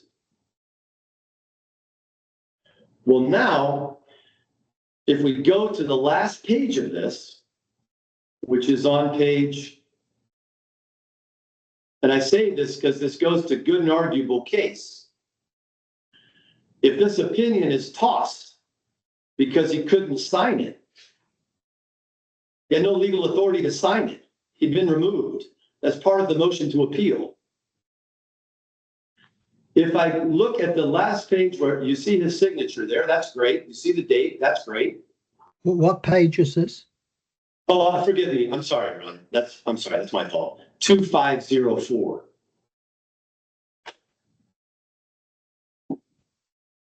Yes. If you look at that conclusion,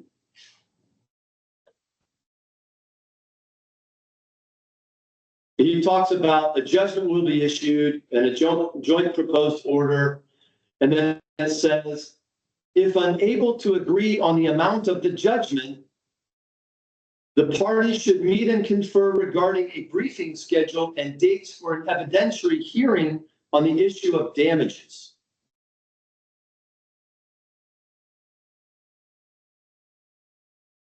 Subsequent to that, claimant filed a note to the court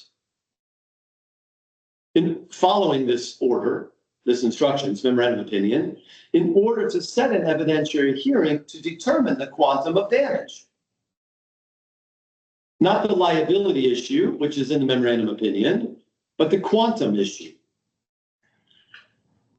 And the judge orders here, although it's phrased as memorandum opinion, they have to have a briefing schedule.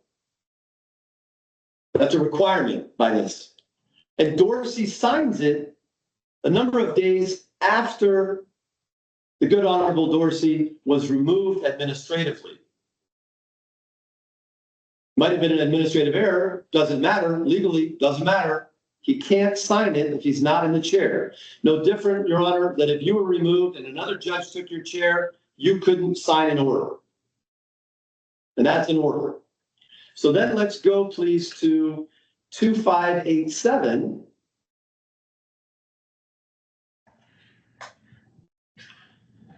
Now, 2587 is this partial summary judgment, which Krasinski and Van Tol have talked about the quantum. Now, I remind Your Honor that we just looked at Divya and Byju's complaint, and there's no quantum in there. And I reminded you there's a freezing order for $540 million without a base. The base, they say, is the partial summary judgment. However, Dorsey said we have to have a hearing to determine the quantum. Byju files a motion to reconsider and motion to amend precisely because there was no hearing. And until the judge determines the motion, the quantum in the partial summary judgment is not final. Even if the liability is final, the quantum is not final. And therefore, a freezing order for that quantum against Byju also should not be applied. If you look at who signs this, well, you don't have to look who signs it. You see that BLS at the top in 2587 on the right side, sir. Sorry, On 2587, yes. yeah, so we'll see that Judge Shannon is now in charge of the primary file, and Judge Shannon has been appointed on this file.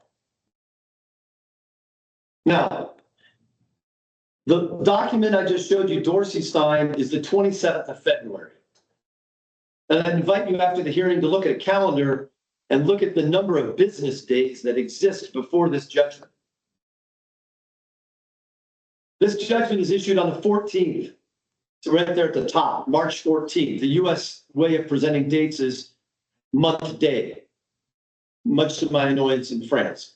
So we do it reverse. So in America, they do it reverse. So here, 14 days later, we look at the judgment, and let's just go ahead and look. It's really important, this next point.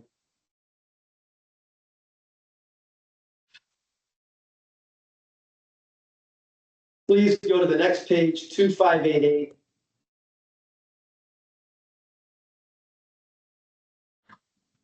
I'm going to put you a highlight that I just want to say it. I'm not going to make submissions. Finestone gives a declaration. Finestone is with Quinn Emanuel.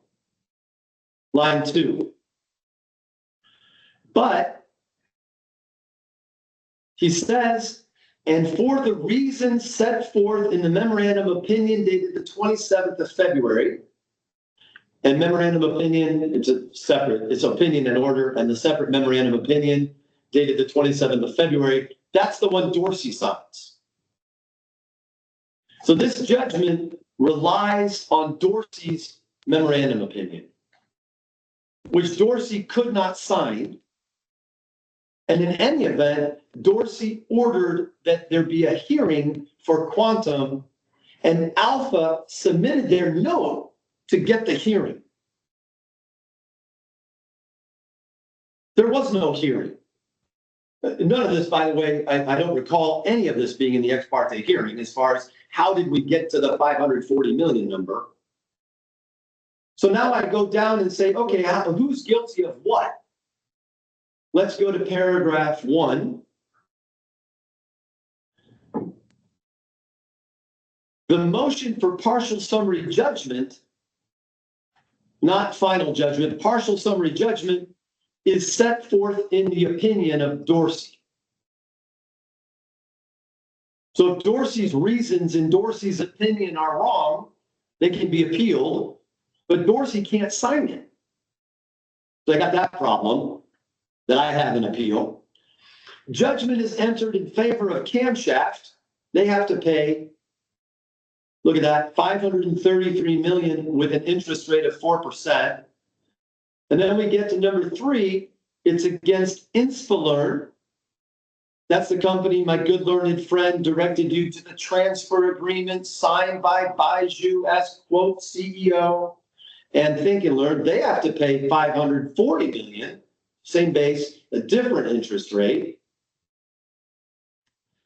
Then we've got to go against Ravindran. This is Byju Ravindran, count 4. So he's not guilty of count 1. My good learned friend yesterday in the proprietary injunction mentioned under count 1, there's still something going against Byju, but the monetary award's already done against Camshaft. Can't get the money twice. So Ravindran has to pay 540 according to paragraph 4. But the 540 was established without a hearing that Dorsey ordered. And the 540 was established with an interest rate also without a hearing. And that interest rate is disputed.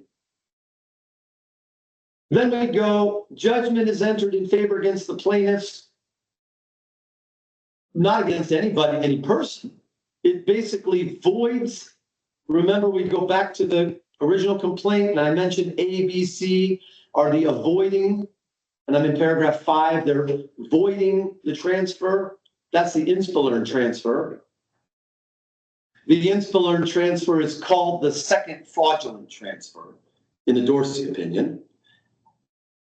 And then judgment is entered against both Ravindran and Think and Learn. I misspoke earlier and said paragraph 7. I apologize. It's paragraph 6. But then it says, accordingly, Ravindran is liable to pay $540 million, not Ravindran and Think and Learn. I remind you again that Alpha is controlled by Glass, who controls Think and Learn. So technically, Alpha can collect $540 million from Think and Learn because it's the same shareholder controlling everything. Now, this judgment is signed by Shannon, relying on Dorsey. Dorsey can't sign it because he's been removed. And Dorsey, in any event, even if he hadn't been removed, says the quantum issue has to go to a hearing. Our good learned friend here on instruction from counsel and on behalf of Alpha appears to you in an ex parte basis with evidence from Nick Marsh concerning a Delaware law opinion that he understands from his colleagues. And he presents all this evidence to you except for pretty much everything I just told you. And if they had told you, well, the $540 million is in question. There's a motion to appeal by Byju. There's a motion to dismiss, not even on substantive. The motion to dismiss by Byju and Divya is against the fact they've never been served the underlying complaint. There's a motion against jurisdiction against Byju and Divya. And here we have an order for $540 million that appears without substance, the value. It appears that the value was presented to you without detail, call it. And it also appears that they have lumped together on collateral use Byju and Divya. And the evidence presented by my good learned friend earlier, he presented no evidence against Divya. All his evidence was against Byju, that Byju signed the transfer. Byju did this. Byju did that. He never once opened his mouth about Divya, what she did. So the collateral use application against Divya is completely different, because if you allow a collateral use complaint against application against Divya, they'll use it against Byju, they'll use it against Anita, they'll use it against everyone else. It should have been two separate applications.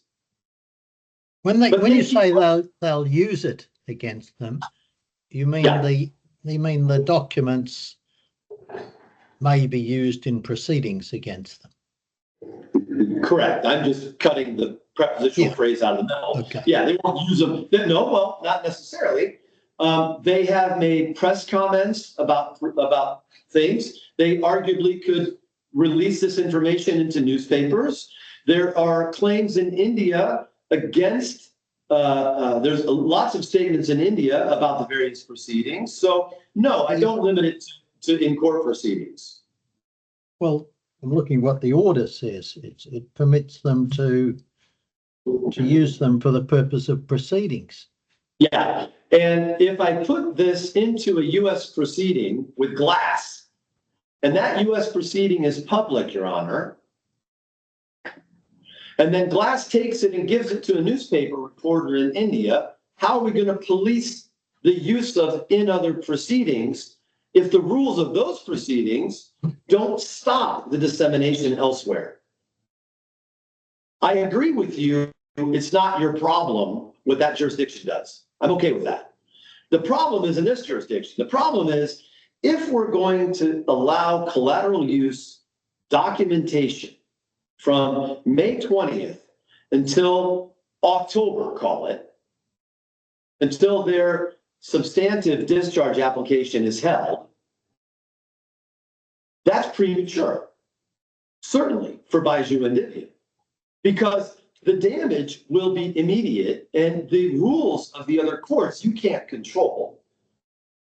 And I've made a very good and arguable case that the policing of this order won't exist. So at a minimum, fortification would be required, but that fortification would have to be substantial given the reputation of Byju himself.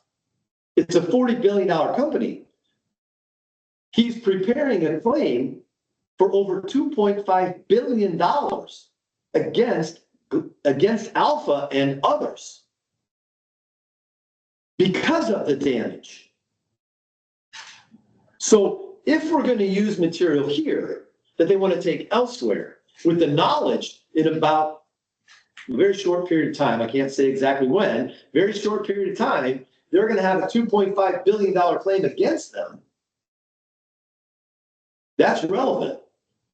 That's relevant because your intentions are good. I understand, Your Honor, I understand why the CDC rule is how it is. And I understand that there should be the proper test. I think my good learned friend said in one of the court decisions, they refer to not only public policy, but that in order to ensure that all the courts know what's happening. I have taught anti-corruption. I teach in universities. I agree with that open justice principle, except for there's a CDC rule. Now, if that rule doesn't help the justice, that's a different question, because that rule only gives discretion to Your Honor, right? That point 2 is key, that if you agree they can use it, they can use it. So for Byju and Divya, it's extremely perilous to grant a collateral use application now until the return date for their discharge. Now, would that apply to Byju? Let's ask, why would it matter for Byju? Well, it's simple. They've told you, we want to use the information from these proceedings also in Byju, also for related claims. So if you grant collateral use for Byju, you're de facto granting collateral use for Byju and Divya, because again, once it goes into Byju's case in America, it goes to glass, it goes immediately to availability against Byju and Divya, and goes against for all these other cases. So granting it against Byju without limitation would be a problem because you don't control it. So how do we address this tension between open justice and collateral use? That's really what this is all about. How do we deal with that? Well, the substantive claim is in America. It's not here. This is in aid of a freezing order, right? This is an aid, my good learned friend said, not collateral use to assist more claims against Byju. He expressly said, I'm requesting against Byju to assist in enforcement to claw back money against Byju. But he also said, Mr. McNutt, that the US courts, I think was the expression, he didn't refer to a particular hearing, the US courts have been told things about what's gone on in this court, and that the US court should have the benefit of a full record of what has gone on in this court. Yeah, what they've said, and I'm going to go to he raised 2 points that he claimed were misrepresentations to the U.S. court. Would you like to look at those now? Because they weren't misrepresentations. So if you allow me 30 seconds, I got it for 10 seconds. Would it be convenient for everyone if we took a short break, 5-10 minutes? Would you like to do that, Your Honor? A personal break for people? Only if you want it. But no, I'm just being collegial to the colleagues. I'm fine. I'm fine. Remember, okay, I started with that confrère attitude in France. You always have to deal with that. We've got 12 or 15 people on this call, so I'm just being polite for that. Give me 1 second. I'm going to put it on mute for 1 minute. I just need to grab a reference, please. Thank you, Your Honor.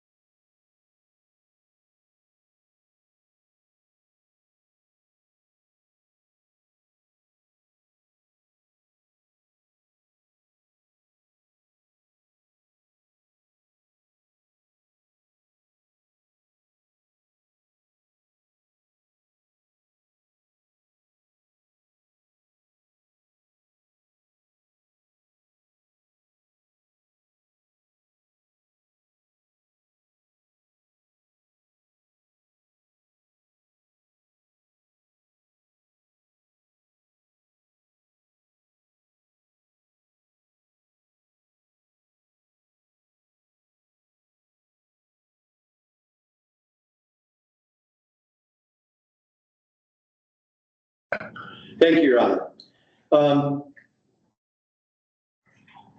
Just to refresh your memory, my good learned friend he had said there are 6 common points to the defendants. I'm saying this to help you later find the reference in the transcript. Thank you. He said 6 common points to the defendants. And then subsequent to that, he went through the 6 points and he said, and there is one specific point to Byju Ravindran. It ended up being 2 points, but the reference in the transcript, I'm quoting him effectively. And he said these are insidious, it's amazing this term, insidious due to the false declaration to the U.S. courts, and Byju wants to mislead the courts. That was the statement. And he referred you to B7236. So can you say that again? Sure, 7236. And I want to make sure that I'm permitted.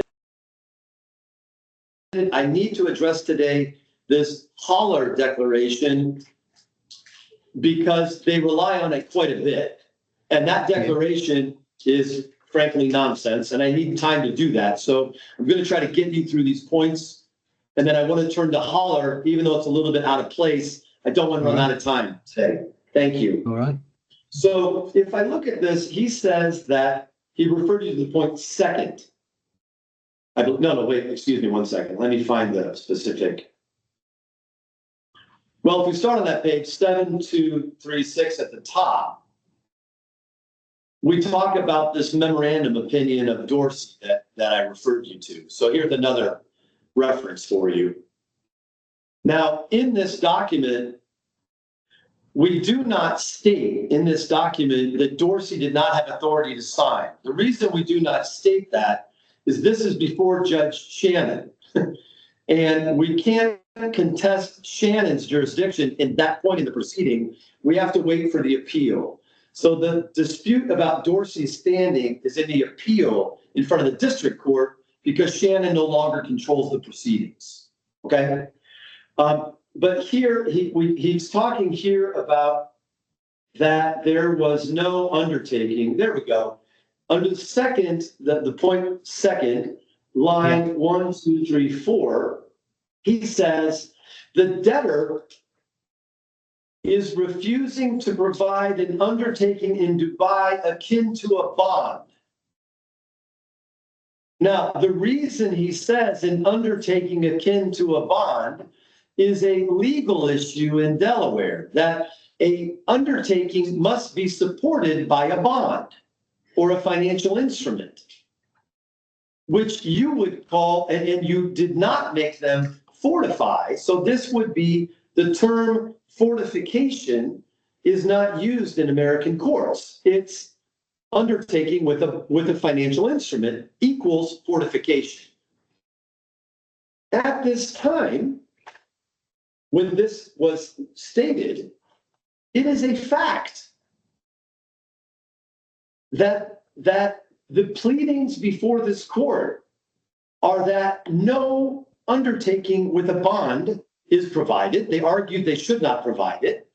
And there was not one, and there is not one today. It is not a false statement. It's entirely true for what an American judge would understand.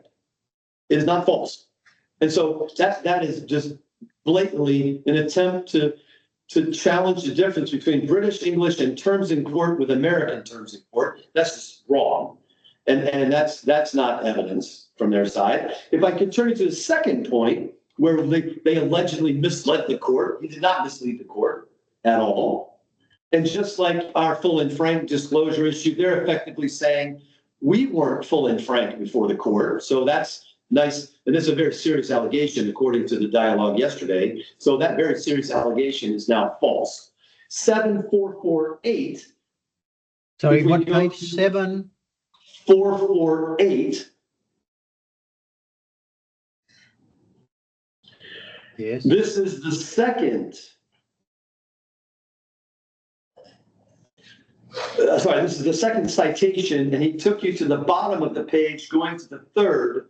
That second, the debtor obtained the 21st of May order based on its representation that Ravindran had substantial assets in Dubai.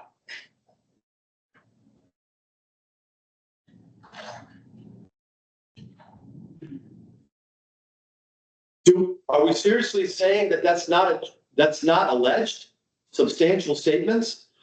Because Nick Marsh said there are considerable assets.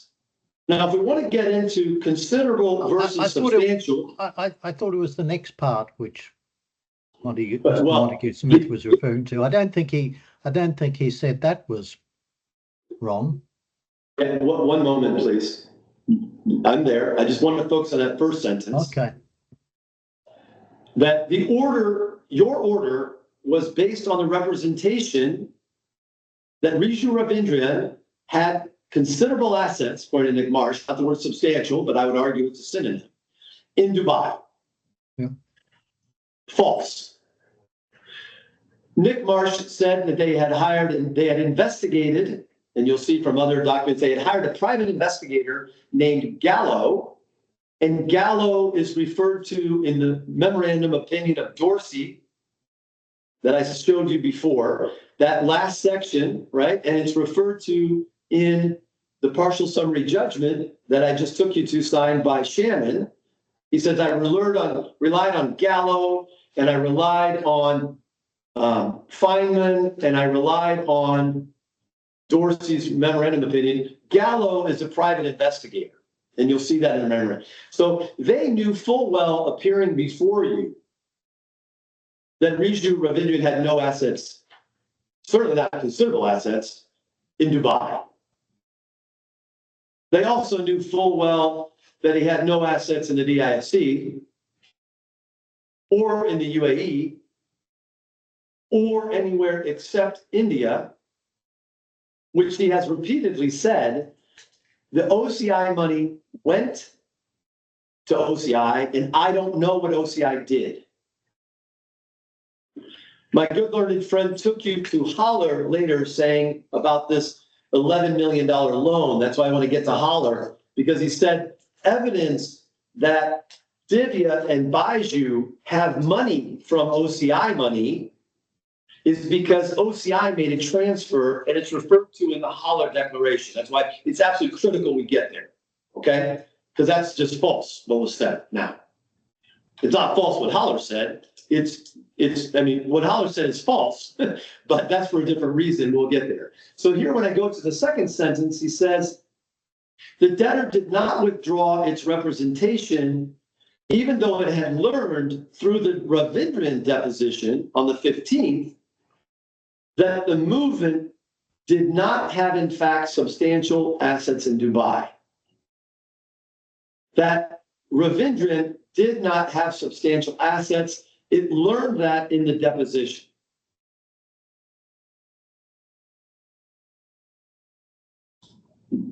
The question then is, did it learn in the deposition that Byju did not have substantial assets in Dubai? Yes, they knew it before, by the way, also, just so we're clear. They knew it from prior depositions. Before, this is a post, one moment, please, the date, I just want to check the date of this real quick. Can you guys grab for me the date of this statement by Peter? Oh, I'm sorry, it's at the top. It's July 15th. Holy smokes. That's just a short while ago. That's literally yesterday, in effect. This document that I'm referring to, July 15th, just so we're clear, this document is 8 days after they already gave it to the judge. They gave Nick Marsh 1. They gave Nick Marsh 2. They gave it on the 7th. So when they say we needed to provide that to correct misstatements to the court, the correct misstatement to the court they rely upon is 8 days after they gave it to the court. So that can't be true. That can't be true because the Ravindran deposition is there. Now, you can roll your eyes all you want, my good learned friend, but that was your submission. You made 2 references, and that was your second. So now you haven't got my submission. That was not my submission. You haven't yet got to the bit which Mr. Montague Smith complained of. Yeah, one sec. I'm getting there. Don't worry. My point is, this was made after the self-help. The argument was, remember, you and I are talking about why we should have open justice, the tension between open justice and collateral use. This shows that they gave it 8 days before. They knew there were not substantial assets. They knew at the ex parte hearing. Well, I think the way Mr. Montague Smith put it was they knew that Mr. Ravindran had said in the deposition that he had no substantial assets, but they didn't believe it. Now, you can all argue about that. Okay, so thank you. I really sincerely appreciate your last comment, Your Honor. That's good. That Byju in his deposition, which was sealed at the ex parte hearing, but at the ex parte hearing, my good learned friend said, we don't believe it. He still has substantial assets. I'm paraphrasing, obviously, not quoting. You can go back and look at the transcript. But as you just said, Your Honor, your understanding of what occurred was that at the ex parte hearing, claimants argued there was substantial assets. They recognized in the ex parte hearing that Mr. Ravindran had said in a deposition and elsewhere that he did not have substantial assets. And they argued at the ex parte hearing, they didn't tell me what he had said in the deposition. They told me they couldn't tell me what he had said in the deposition. They told you they couldn't expressly tell you what was in the deposition. Yeah. But they had the knowledge from other sources and the deposition. The deposition merely confirmed that he did not have assets. And by the way, that deposition of Byju was scheduled by them, not by Byju. So if they wanted to use the deposition in the ex parte hearing, all they had to do was wait to hold the ex parte hearing a week later or apply. With respect, Mr. McNutt, you haven't yet got to the relevant point. The relevant point was the statement at the end of this paragraph, which Mr. Montague Smith complains was misrepresenting to the US court what was put to this court. Oh, I'm so sorry. I thought I already dealt with that. I was dealing with the first one because it's easier. The first sentence was that they didn't withdraw the fact that he doesn't have substantial assets. And you were under the impression one second, sir. I'll get to the last sentence. The last sentence is misrepresentations concerning the judgment. The disclosures were neither full nor frank. So do you want to focus on the misrep? No. It's the sentence before that. Just to be clear, it's the sentence before that. Yeah.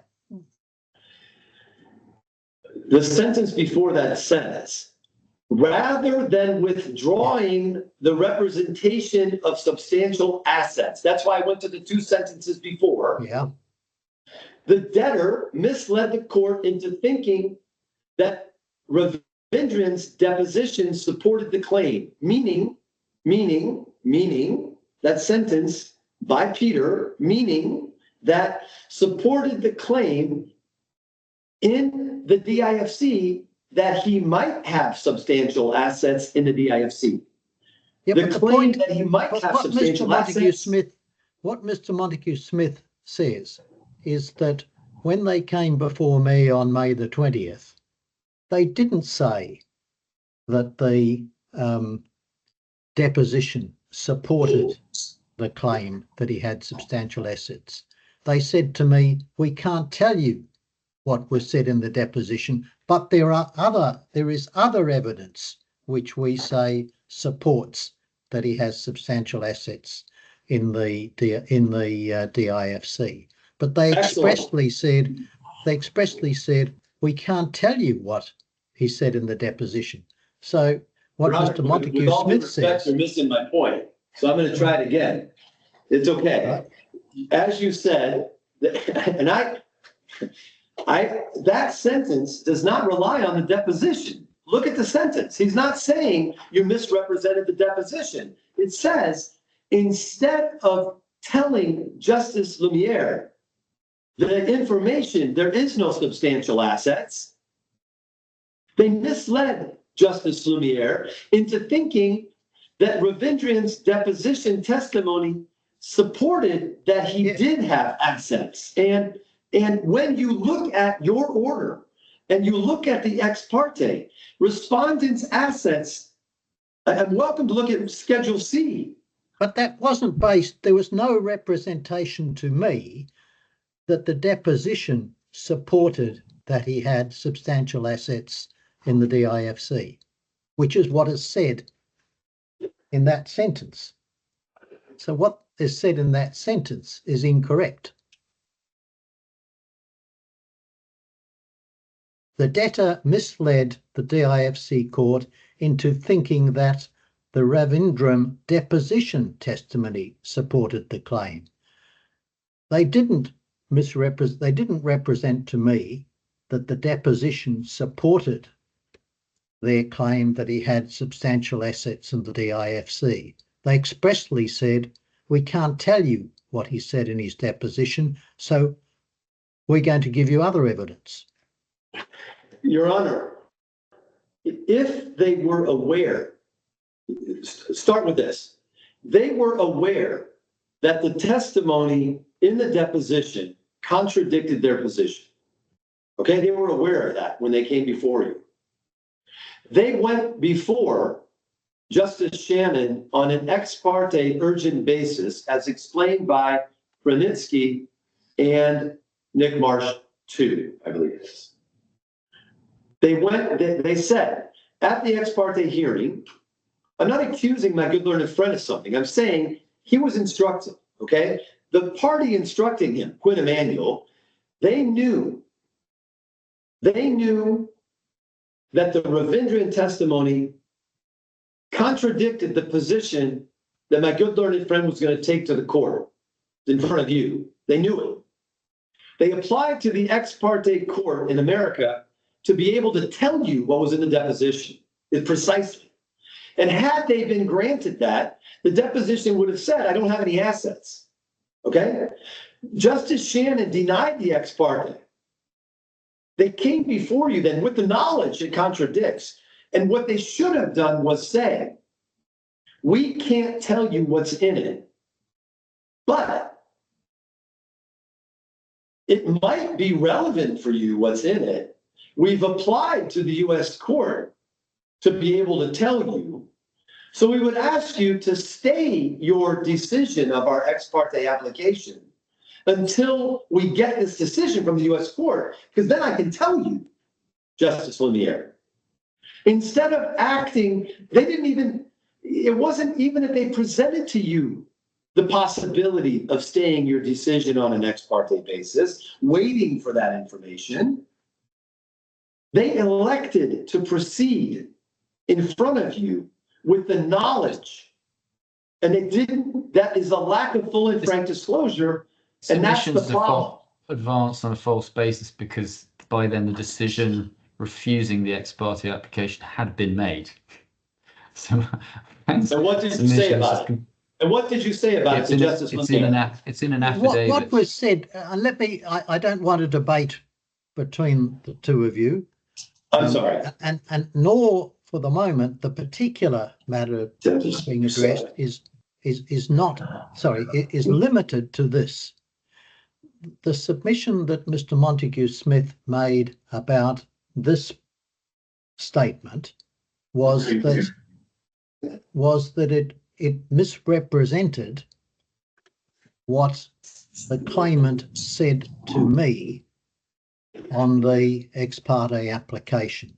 It's a narrow point, and it is no more nor no less than this, that the statement at 7449 that the debtor misled the DIFC court into thinking that the Ravindran deposition testimony supported the claim is false because they did not mislead me into thinking the deposition testimony supported the claim. They expressly said to me, we can't tell you what was said in the Ravindran deposition testimony. So the point being made is it's not correct to say that they misled me into thinking that the deposition testimony supported the claim. Now, you can make all your other arguments about what they could or shouldn't have done, but the narrow point at the moment is that correct? And on the face of it, it's not. Okay, frankly, I don't want to lose more time on the face of it issue because but I don't agree that is the face of it issue because Peter Van Tol is speaking to a U.S. judge, not attempting to mislead the judge. The point was not relevant for the judge. There's a footnote explaining what occurred, and the purpose of the statement is not to mislead the court. It's exactly the opposite. And my good learned friend raised it, claiming you should grant the collateral use motion because my colleague attempted to mislead the U.S. court. And my colleague would say that's a very strong accusation against him, and he did not attempt to mislead the U.S. court. And that's absolute nonsense. And the evidence will show it's nonsense. And the U.S. court did not think he was attempting to mislead him at all. That is nowhere in evidence. So this is just just an attempt to coerce you based on that point to find a basis to issue the collateral use. And I'm just saying it's not right. That's all. Can we? I'm going to turn to Haller. Thank you. I understand that submission. Thank you. Can we please go to B2303? I'm sorry, 2303.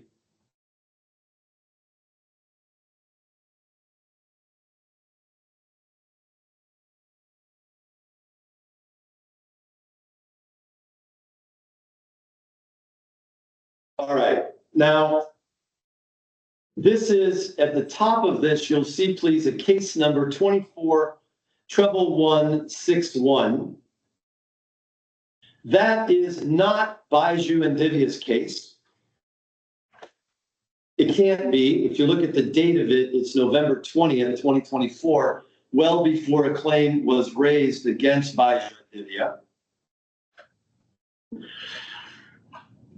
It is a case that Byju Ravindran is not a party to.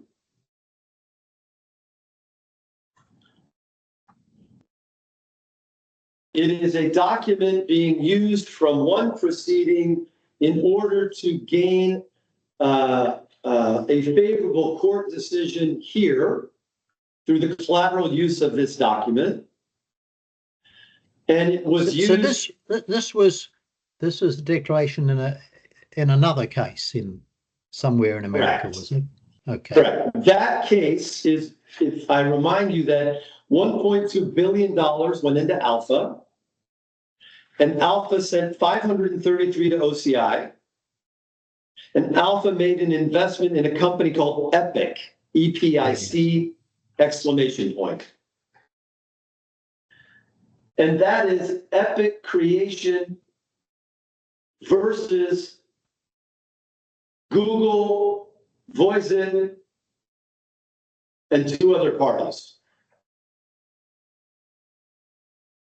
And that citation is 2298. Page 2298 is that base case with the same case number at the top. Now, let's just look at that real fast, 2 seconds on that, 2298. See that case number, 161 at the top there? Yes. Yeah, and let's look at the parties. Now, you see the case number here on the right side, 24-161. That's a different Delaware bankruptcy case. And this is an adversarial proceeding in a different Delaware bankruptcy case. It's not even the bankruptcy of Alpha. Totally different case. And it's from Epic which is the party in bankruptcy, that's the alpha. Okay, that's alpha in that case, against these other parties. And alpha in that case, Epic, is represented by the Tim Pole of that case, Springer. Alpha's not even in this thing. So the collateral use of this document is meant to convince you to give a collateral use order in these proceedings. Now, I mentioned a publicly available Delaware court case sanctioning Quinn Emanuel for $3 million. And I was told, don't do that because you shouldn't rely on the conduct of somebody it's not in front of my court. You shouldn't do that. They're not in front of my court. Well, Quinn Emanuel is in front of your court because Quinn Emanuel is the one. Now, does this relate to the use of the Haler Declaration? Absolutely. Absolutely. This is exactly, so we take this proceeding and then we go back to the Haller Declaration, which is part of this proceeding, not part of our proceedings. Haller. Like the Texas court case. Part of the Epic proceeding. Part of Epic, not part of ours. Okay. And I would say all of the submission made by my good learned friend before you concerning Haller must be excluded. No different than you finding it should be excluded any reference I make to a court case revolving Quinn Emanuel, who's not related at all also. Because they're not parties. They're not related. And I agree with you. It doesn't matter what a court said about Quinn Emanuel, and it doesn't matter what a court said about Google and Boyzit and Rajendran and Vinash, the parties to Epic.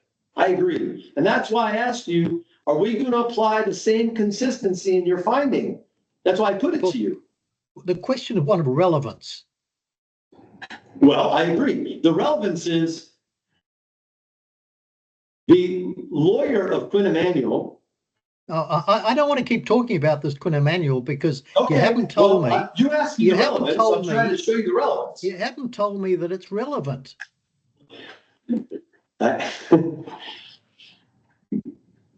I'll say it in one sentence.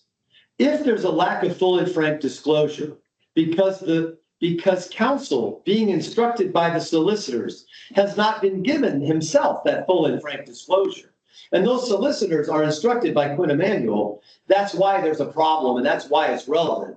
Because if Quinn Emanuel consistently isn't instructing my good learning friend properly with the facts, it's a problem. Well, I need to deal with this case, not some sort of general attack upon a particular law firm. And I'm not making a general attack. I'm saying that that particular law firm instructed this particular counsel in this particular case and this particular counsel was not afforded the opportunity for full and frank disclosure, not because of Byju Ravindran not presenting things correctly to the U.S. court, which is why they say you should grant collateral use, but because they didn't give him full and frank, and consequently, you were not accorded full and frank. You're dealing with this Haler Declaration. What do you want to say about it? Thank you, Your Honor. So when I go to the Haler Declaration, we've agreed this is not related to Alpha. No parties. When you say it's not Alpha. Related to it, you mean it was not a declaration submitted in the proceedings? Correct. Yeah. I mean, evidence may be relevant to an issue, even though it wasn't presented in a particular case. I'm okay with that, and I would agree the judge would have to decide the probative value of that evidence. Right? Okay. Anybody can put whatever evidence they want in front of a judge. That's the judge's job to figure out the probative value, and I'm okay with that. All right. Okay. But here, what they didn't tell you was that this declaration was made in an unrelated proceeding. They made it appear as if this declaration was related to these proceedings. And it's not. And I take offense at that. Because when I look at this, none of the defendants, not just Byju, none of the defendants And it's being used as a basis for you to grant collateral use against the defendants in both applications. And I'm saying that's not proper. I'm saying that's not proper evidence, and it should be given zero probative value. And the reason it should be given zero probative value is if I go to the statement that was referenced, forgive me, I need to find the citation. Let's go to B 2303 is the citation, generally 2310. I'm just trying to find this luxurious stuff. Oh no, 2310 cited paragraph 9 and 10. They cited paragraph 10, forgive me, paragraph 10. He kind of forgot to tell you really about paragraph 9. He didn't point this out. He went there September, October, and November of 2024. Now let's remember, Think and Learn is already in bankruptcy since July of 2024. Alpha is already in bankruptcy since 2023. Byju is suspended as a director of Think and Learn. So none of this is talking about him offering a job at Think and Learn, because he can't. Think and Learn is in bankruptcy. So he invites a former party, a gentleman, for a job. He invites him for a job in order to be paid by a company to do work. Paid with a salary, not personally by Byju, that's why it's a salary. And Byju's going to have a new company and pay him money and give him an equity stake in that company. Well, that doesn't mean he's hiding assets. That just means he's going on with his life. Byju's not obliged to sit there and do nothing. No mention here of Divya or Byju, by the way. So this evidence doesn't go to why you should give collateral use to them. And then he goes to paragraph, 2314, 2314. And he's talking about a meeting with a third party, that title there, meeting with Rajendran Velapalath.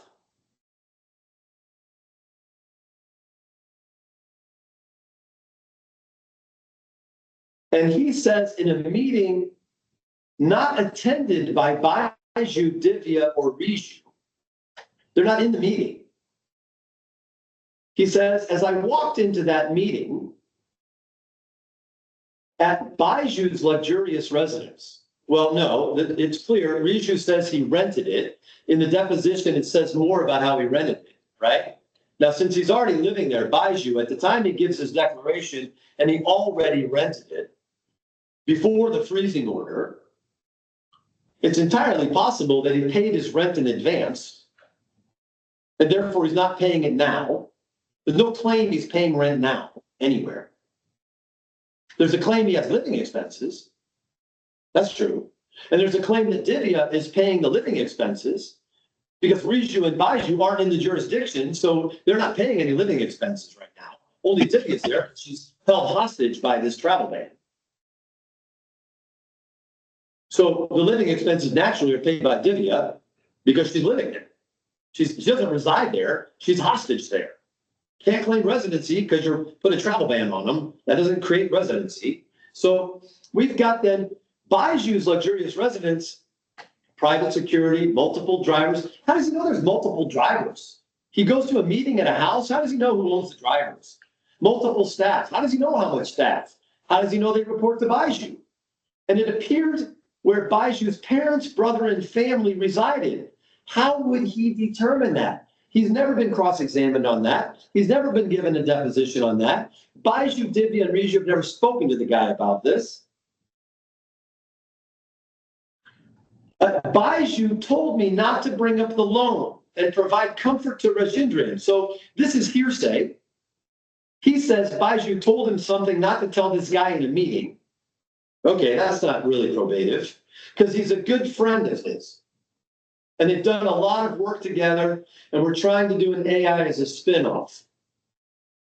For Byju now to be speaking about a travel company, if you continue on. He's talking about him getting a job and him meeting a business partner.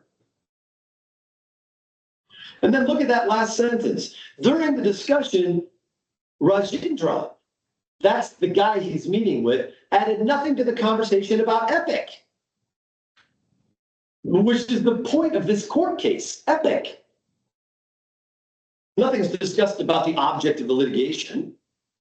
So then we go to the 2308. Let me make sure I captured it there. Yeah. So he says, 2308, second paragraph, first full paragraph, you were cited. One of the first things I did at my company, that's Taylor, I reviewed the incoming bank wire to find out where the funds came from.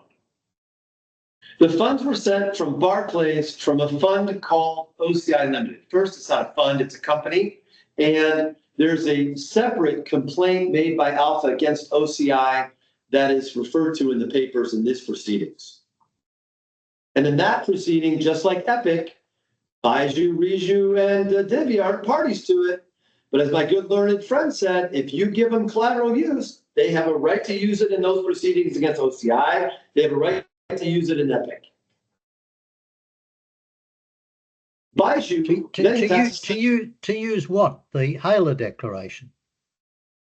Oh, they want to use everything from these proceedings. Yeah, but what are you specifically referring to, the Haler Declaration, or you're just talking about generally? No, in Haler Declaration, they've taken an unrelated matter and brought it into these proceedings. Okay, just I understand that. But you're talking about the use of documents in other proceedings. They've already got the Haler Declaration. Whether they're entitled to put it into other proceedings or not is not affected by any order that this court makes. Well, it would if they weren't allowed to put it before this court. Yes, I'm talking about other proceedings going in the US or whatever. That would be a matter for the US court. It's not affected by any order this court makes. The order that this court is being asked to make is to give collateral use of these court documents. No, not this document. Not this document. Because this document. I understand not this document. The collateral use application is to use documents here. Yes. Well, there. Those documents here, which they are presently prohibited from using, one of which is not the Haler Declaration. Correct. Okay. Correct. They would want to use it in Epic. They would want to use these documents and we're saying, no, that's inappropriate. That's because the damage, there's no reason to give them an unfettered collateral use order. So you read this paragraph, and this is the evidence he's giving you. He's giving you this evidence to motivate you, Your Honor, to give him the order. And I'm saying the evidence he's given you has zero probative value, zero, because this is about a meeting. And then he says, well, the meeting's Byju's not at, Riju's not at, so that has no value. And now he says, well, Haler says he checked the wire and it came from OCI. Okay, came from OCI. He doesn't, by the way, produce any evidence it came from OCI. It's a statement, untested statement. And then he has a new sentence. The period there is quite critical. Byju, when the funds were sent, was adamant that the lenders would never be able to ascertain the source of the funds. The source of the $533 million or the source of that wire? That wire. He's talking about that specific wire, not $533 million. And he's claiming that Byju said something. That was suspicious to us, but we were reassured. I don't know where they got their reassurance, because he was borrowing the money from someone in Dubai, meaning he did not get the money from OCI. Now, my good learned friend forgot to mention that a few minutes ago, that Haler understands that the money he received from OCI was related to money that Byju borrowed. That in effect, OCI sent money on behalf of Byju to him, but the source of the money was money Byju himself borrowed. That is the declaration. We later learned through reviewing legal documents that we retrieved that OCI Limited was a vehicle that Byju had used previously. Now, Byju there is Think and Learn, not Byju Ravindran, because Byju's company, Think and Learn, is known in India and around the world. The application is called Byju. It's not called Think and Learn. And Think and Learn had a relationship with OCI previously. They know that through legal documents.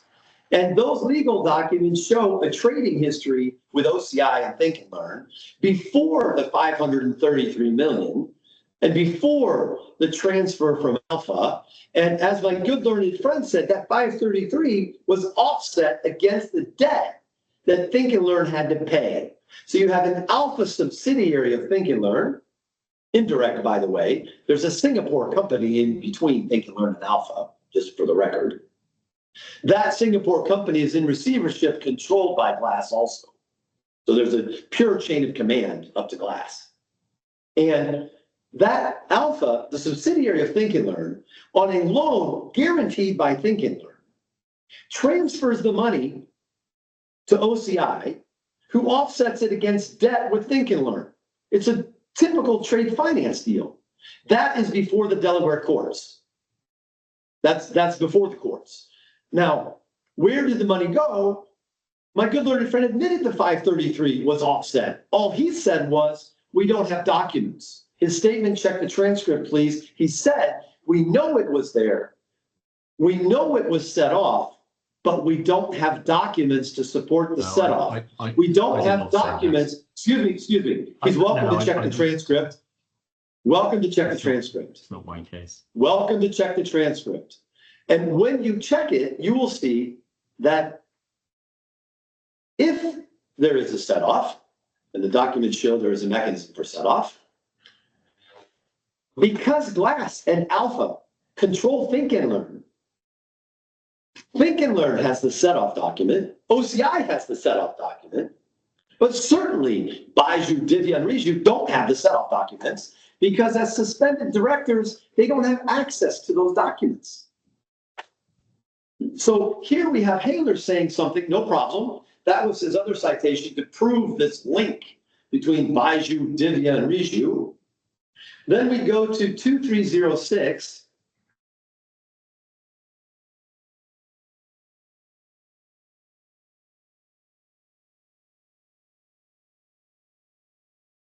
He says, RL.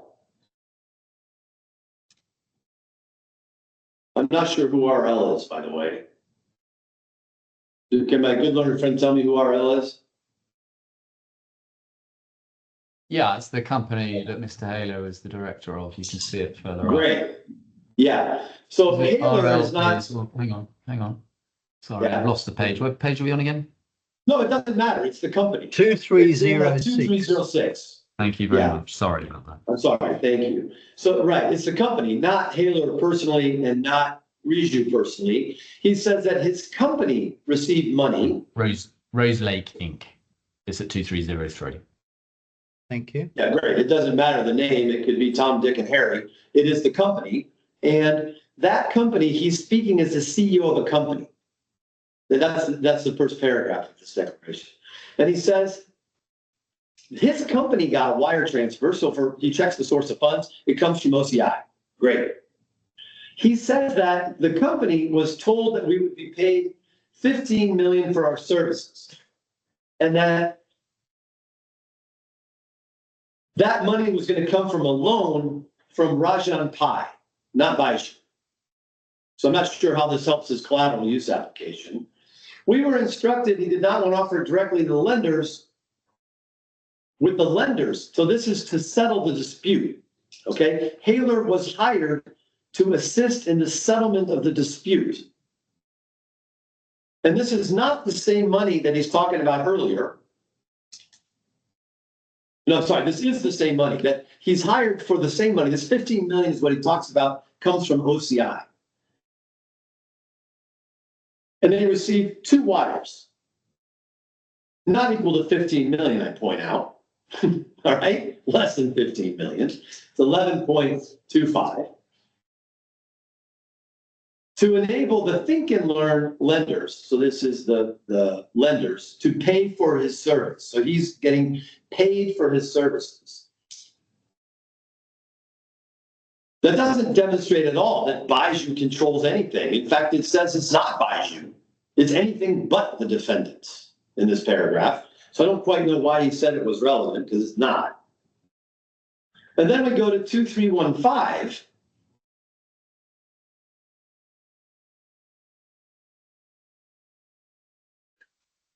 The paragraph at the end there. He says, later that evening, Rajendran, we're still talking about the meeting that Byju wasn't at,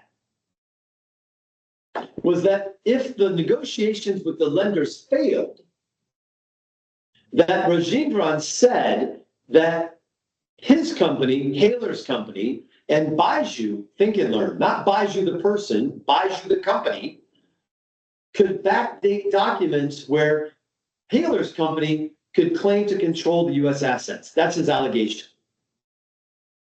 That's not made by Byju Ravindran, Divya Gopalnath, or Riju Ravindran. It's not Byju, the person. So then we get to the conduit of funds at the bottom. After leaving, he says, his house, we know that's not Byju's house or Riju's house or Divya's house. I was asked to send a wire back to the investor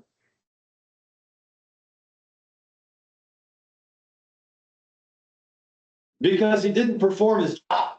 He was paid to do his job, and he didn't do his job. That's the paragraph before. Hey, you didn't do your job, buddy. Pay the money back. So he's told, pay it back. He then says, I was instructed by Byju verbally and on signal. There's no evidence of this. There's no evidence. Haler says, I was told by Byju and by signal. That implies he spoke to Byju not through signal, like telephoning through signal, which frankly makes no sense. If he spoke to him verbally, he probably spoke to him on signal. Why would he speak to him and get a written instruction? That I should move the funds to his wife Divya's account, who would then settle up with the investor.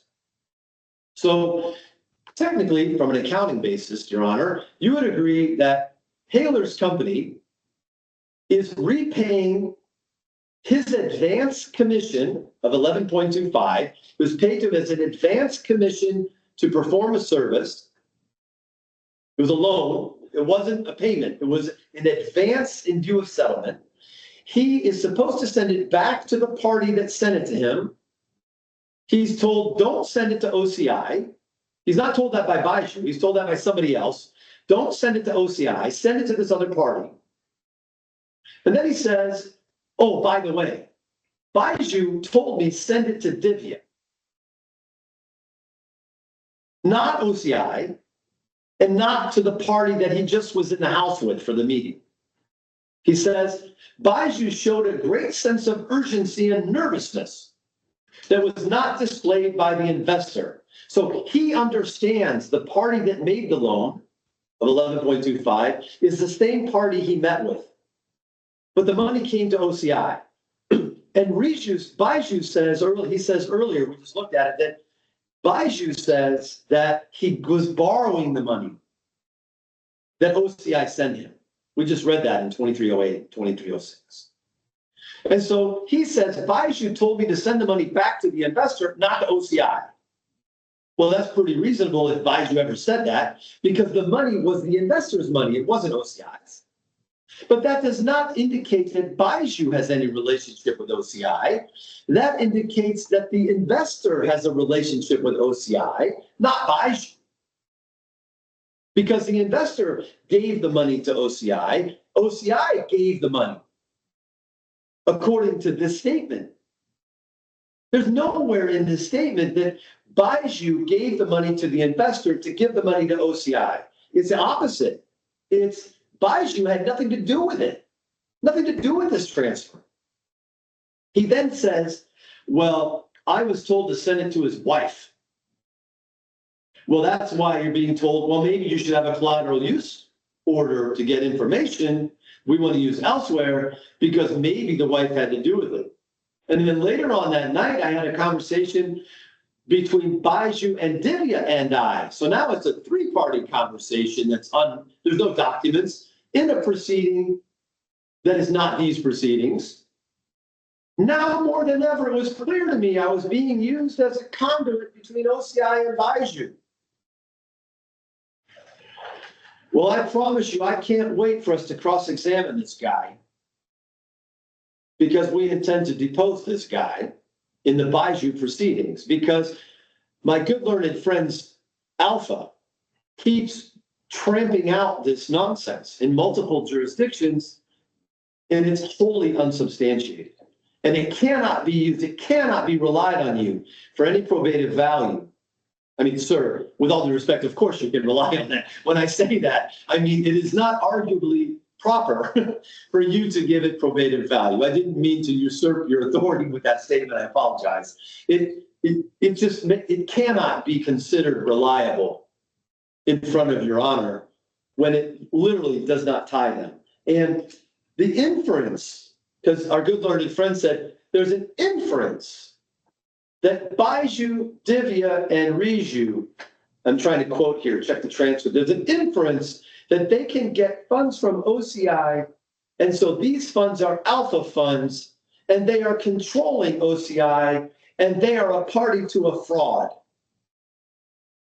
Well, I've already shown they're not a party to the fraud. There's no fraud. There's no fraud claim. They're not a party to a fraud. There's a claim for aiding Riju to do a transfer that was improper under bankruptcy law called, quote, fraudulent transfer. That's a title of a violation. They're not controlling alpha funds. There's no evidence they control alpha funds. The evidence is it goes to OCI. There's evidence OCI controls alpha funds.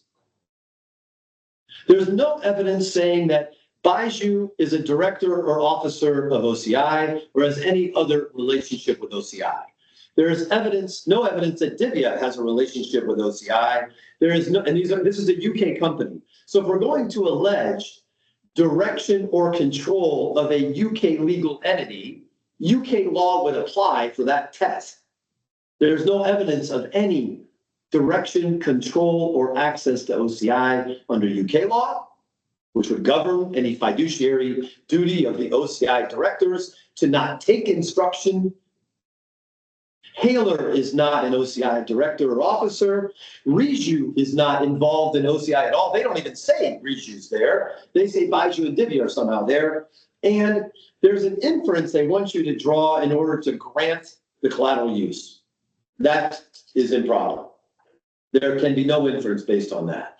And they say we have a good and arguable test against Byju and Divya, and they fail on their good and arguable test because I've shown you their good and arguable test rests on Riju's judgment, which rests on Dorsey's judgment. And Dorsey's judgment was signed by Dorsey when he wasn't a judge. Shannon relies on it without a hearing. You've made that point. So they fall on that. I note you've got another 14 minutes, so please use I know, I got you. I was going to say 10, and then I'm going to ask you if you have any questions. Give me 10 minutes, and then you ask any questions if you'd like. But I'm not going to leave the 4 minutes left for my colleague to give a reply, just so we're clear, because I understood he's not giving a reply today, and that's good. No, I will have a reply. I don't think he said he didn't want a reply. I'll be sure. I'm pretty sure we're out of time. So, We've already extended the time.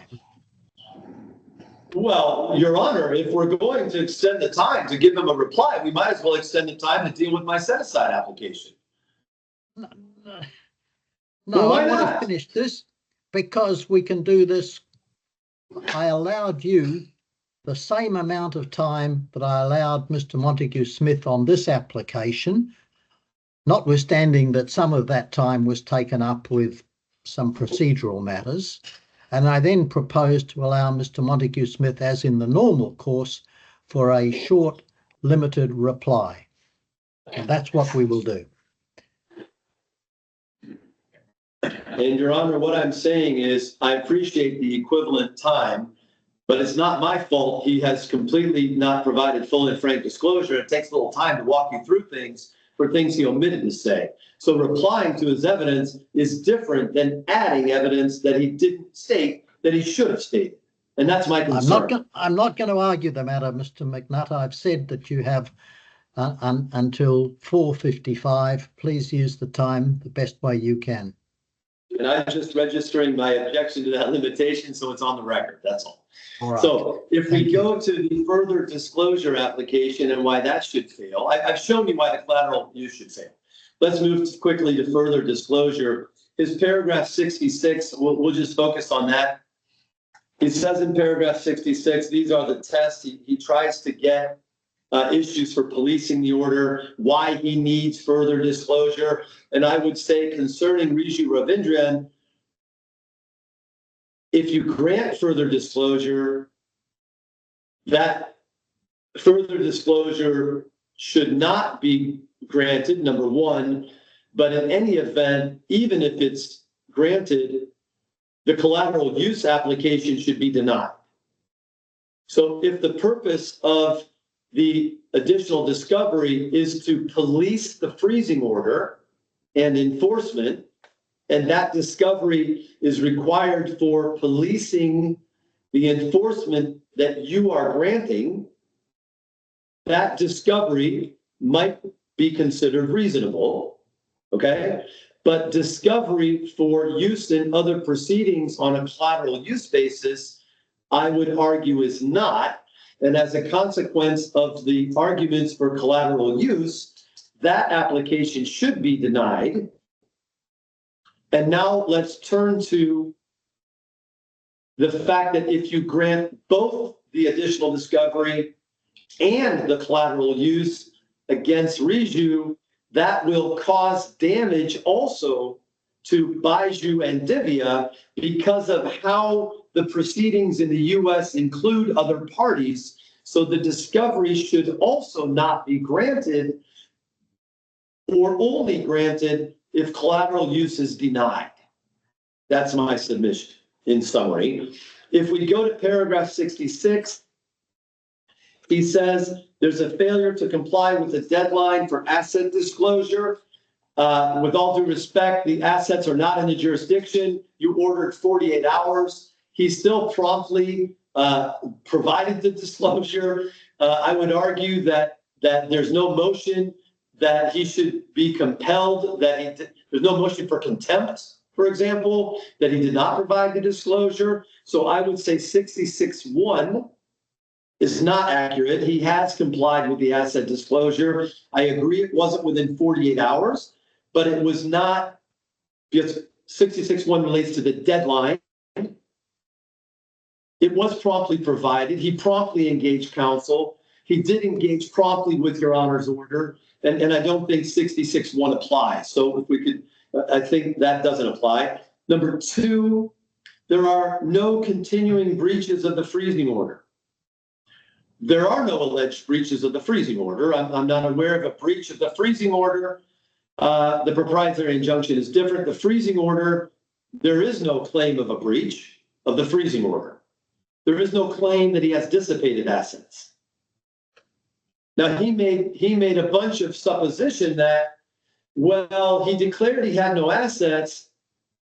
He declared in his deposition in the U.S. court, they took you to his deposition and they took you to the June 30th transcript regarding Byju. That is at B7251.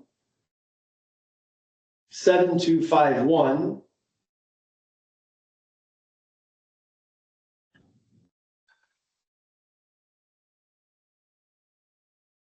That transcript is not related to Byju whatsoever. This is the perfect use of a collateral use of a document in a non-reju proceeding used against reju to try to get you to provide additional discovery. This is in relation to Alpha's motion to hold Byju in contempt for an ex parte order for expedited limited discovery, for which there is a challenge to the jurisdiction of the court to issue this, to do this, because Byju had not been served with the complaint. So it's difficult to order discovery when there is no service of the complaint. And there's a motion to dismiss that was registered, and it's on the public document, that contest service, contest jurisdiction, and that motion to dismiss is quite relevant because it also is because they failed to show cause of a claim. Exactly what I was arguing before, there is no claim against Byju or Divya. Now, he referred to this transcript and he said that he had just engaged counsel and they said, we're not sure what we're trying to do except to say that because of the freezing order, he couldn't engage lawyers, right? He took you to this saying, well, this is evidence that he's hiring lawyers and that he's trying to misrepresent to the US court that the freezing order is somehow preventing him from providing a full and fair defense in the US. He doesn't say that anywhere. I don't know, that is not in the transcript that on page 5380, which is what he referred you to. No, I'm sorry, 5380 is Byju's declaration, but in this transcript in 7324, please go to 7324.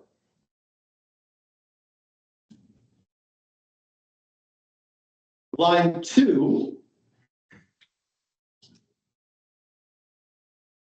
This Schenker is the lawyer for Glass, the intervening party, the shareholder of Alpha, and the party that controls Think and Learn. This is a slide. This is a demonstrative presented to the court, not reviewed by counsel in advance of that hearing, which I attended also. Ravindran was served, and this is Draper. Draper says, well, Schenker says he was served in 2 places. But it's not true. It's not true. He's not a resident.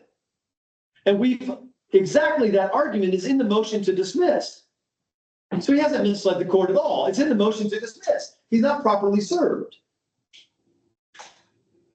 I'm not quite sure how this says I don't have money to pay my lawyers, so as a consequence, I'm violating the freezing order because I'm paying my lawyer. Byju doesn't say that. Draper doesn't say that. So all of the submission by my good learned friend about this exhibit has nothing to do with reju and has no probative value, to your honor. There's no continuing breaches. So back to 66.2 in the skeleton, there's no breaches by Byju and Divya. There's no breaches. And by the way, the discovery on Byju and Divya isn't discussed today. But the point is there's nothing against reju. That's for darn sure. And then he says, there's a credible evidence that undisclosed assets may be used in a breach. That's where he relies on OCI. OCI also has nothing to do with reju. It's only in regards to Byju and is not in relation to Divya. So they don't satisfy 66.3 with any evidence regarding reju because there's no evidence that reju has undisclosed assets. Reju has declared he's borrowing money to pay for things. Now, I'm not going to get into the debate on a balance sheet is cash borrowed an asset, which would be disclosed under the freezing order, but there's not assets related to Alpha being used by reju. That's the test. There's no evidence of that. There's just evidence that he might be borrowing money and he should declare his borrowed money under the paragraph 4 of the freezer. But there's no allegation that he has borrowed money and he has failed to disclose it. That's not alleged anywhere. Paragraph 2, paragraph 3 are out. Paragraph 4, there's a discrepancy between the funds held and the funds disclosed. There's no discrepancy between the funds held at the time of the freezer and now. He said, I had $16,000 or $15,000, whatever it was. I paid $6,000 to a lawyer not related to these proceedings, and I have less than $10,000. What's not disclosed?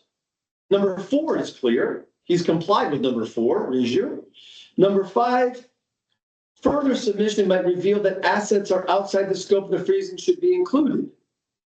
What assets have they disclosed outside of the freezer that have come to light that have not been disclosed by Byju? None. So 66.5 doesn't apply. There's no assets they've discovered that he's failed to disclose or information they've had since May 20th that he's failed to disclose under 665. So then we go to 666, payments made by an alleged third-party funder. There's no payments made by an alleged third-party funder. There's been no statement by Byju that he's relied on any third-party funder. So I don't know how they think 66.6 applies. They're supposing he has a third-party funder, but that's not the test. The test is there is a third party, a fact. You got to start on 66.6 where there is an alleged third-party funder. Byju has not said that. And I agree, if he is using third-party funding and he does have an asset, he should disclose it. I agree. There's a real risk of the ongoing funding of legal expense. I'm instructed by Haas they have received no payment from Byju since the freezing order. No payment.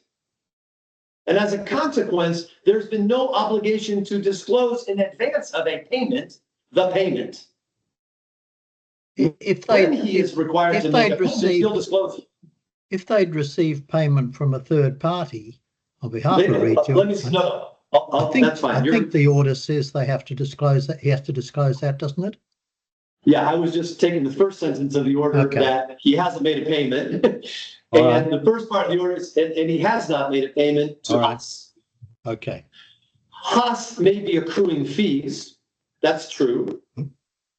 I also have not been paid any monies by Byju or by Haas on behalf of Byju. The second sentence was a payment made to Haas by a third party. I'm instructed no payment has been made by a third party to settle any Haas invoice today or before or since the date of the freezing order. No payment has been made by a third-party funder to Haas for Haas invoices. I confirm no party has been made to Haas to me by any third-party funder. And as a consequence, he has complied with the legal representation requirement that he had to disclose. And I reiterate, we understand full well that when he will make that payment, he is required to first disclose the source of that payment. When he makes the payment, he should disclose it in advance. Good. So there is no violation of any provision in paragraph 66. All right. Thank you. Now, could you wind up your submissions now, please? Yes, sir. Yes, sir. I'm sorry. I went as fast as I could. I'm trying not to speak too quickly because of the transcript and the difference in voices between English, British English, and American English. I'm afraid the transcript will be a disaster. I've had that in multiple arbitrations. It becomes a problem. And that's part of the reason why my good learned friend's posh Eton accent with his numbers sometimes was falling deaf on my American ears in the bundle references, and I apologize. Thank you. The issue for closure is very simple. He says last that what's the actual prejudice? I think I've shown you the prejudice will be documentation being used beyond the control that can be put in the media, for example, if the collateral use is given, the sensitive information when you have potential defamation of suspended directors on the heels of a public declaration of a $2.5 billion claim that's going to be filed. We are very sensitive to these materials being used to prejudice in the media in particular these information, and you cannot police that yourself because of the parameters they intend to use it. He says we're worried about contempt because he's worried. He said, well, all he has to do is tell the truth. I agree that telling the truth is useful. I referred to my Eagle Scout nature. However, there have been many occasions, probably in front of Your Honor as well, where motions to compel discovery and motions to contempt have been made. And those motions to contempt, for contempt are made, and because they are public in these proceedings, when he said, I'm worried about contempt, what he meant was, I'm worried about a motion of contempt that I will have to defend and incur legal costs. Not a motion, not that I will be held in contempt. It was, if this is disclosed and if it provides ammunition to bring motions that I will have to incur costs, it will be an abuse against me. Because the partial summary judgment is not a serious fraud. The collateral use issue I've already discussed. And as far as the future discovery, the tests in 66 are not met. The tests under local DIFC rules are not met. And the discovery should be refused. In any event, the collateral use should be refused. And should you be minded to grant discovery, we respectfully request you in any event to not allow that discovery to be used elsewhere because it may prejudice Byju and Divya for the reasons that I've explained. Thank you for the time, Your Honor. Thank you, Mr. McNutt. Mr. Montague-Smith, and just before you start, I note for the benefit of the court staff, I'm sorry I'm keeping you a little longer. I hope it's not going to be a great deal longer. How long would you expect, Mr. Montague-Smith? Hopefully 10 to 15 minutes, if that's all right. Thank you. Let's see how we go. And I may just speed it up by giving you some references, if that's acceptable. So the first point is that the submission started with a wholly confused understanding of the structure of this application and the rules. So my own friend seemed to take the approach that everything is restricted unless and until it's been released, and obviously that's not accurate. And I think Your Honour has the points. The only restrictions in place that are relevant for today are those rules that I took Your Honour to, and secondly, that particular undertaking in paragraph 6. As to the rules, just to clarify one aspect, I think Your Honour has this, but the point is that the rule that applies to documents, which is 2864, you have the point that it only applies to documents which have been received by a party in the course of the proceedings. So you have that. That just in relation to Mr. Marsh's affidavit, though, that most likely would potentially fall under 2960, but of course it doesn't apply to your own witness statements, because one of the exceptions is where the witness gives consent. So it's perfectly open for Mr. Marsh to give consent to the use of his own witness statement, and so it never comes up because no party ever has to worry about getting their own consent to produce their own witness statement. So that's why it just doesn't arise. And then finally, in relation to this aspect, the point that I made at the outset, which wasn't answered, is that you were asked by the defendants to read the trial bundle. That is sufficient to fall within the terms of both 2864 and 2960 in terms of the question of whether it's been put in evidence at a hearing and the question of whether or not it's been read by the court. It's not required that Your Honour has actually done the reading that you were given. The question is whether or not it's in the reading list. The next issue that arose was it was said, well, SCAT doesn't apply, and the other cases that I was relying on don't apply because this is not a fraud case. At one stage it was said, well, it doesn't involve public funds, but of course that's not the issue, and that's certainly not the distinguishing factor that was relied on in SCAT. But what was said is there's no claim for fraud. We say that's obviously not true. One has to consider the underlying policy of the rule. What is it getting at? And it's getting at conduct that could be characterized as fraudulent conduct. It's not saying there's a particular provision of Delaware law which defines fraud.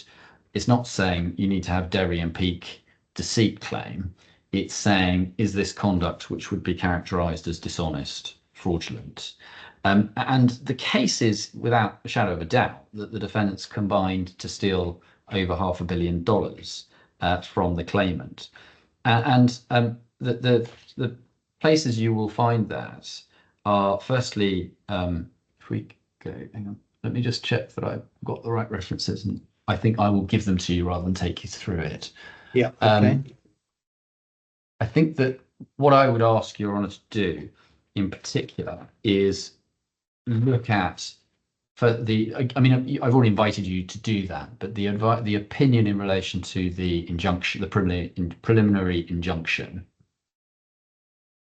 we've gone through some of that, but you will find that starts at page 1371. I would ask you to look at the second amended complaint, not just the bits that my own friend invited you to look at. The bits I would invite you to look at. Can I just give you a list of page numbers and Yes. and that might help? So pages 1431, 1432, 1437, and then 1486 to 1487. The other part of it is going to be the US summary judgment. And again, I'll just ask Your Honour to refresh your memory of that, if I may. But if, for example, you were just to very briefly look at page 2462, I might just invite you to do that right now, very briefly. All right. And then I'll give you the rest of the references in here. So you will see Byju's Alpha commenced this action, asserting that the defendants fraudulently transferred over $500 million of the debtor's assets in an attempt to defraud the debtor's creditors. That's the general description of the case as it was understood by the US court. And then the relevant bits, perhaps, you may want to read the whole thing, you may not, but let me give you some of them. 2465, 2483 to 2485, 2490, 2495, and then 2500 to 2501. And if you want to read those pages, I think one will see precisely what's going on here. Now, there were some submissions made about why that judgment is not good law, why there was a change of judge and all the rest of it. All of that's in the appeal. The question is there a good arguable case? There's a judgment. In relation to the Byju and Divya claims, I think we can just look at one passage, really. 2689, you were shown the paragraph, you weren't shown the relevant bit of it. 2689, paragraph 1, preliminary statement.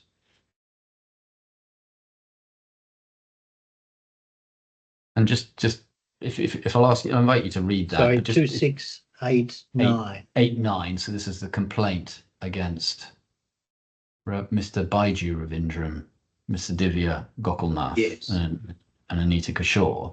And you will see paragraph 1.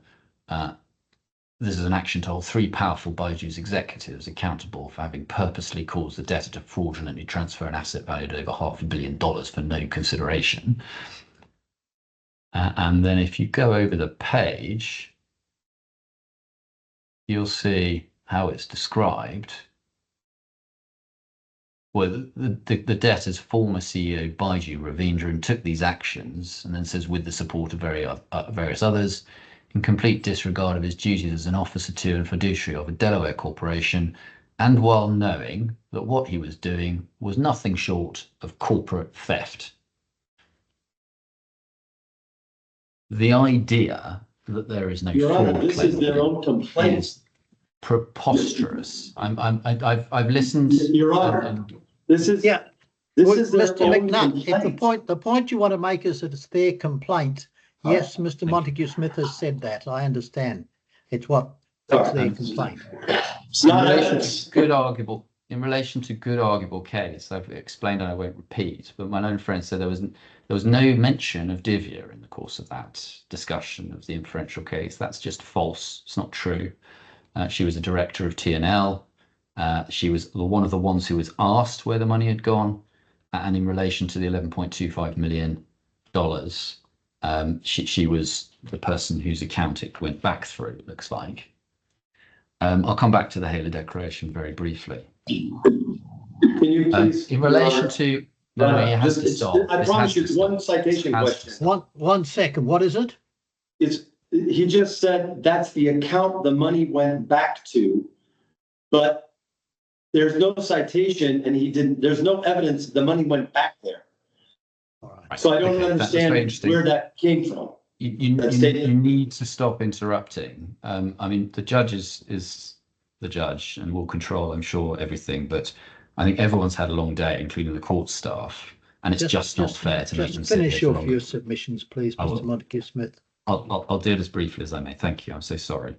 There was a suggestion that other parties might, if you were to release the undertaking, might make misuse the documents. Other parties are not bound by the undertaking, and anything that has gone into this court bundle will be accessible to the public. There's reference to a complaint that we might use the documents against third parties. What we're asking you for is in the draft order, which is for permission to use it in civil proceedings. You've got the point. There's also then this allegation that we don't need the collateral use, or we don't need the disclosure because we can quote, we're in a position, or the Byju is in a position to get it from itself, was the way it was put. I think what that betrays is a real confusion as to what it is subject to any kind of restriction at all. So ultimately, what we're talking about here are the four affidavits: two from Raiju, one from Byju, and one from Divya. And those are at 5371, 5376. Those are Raiju's. Byju's is at 5379, and Divya's is at 5382.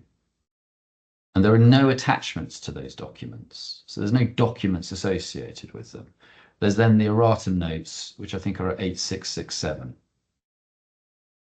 In addition, information produced through the freezing order it is information in correspondence, and I've shown you what mattered, which is 8995 and 9005. But there will be other. Give me those pages again. Of course, 8995 yes. and 9005.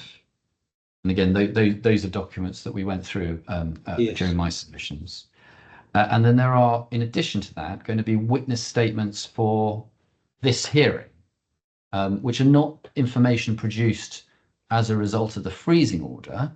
Those are documents which are produced as an application in this hearing from either side, from both sides. So from my side, but there's no restriction on that.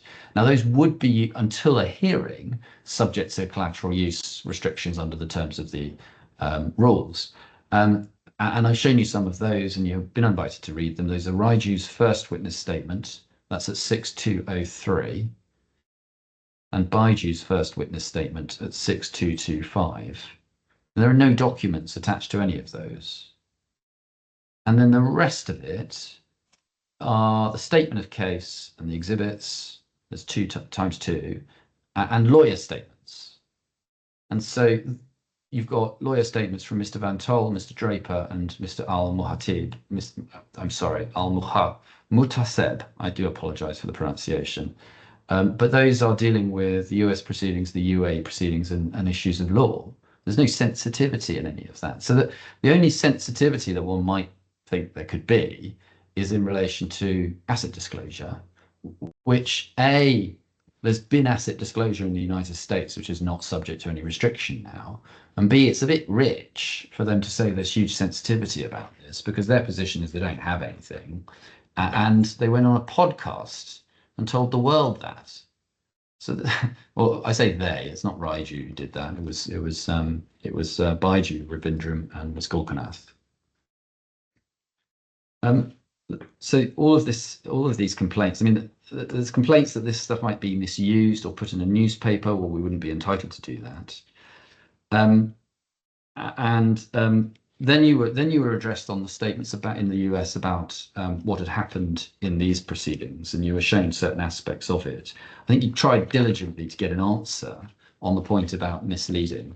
In relation to the cross undertaking, you were only shown half of the sentence there. So when you go back and read it, you will see that it was said we were refusing to give an undertaking, brackets akin to a bond, to cover the damages. So what was being said was there was a refusal to give an undertaking to cover the damages, and then describing that as being akin to a bond, and that was not true. And the allegations that Your Honour was misled, I've been over. In relation to the Haler declaration, the main point made was that it was a different case. Well, that's irrelevant. Basically, it's just evidence that Mr. Haler said these things, and you will see from the end of that document at 2320, it's supported by a statement of truth. Or it's supported by a claim. There was a second part to it. That was one part that Mr. McNutt made. The other was that, in essence, he was much more detailed than this, but it's inherently not credible. Was, I think, in essence, his submission. That's an issue of fact, and he says, I want to cross-examine Mr. Haler in due course, and that will no doubt happen in the US courts. The question is there a good arguable case here? And the answer is, here's an eyewitness saying they live in luxury and wealth. Here's an eyewitness who had conversations, received funds, which appeared to come from OCI, which is obviously where the Alpha funds went to, were brought into his custody at the direction of Byju Ravindran, and went back via an account with Miss Divya Golkanath. So there is clearly. I think the point, no, just a minute, Mr. McNutt. I think the point Mr. McNutt is putting his hand up about is to say there's no evidence the money went back. I think what the Haler statement says is that he was told to send it back. I think that's probably the point. Well, either way, so I think what Mr. Haler's position, as I'd understood it, was that he had sent it back. Now, there may be a dispute about that, but that is irrelevant to the question, because the point is, if what he's saying is true, he's getting instructions from Mr. Byju Ravindran to send it back via Miss Divya Golkanath's account. So the account that's being given is she will be in control of these monies and will take the steps required to put them back where they came from. And all of that, no one, I don't rely on any one fact as being supportive and determinative. Like any fraud case, it's always based on inference. And these are powerful inferential factors in the sense that you've got this, as I say, a large sum of money coming from OCI who received the Alpha funds going back to OCI. So at a time when Mr. Byju is saying he's got no money. Essentially, this idea that there are loans to cover all of this is all related to loans. We say it's just a smokescreen. So ultimately what matters is he's got access to the Alpha funds, it appears, when he needs them. In this context, allegations were made against Quinn Emanuel. Just to make it clear, those are not in the documents. So there's been no warning of this. They're not in the evidence, they're not particularized, and they're not relevant. So I will not respond to them on behalf of Quinn Emanuel, but I may want to make it clear that I don't take that as acceptance of anything that has been alleged. I leave that there. Those were my instructions on that. As to prejudice, what was said was simply, well, what was described as being prejudice, my friend said, well, the damage. Literally, those were the two words he used, the damage.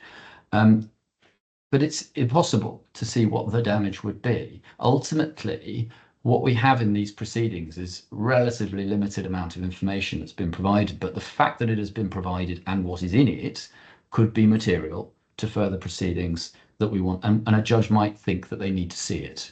And in those circumstances, we're asking for your permission to use them for the limited purposes that we have.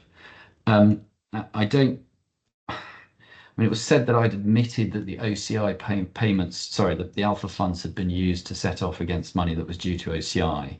I did not admit that, and certainly my clients don't admit that. We understand that that is the case.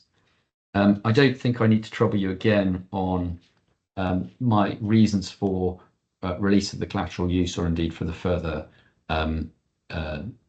disclosure. Just to be clear, we do claim that there's been a breach of the order, both in respect of disclosure and misuse of the assets. And obviously, we also, our primary case is that they know where these monies have gone. Byju knows where this money is, and he's not telling us, and that has been our case. And he's subject to contempt orders in the United States on that basis.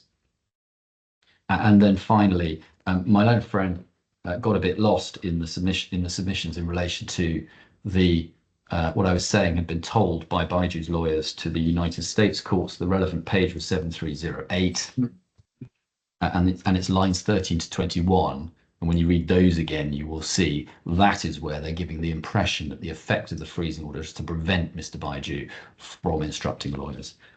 Your Honour, the only other point I would make is this. You adjourned the rest of the hearing in relation to Byju and You made a costs order in relation to that. I was simply going to ask, you said it's to be assessed if not agreed. I'm not asking you to assess it now, but what I would ask you to do is make a direction that we exchange cost submissions in relation to that, so we can actually get to a payment number. The reason being, it's all well and good to have another judgment against these defendants, but unless it actually gets paid, then the justice has not been done in relation to those costs. So in relation to that, I was going to suggest would you have instructors send in a note of the proposed order? Yes, I was just going to suggest 7 days, and then a short right of reply on costs would be the usual way, and then I could ask you to do it. But we will write into the court, copy it to the other side, and then they can make their proposals. Yes. Thank you very much. I won't test your patience any longer.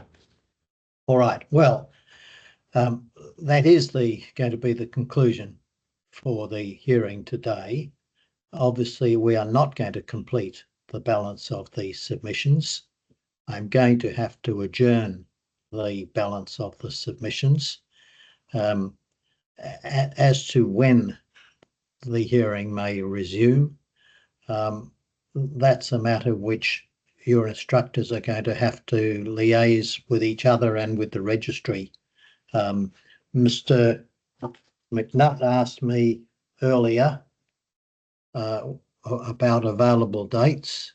I told him this had previously been discussed, I think, at the June meeting, and that's where the October dates came in. I can't recall what the party's availability was. I think I said October 15th on that occasion. I can make myself available for the whole of the week of October 13, if that assists the parties. Mr. McNutt, what did you want to add? First, that's the day after, or my birthday is the 14th, and unfortunately, I'm not going to be available then because I'm going to be with my 3 children. I haven't seen them for my birthday for the last 4 years, so I apologize. That's going to be a problem. However, they may want to visit Dubai, so we'll see what happens. Okay. Just 2 small points. My good learned friend on the cost issue said we're not opposed to getting another judgment against these defendants. There is no monetary judgment against Divya or Byju in any jurisdiction. There's no another judgment. It would be the first judgment, in fact, against them. And secondly, he characterized things as that these clients have stolen. He said they stole. They stole the money. And I'm like, no. If it was stolen, it would actually be a fraud. And it would be a theft, and there would be a crime of theft, and that's not alleged anywhere. So I don't, just like we don't want to use the fraud, generally speaking, I don't want to use the word steal, generally speaking. There's no accusation of theft. I think what he did was refer me to page 2690, where appear the words corporate theft.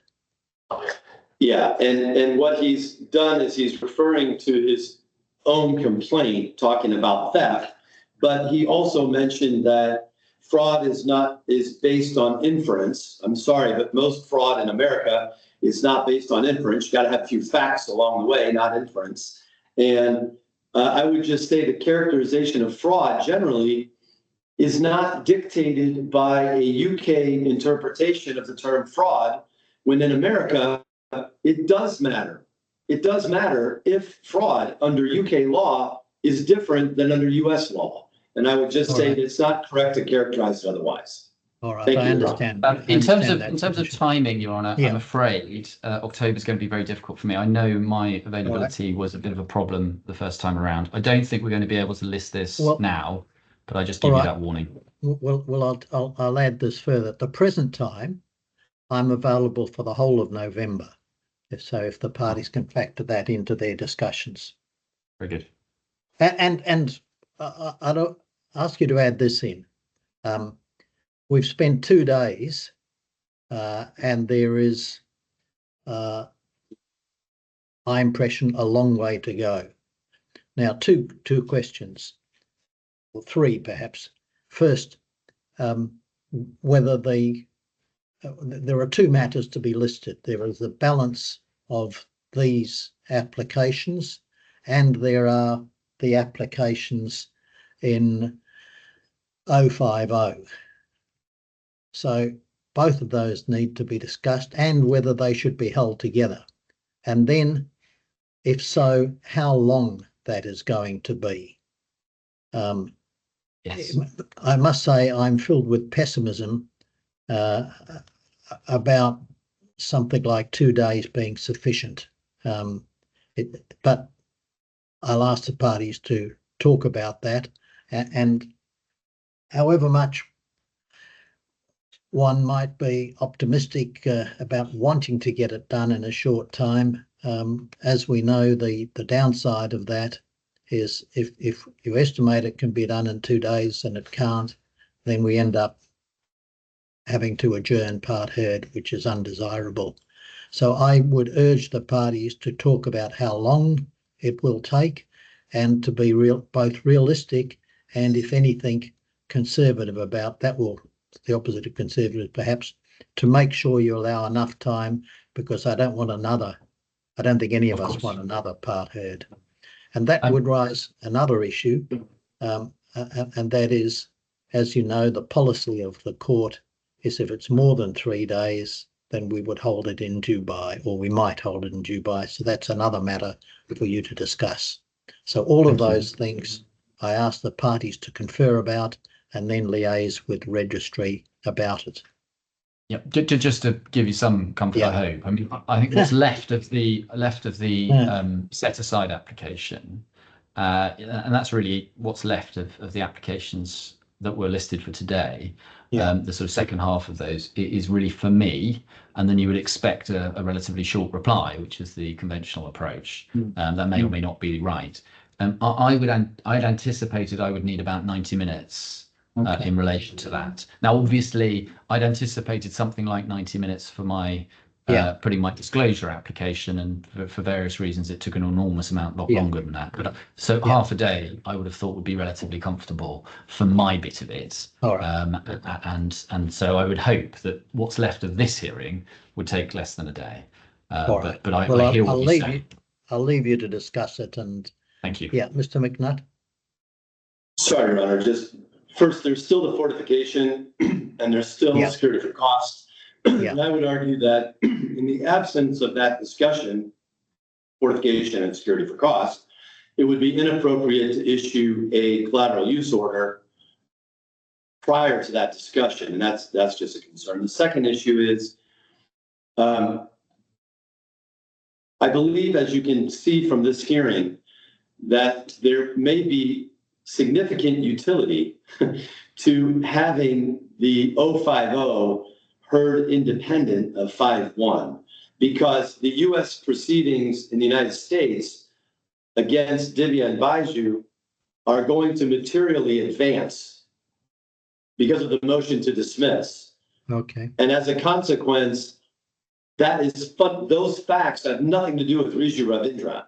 So I would say, as a consequence of this hearing likely to be in November, it should be considered, to save wear and tear, that a 3-day Riju, for example, and then a 1-day pause, and then a 3-day Byju Divya might be most appropriate to allow Your Honor to have the benefit in short order of matters and not for there to be a large gap, but to do in one hearing itself, given the difference in the procedures in the U.S. procedure on both of these parties, it's going to be quite significant.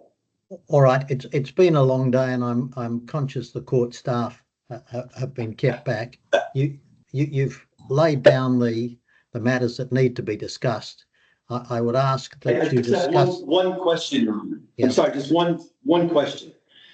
The fundamental issue that we have not addressed, that I seek your direction on to avoid complications, say, the obtaining of the travel ban is causing great personal problems for Divya in particular, because she has 3 small children. She's taking care of the father-in-law with cancer treatment the last 3 years. Byju and Riju cannot come in. So if Divya and the other parties give an undertaking to return, then we should be fine. But the reason they're able to obtain that, you'll see from El Gali, is because of your order, paragraph 28. So what I would ask is your direction on what would you suggest we do to get Your Honor to, would you like us to apply to remove paragraph? Well, I'm not making suggestions about what applications you should make. It's a matter for you. What applications? Well, I'm making the suggestion that your order is being used to hold my clients hostage. No, it's not. And that's not your intent. And I don't agree with that. Mr. So can we go now? I think we need to bring this. I'm not going to debate that tonight. If you have an application to make, then you should bring your application. But that's as far as we're going to. That's as far as we're going to go tonight. And thank you very much. I'll ask you to discuss, the matters that I've raised about the hearing length and time, and discuss that and liaise with the registry. If you are unable to reach an agreement, it might be necessary to hold a short directions hearing to deal with that. But I would hope that can be dealt with without that. So thank you. Thank you for Your your Honor, just one question. That completes. No, it's just a question. Is this public or not? Is this public or not? Yes, that was a public hearing. Yeah, great. I love it. Thank you. Have a good day, everybody. Thank you very much for your assistance.